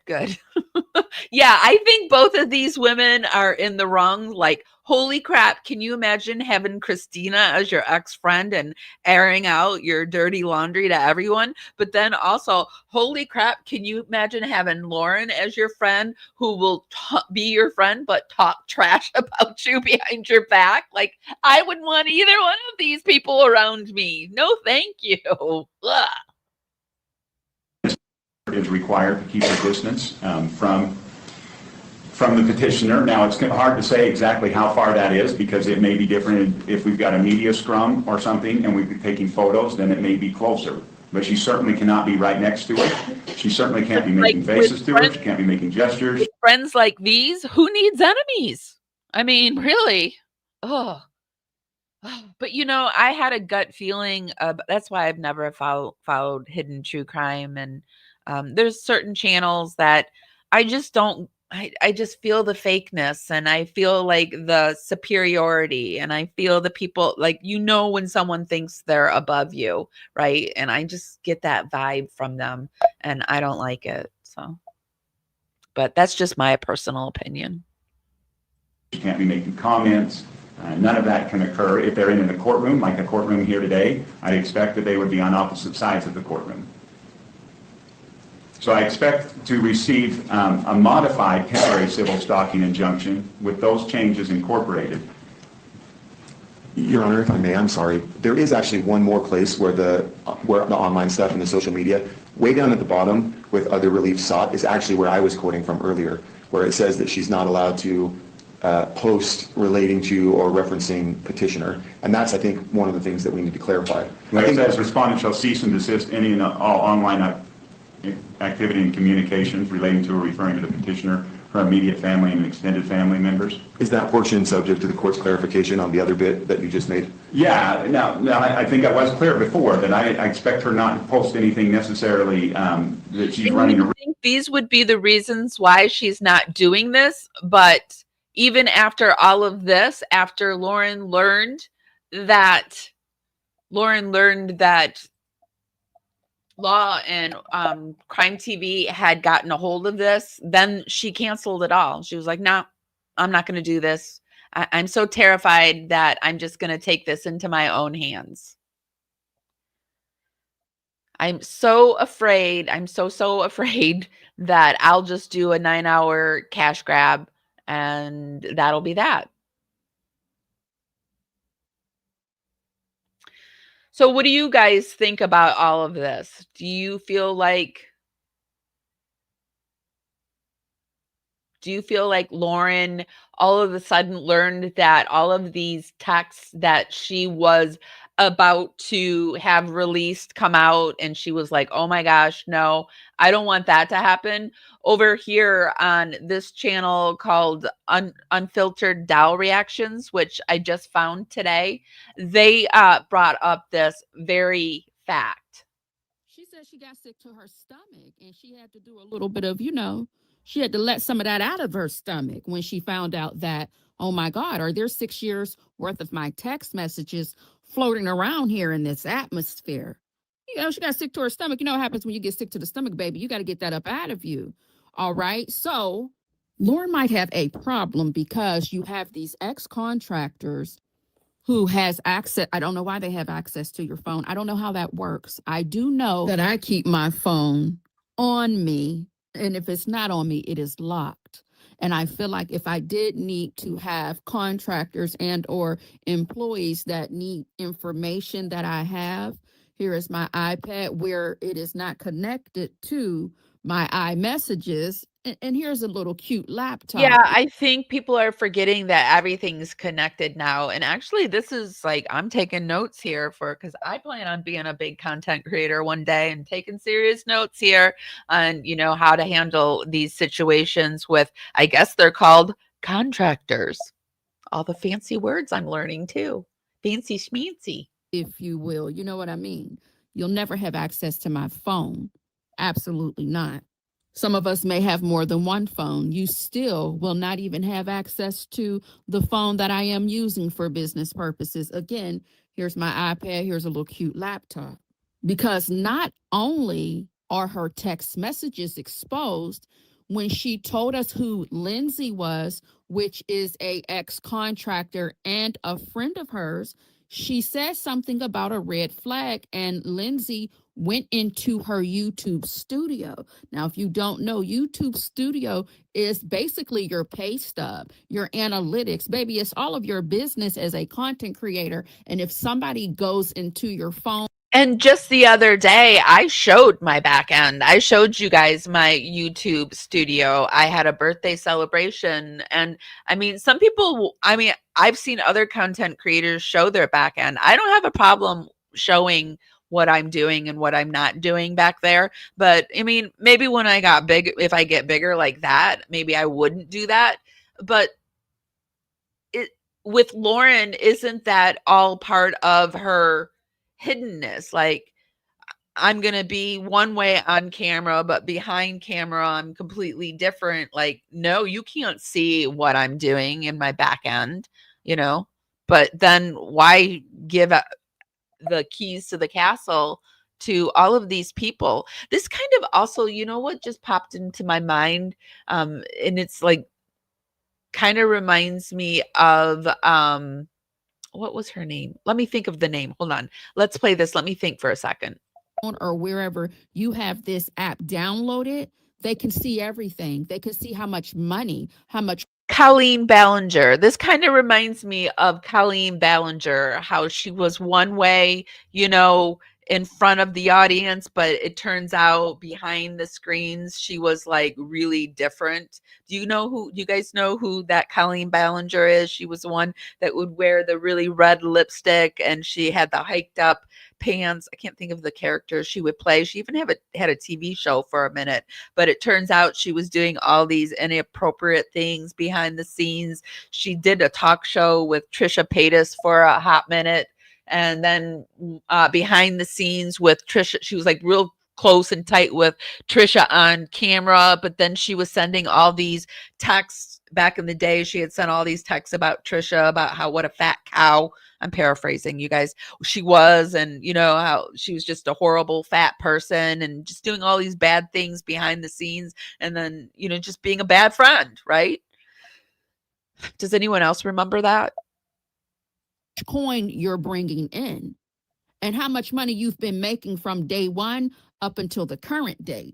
So she says something about Lindsay going into her phone, going into her YouTube studio and showing Grayson, who at the time was just doing freelance work for her and note taking, and showing Grayson how much money she was bringing in. So if we are going to take that bit of information and give our opinion that nobody asked for, if she went into your YouTube studio to see how much money you were bringing in and to check your analytics, and she is an employee, a contractor of yours, someone who you're paying, it's given either she's nosy and she just wanted to see how much money is being made for her type of channel, following, and views that she's receiving, or she wanted to see how much she was getting paid because she felt like she wasn't being paid enough. This is what I can only assume. You didn't ask me for my opinion. Yes, I think you're onto something, because I remember in Lauren's 9-hour rant that she talked about how she felt like Lindsay was paid well. You hit the nail on the head, Dow Beauty. Or what's this channel's name? Because I like it. What is it? Unfiltered Dow Reactions. Yes. Bingo. But that's what I think. Or as I think Jay for Justice says, bing bong. And that is problematic because you don't take anybody's phone without their permission, especially basically going into their checking account, reading their bank statements. Absolutely not. However, we have to go back to Lauren. I don't know why she had all of this trust in people that she really did not know. And I think they were friends / fangirls, and that's different as a content creator. It's a little bit different.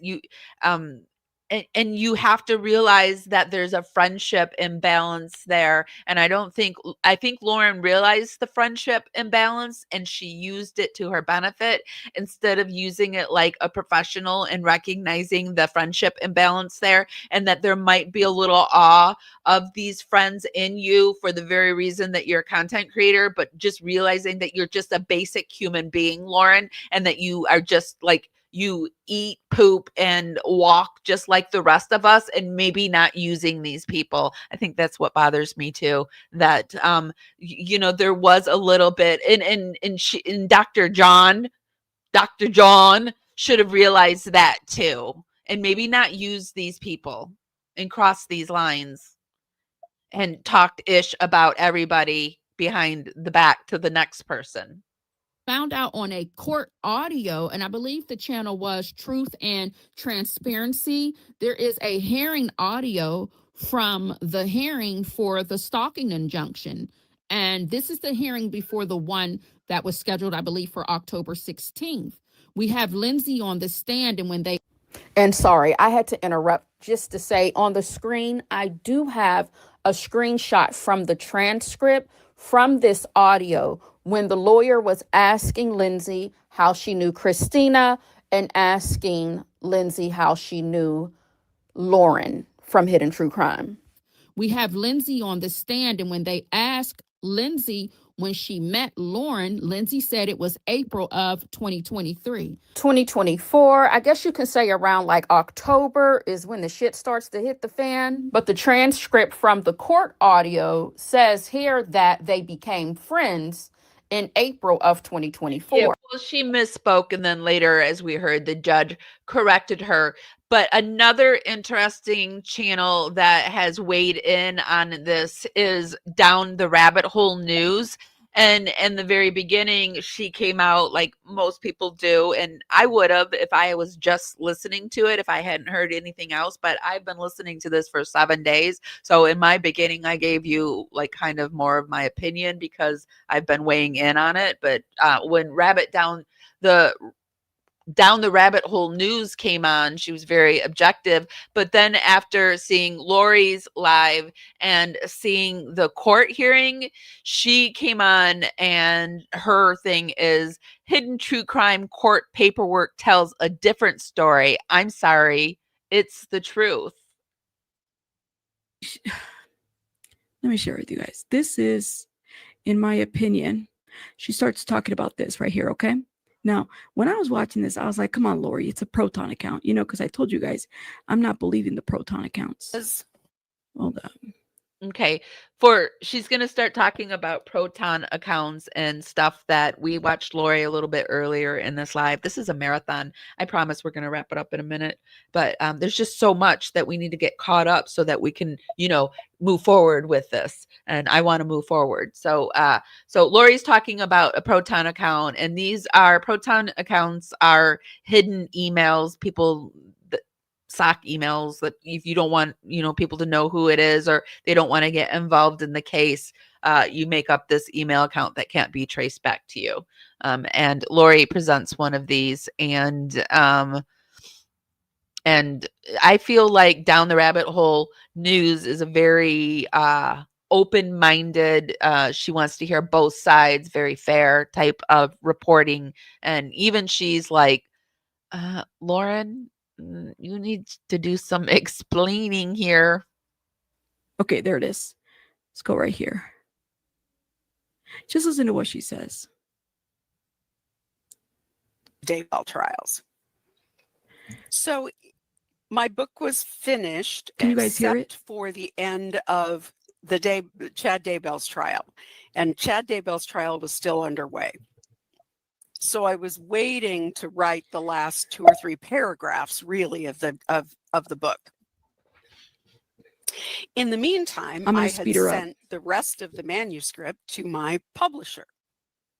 And my publisher, as we were working through the editing process, as a book gets close to being released, publishers send the book out to media organizations that they think might be interested in advance of the book actually hitting the shelves. The reason they do that is because they want to send it out to media outlets that might review it. Okay. And so she explains they sent out to a handful of media outlets.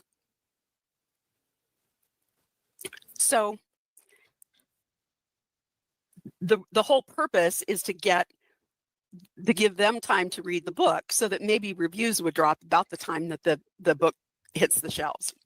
Okay. So that would have been it was in May. And the book, the final manuscript, went to the publisher with the completed chapter on the Daybell trial the day the CrimeCon that year ended in May. So it was a couple of weeks later. So I got an email from someone who was concerned. And I'm going to pull these things up and share my screen. I'm going to read these to you because they are not, they're not easy to read even in this forum. I will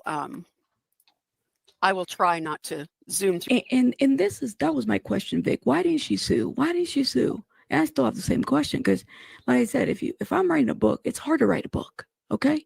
Okay, she said she didn't sue because she was so much smaller and she wasn't ready to take that heat. But sorry, this isn't the right spot. Let me pop it forward. Remember, they had a Facebook group. All the mean girls. Lori received a call from Christina. Christina told Lori, "Hey, I doxed you in this group. These are screenshots of this group.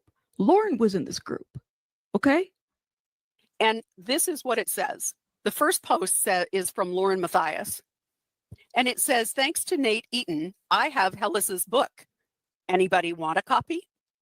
Hey guys, it's good to see you in here. And okay, yes, this one's a doozy, my friend. It's a doozy. And if you watch Long Crime or Hidden True Crime, I'm getting my words mixed up. I've been doing this for a little too long. I'm going to wrap it up in just a little bit. I keep saying that, but I really am. This is a doozy. Yeah, she just makes herself look like a fool. Also, I saw those questions. I feel if someone is not actually stalking or actually cyber stalking, then creators may not be able to use that to stop. You can't stop criticism in this day and age. You can't. And unfortunately, this day and age, it's all digital. And I mean, as a Gen Xer, I am so glad that I grew up in a day and age where my bad deeds aren't out there like they are now, but they are now. If you're doing them now, it's just, like I said, this is 26, 27. I mean, if you've been doing bad deeds, it's going to be coming back to bite you because this is the way of the world now. And it's not considered stalking. It sucks. God, does it suck to think that your friends might air you out this way, but it also sucks to think that your friend is to your face being a friend, but behind your back talking ish about you. So 2 wrongs don't make a right, ever. Anyone want a copy? Now you got a screen. This is in the group where, so Lauren swore up and down that she didn't release Lori's book, but then she said, like, well, maybe a producer did it. Like, I don't know. There she is throwing a Grayson or somebody under the bus. Not her, not Lauren. Might be Grayson, her 20-year-old producer who's got panic attacks and trauma now from this, that's taking on your trauma for no reason. You should be protecting her like a dog. Anyway, I'm going on a rant. Screenshot of a group. So did Grayson see this, or was this unsent? Out of the 6 years of looking into messages, did she see this? This isn't just a chain email of forwarding. There's an actual message where Lauren has said, "I have a copy of the book. Anybody want any?" And this is in the Mean Girl group where Christina was part of, and she said she was doxing the lawyer. And so the Mean Girl group was created by Lauren, and she padded it with her Mean Girls. Lori said she was in that Mean Girl group for a hot second and said, "Whoa, no, not for me." And she got out of there. After she left, Mean Girl group started talking ish about Lori. Later, Christina goes to Lori and says, "I'm sorry, I was part of the Mean Girl group, and we were talking ish about you," and sent her these messages from Lauren or Lori. And this is just a portion of the messages that we're getting coming out. Can you imagine what else might have come out and what Lauren didn't want to come out? So that's why she backed away from this stalk. One of the reasons she backed away from this stalking nonsense, I think. And then decided to do the 9-hour live, which I know she has to be starting to regret by now. No payday is going to be worth the stuff that's going to come towards her. goes against what she was saying, was that she only sent it to someone to fact check. First of all, her job is not to fact check my book. How dare she? She had already inundated my publisher with telephone calls complaining about me, complaining about the book, claiming I had plagiarized her material, and basically trying to get my book pulled. That was her plan. Well, it didn't work. And so the next thing she did. I wish you would post that receipt in the community wall. That's what I want to see. I didn't think I saw that. Literally. We'll be I was getting like, that. oh, shit. Well, that's not what Lauren said in her 9-hour live. I don't know. She said, y'all watch it if you have another 9 hours, because I think it doesn't have a transcript and you can't really.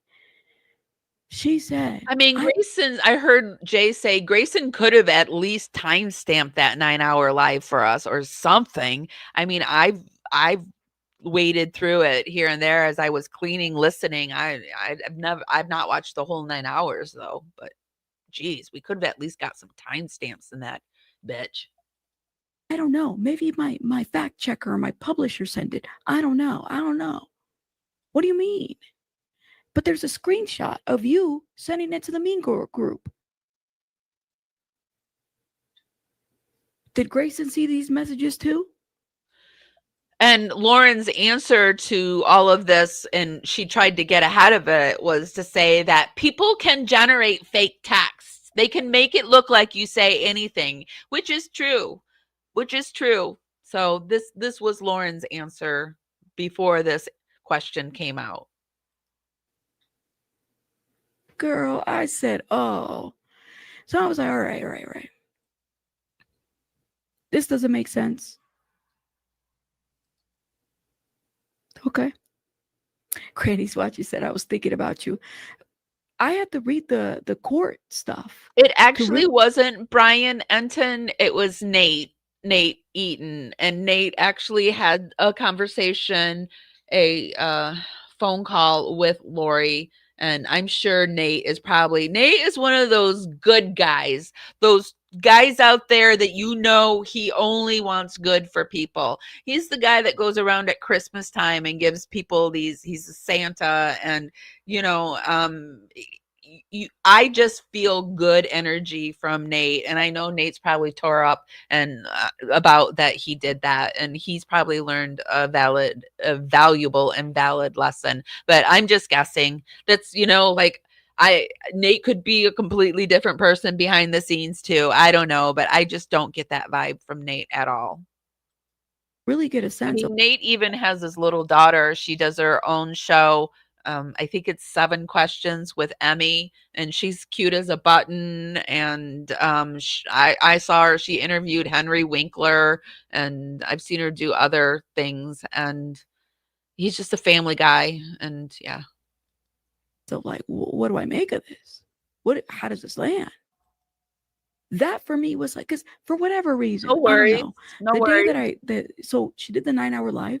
I fell asleep. I had to go listen to some of it while I was at the doctor's, right? No worries at all. And for whatever reason, the part that stood with me was the part where she talked about her beef with Lori Hellis in the book, right?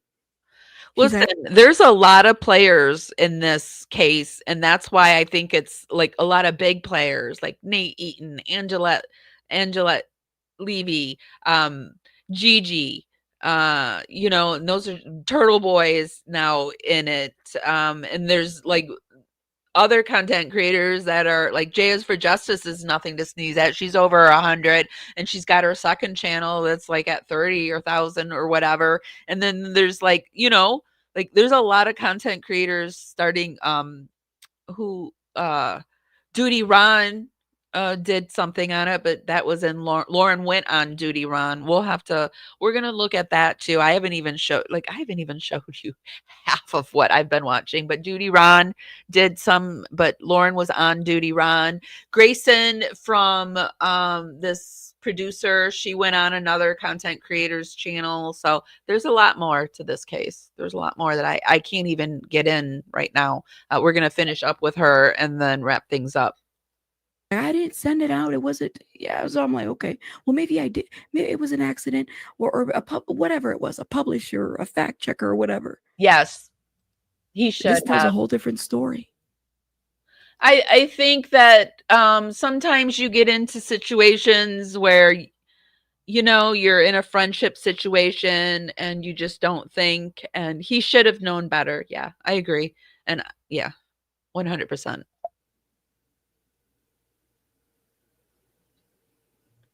She didn't tell. So for me, it's like, listen, the minute, and I know that in true crime, I know a lot of people in this, sector specifically are like this. Okay. If you tell one lie, or if Yeah. you tell something that's incorrect about another thing, then guess what? People start questioning the other things. I kind of realized that when I was doing a collab with Tanika from Tanika's 2 Cents, and we were talking about one little lie, and she said to me, somebody was lying about their age or something like that, and she said, well, if you tell me one little lie, I think you're going to tell me any little lie, any lie, more lies. And I thought, yeah. You kind of have to.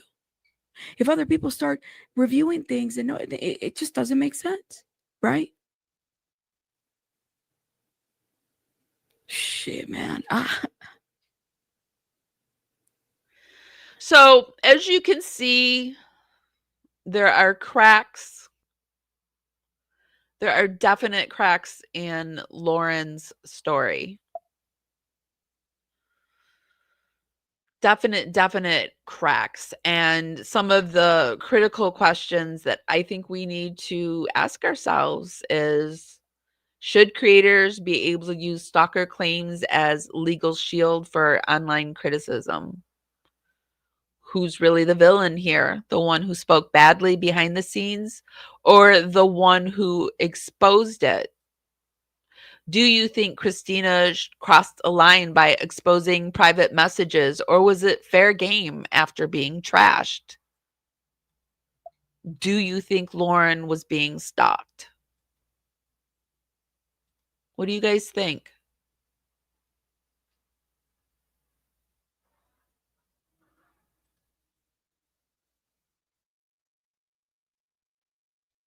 Some believe that this is less about safety and more about silencing criticism. The stalker claim might be part of damage control after her text started surfacing. And a bigger discussion that I think we need to start having our creators weaponizing stalker claims when their reputations are on the line. I mean, how many more people are going to follow suit behind Lauren and do this to smaller content creators because they can? Is exposing private messages ethical or necessary for accountability? What does this say about authenticity and toxicity in the true crime community? Because I do know, in doing my research, I was over on Reddit looking at some of the forums, and this person kind of talked about the allegations and, what the judge did and that type of stuff. And down here, I see this comment. This is too inside baseball for me.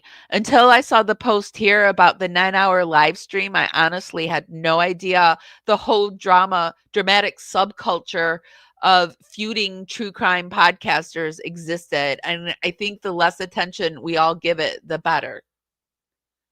You have no clue, my friend.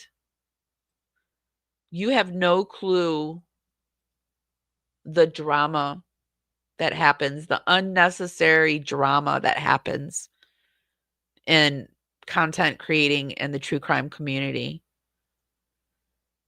Should Christina have made those videos? It wouldn't have been something I would have done. But did she feel like it was the only way to expose somebody who seems to get away with everything?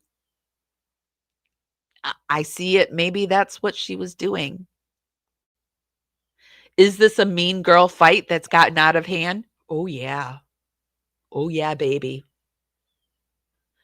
And are we here for it? Yep. Because they put it in front of us.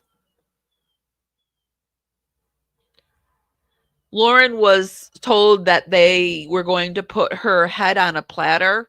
And I guess this is some kind of Mormon thing. It's like a thing, putting a head on a platter.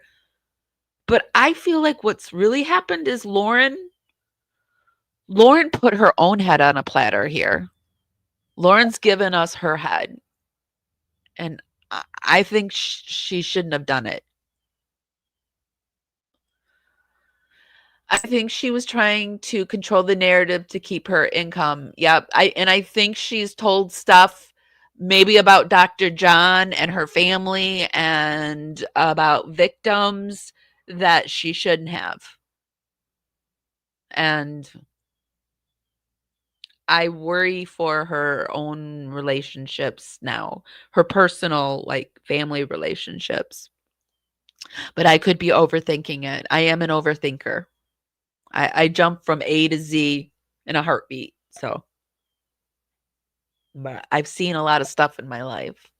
I've seen a lot of stuff working in psychology and sociology, and stuff escalates, and we are living in a tinderbox right now. The world is a tinderbox, and why Lauren would do this to herself, I don't know. I think she's living back in the days when a white woman screamed, like, I'm scared, I feel threatened, everyone believes them. That's just like a woman wouldn't do that. Well, yeah, Amber Heard showed us that a woman would do it. She would scream victim while being the person that is victimizing another. Who's the biggest bully here? This is what this case is boiling down for me. And I don't want to, we covered what the lawyer said, and it burns my butt that they're using the court system for this. It burns my butt because this is a real slap in the face to true people that have been victimized and stalked. So I said what I said. She could have also disclosed stuff that is or under a gag order, allegedly. Yeah. This whole thing is a show, and I think and I hope that Christina receives some justice. Me too. And I think that's why Christina's staying quiet. She's playing it smart. If you think about everyday life, we are allowed to encourage to post about any business. I know, and that's what Gen Z does. They have been raised on just airing out everybody's laundry. And it is what it is. And it's like, you need to start getting with the program with this day and age. Like, everybody needs to stop. I love nostalgia. I'm a Gen Xer. I have a Team Gen X page. I love thinking about what was, but it's exactly what it is. It's what was. And there was also some very problematic issues with what was, like the good old days, racism, homophobia, sexism was rife and thick, right? It is gotten better. It's gotten better. So everybody needs to move into 2025, because whether you want to be here or not, you're here.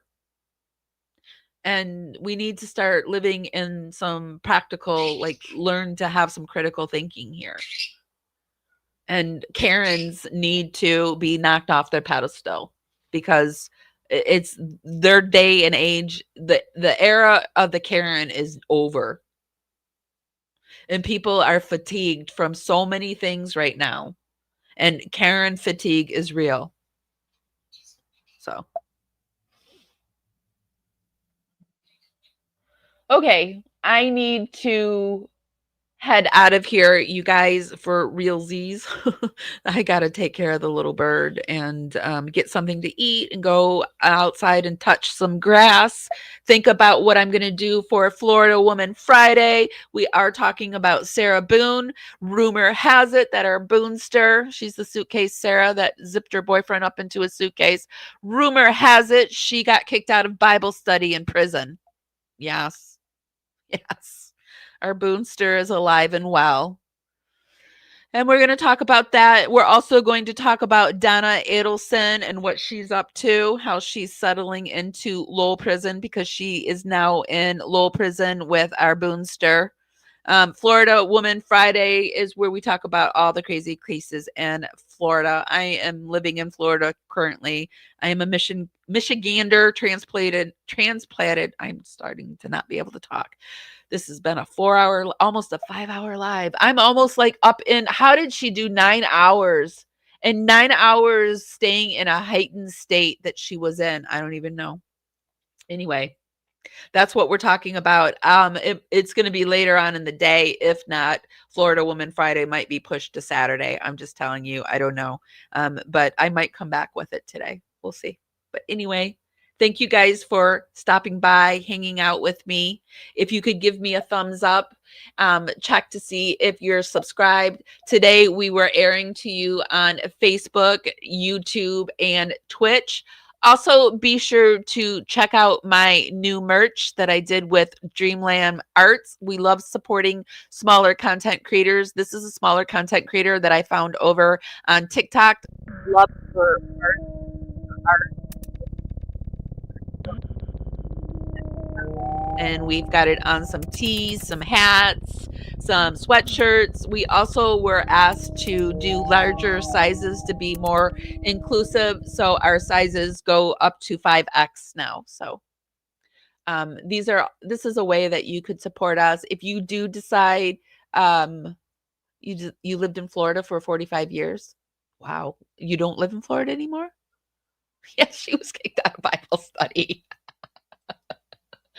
Woo! Our boon does not disappoint. So if you want to support us, please do. And if you do decide to get some merch, you can do that. If you're a Dragonfly, you get 10% off our merch. That's our membership program over on YouTube. Here, let me show you a little something about our Dragonfly program that will get you 10% off of our merch. If you're not subscribed, why are you not subscribed? I would really love to have you as a power subscriber. If you really like my content, be sure to become a Dragonfly, and that's our membership, and it's $2.99 a month. I release all my videos early. We have special emojis over in the chat room.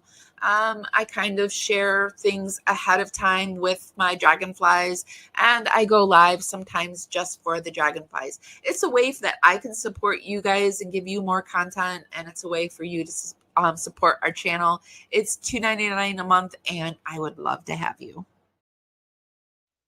And there is the link up there. It will get you 10% off of our new merch. And if you spend, it's our birthday celebration. I'm celebrating October 18th to November 6th.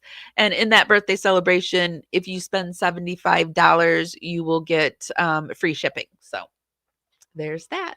So if you would like some power merch, there it is. Okay, guys, that's all I have for today. Thank you so much for stopping in and being with me. If nobody's told you this today, and even if they have, I'm still going to tell you guys this. I love you guys so much. And I promise you, I'm going to see you real soon. And we're going to be talking about this all over again. Bye, guys. Pick me up off the floor, I've fallen down.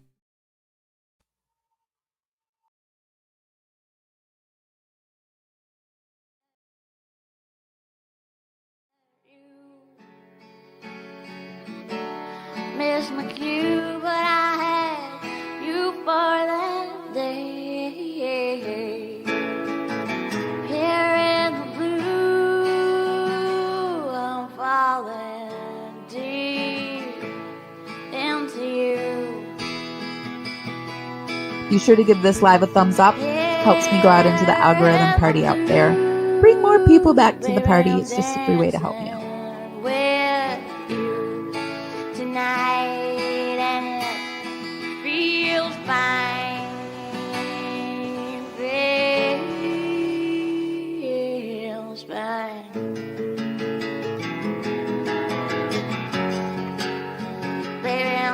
say.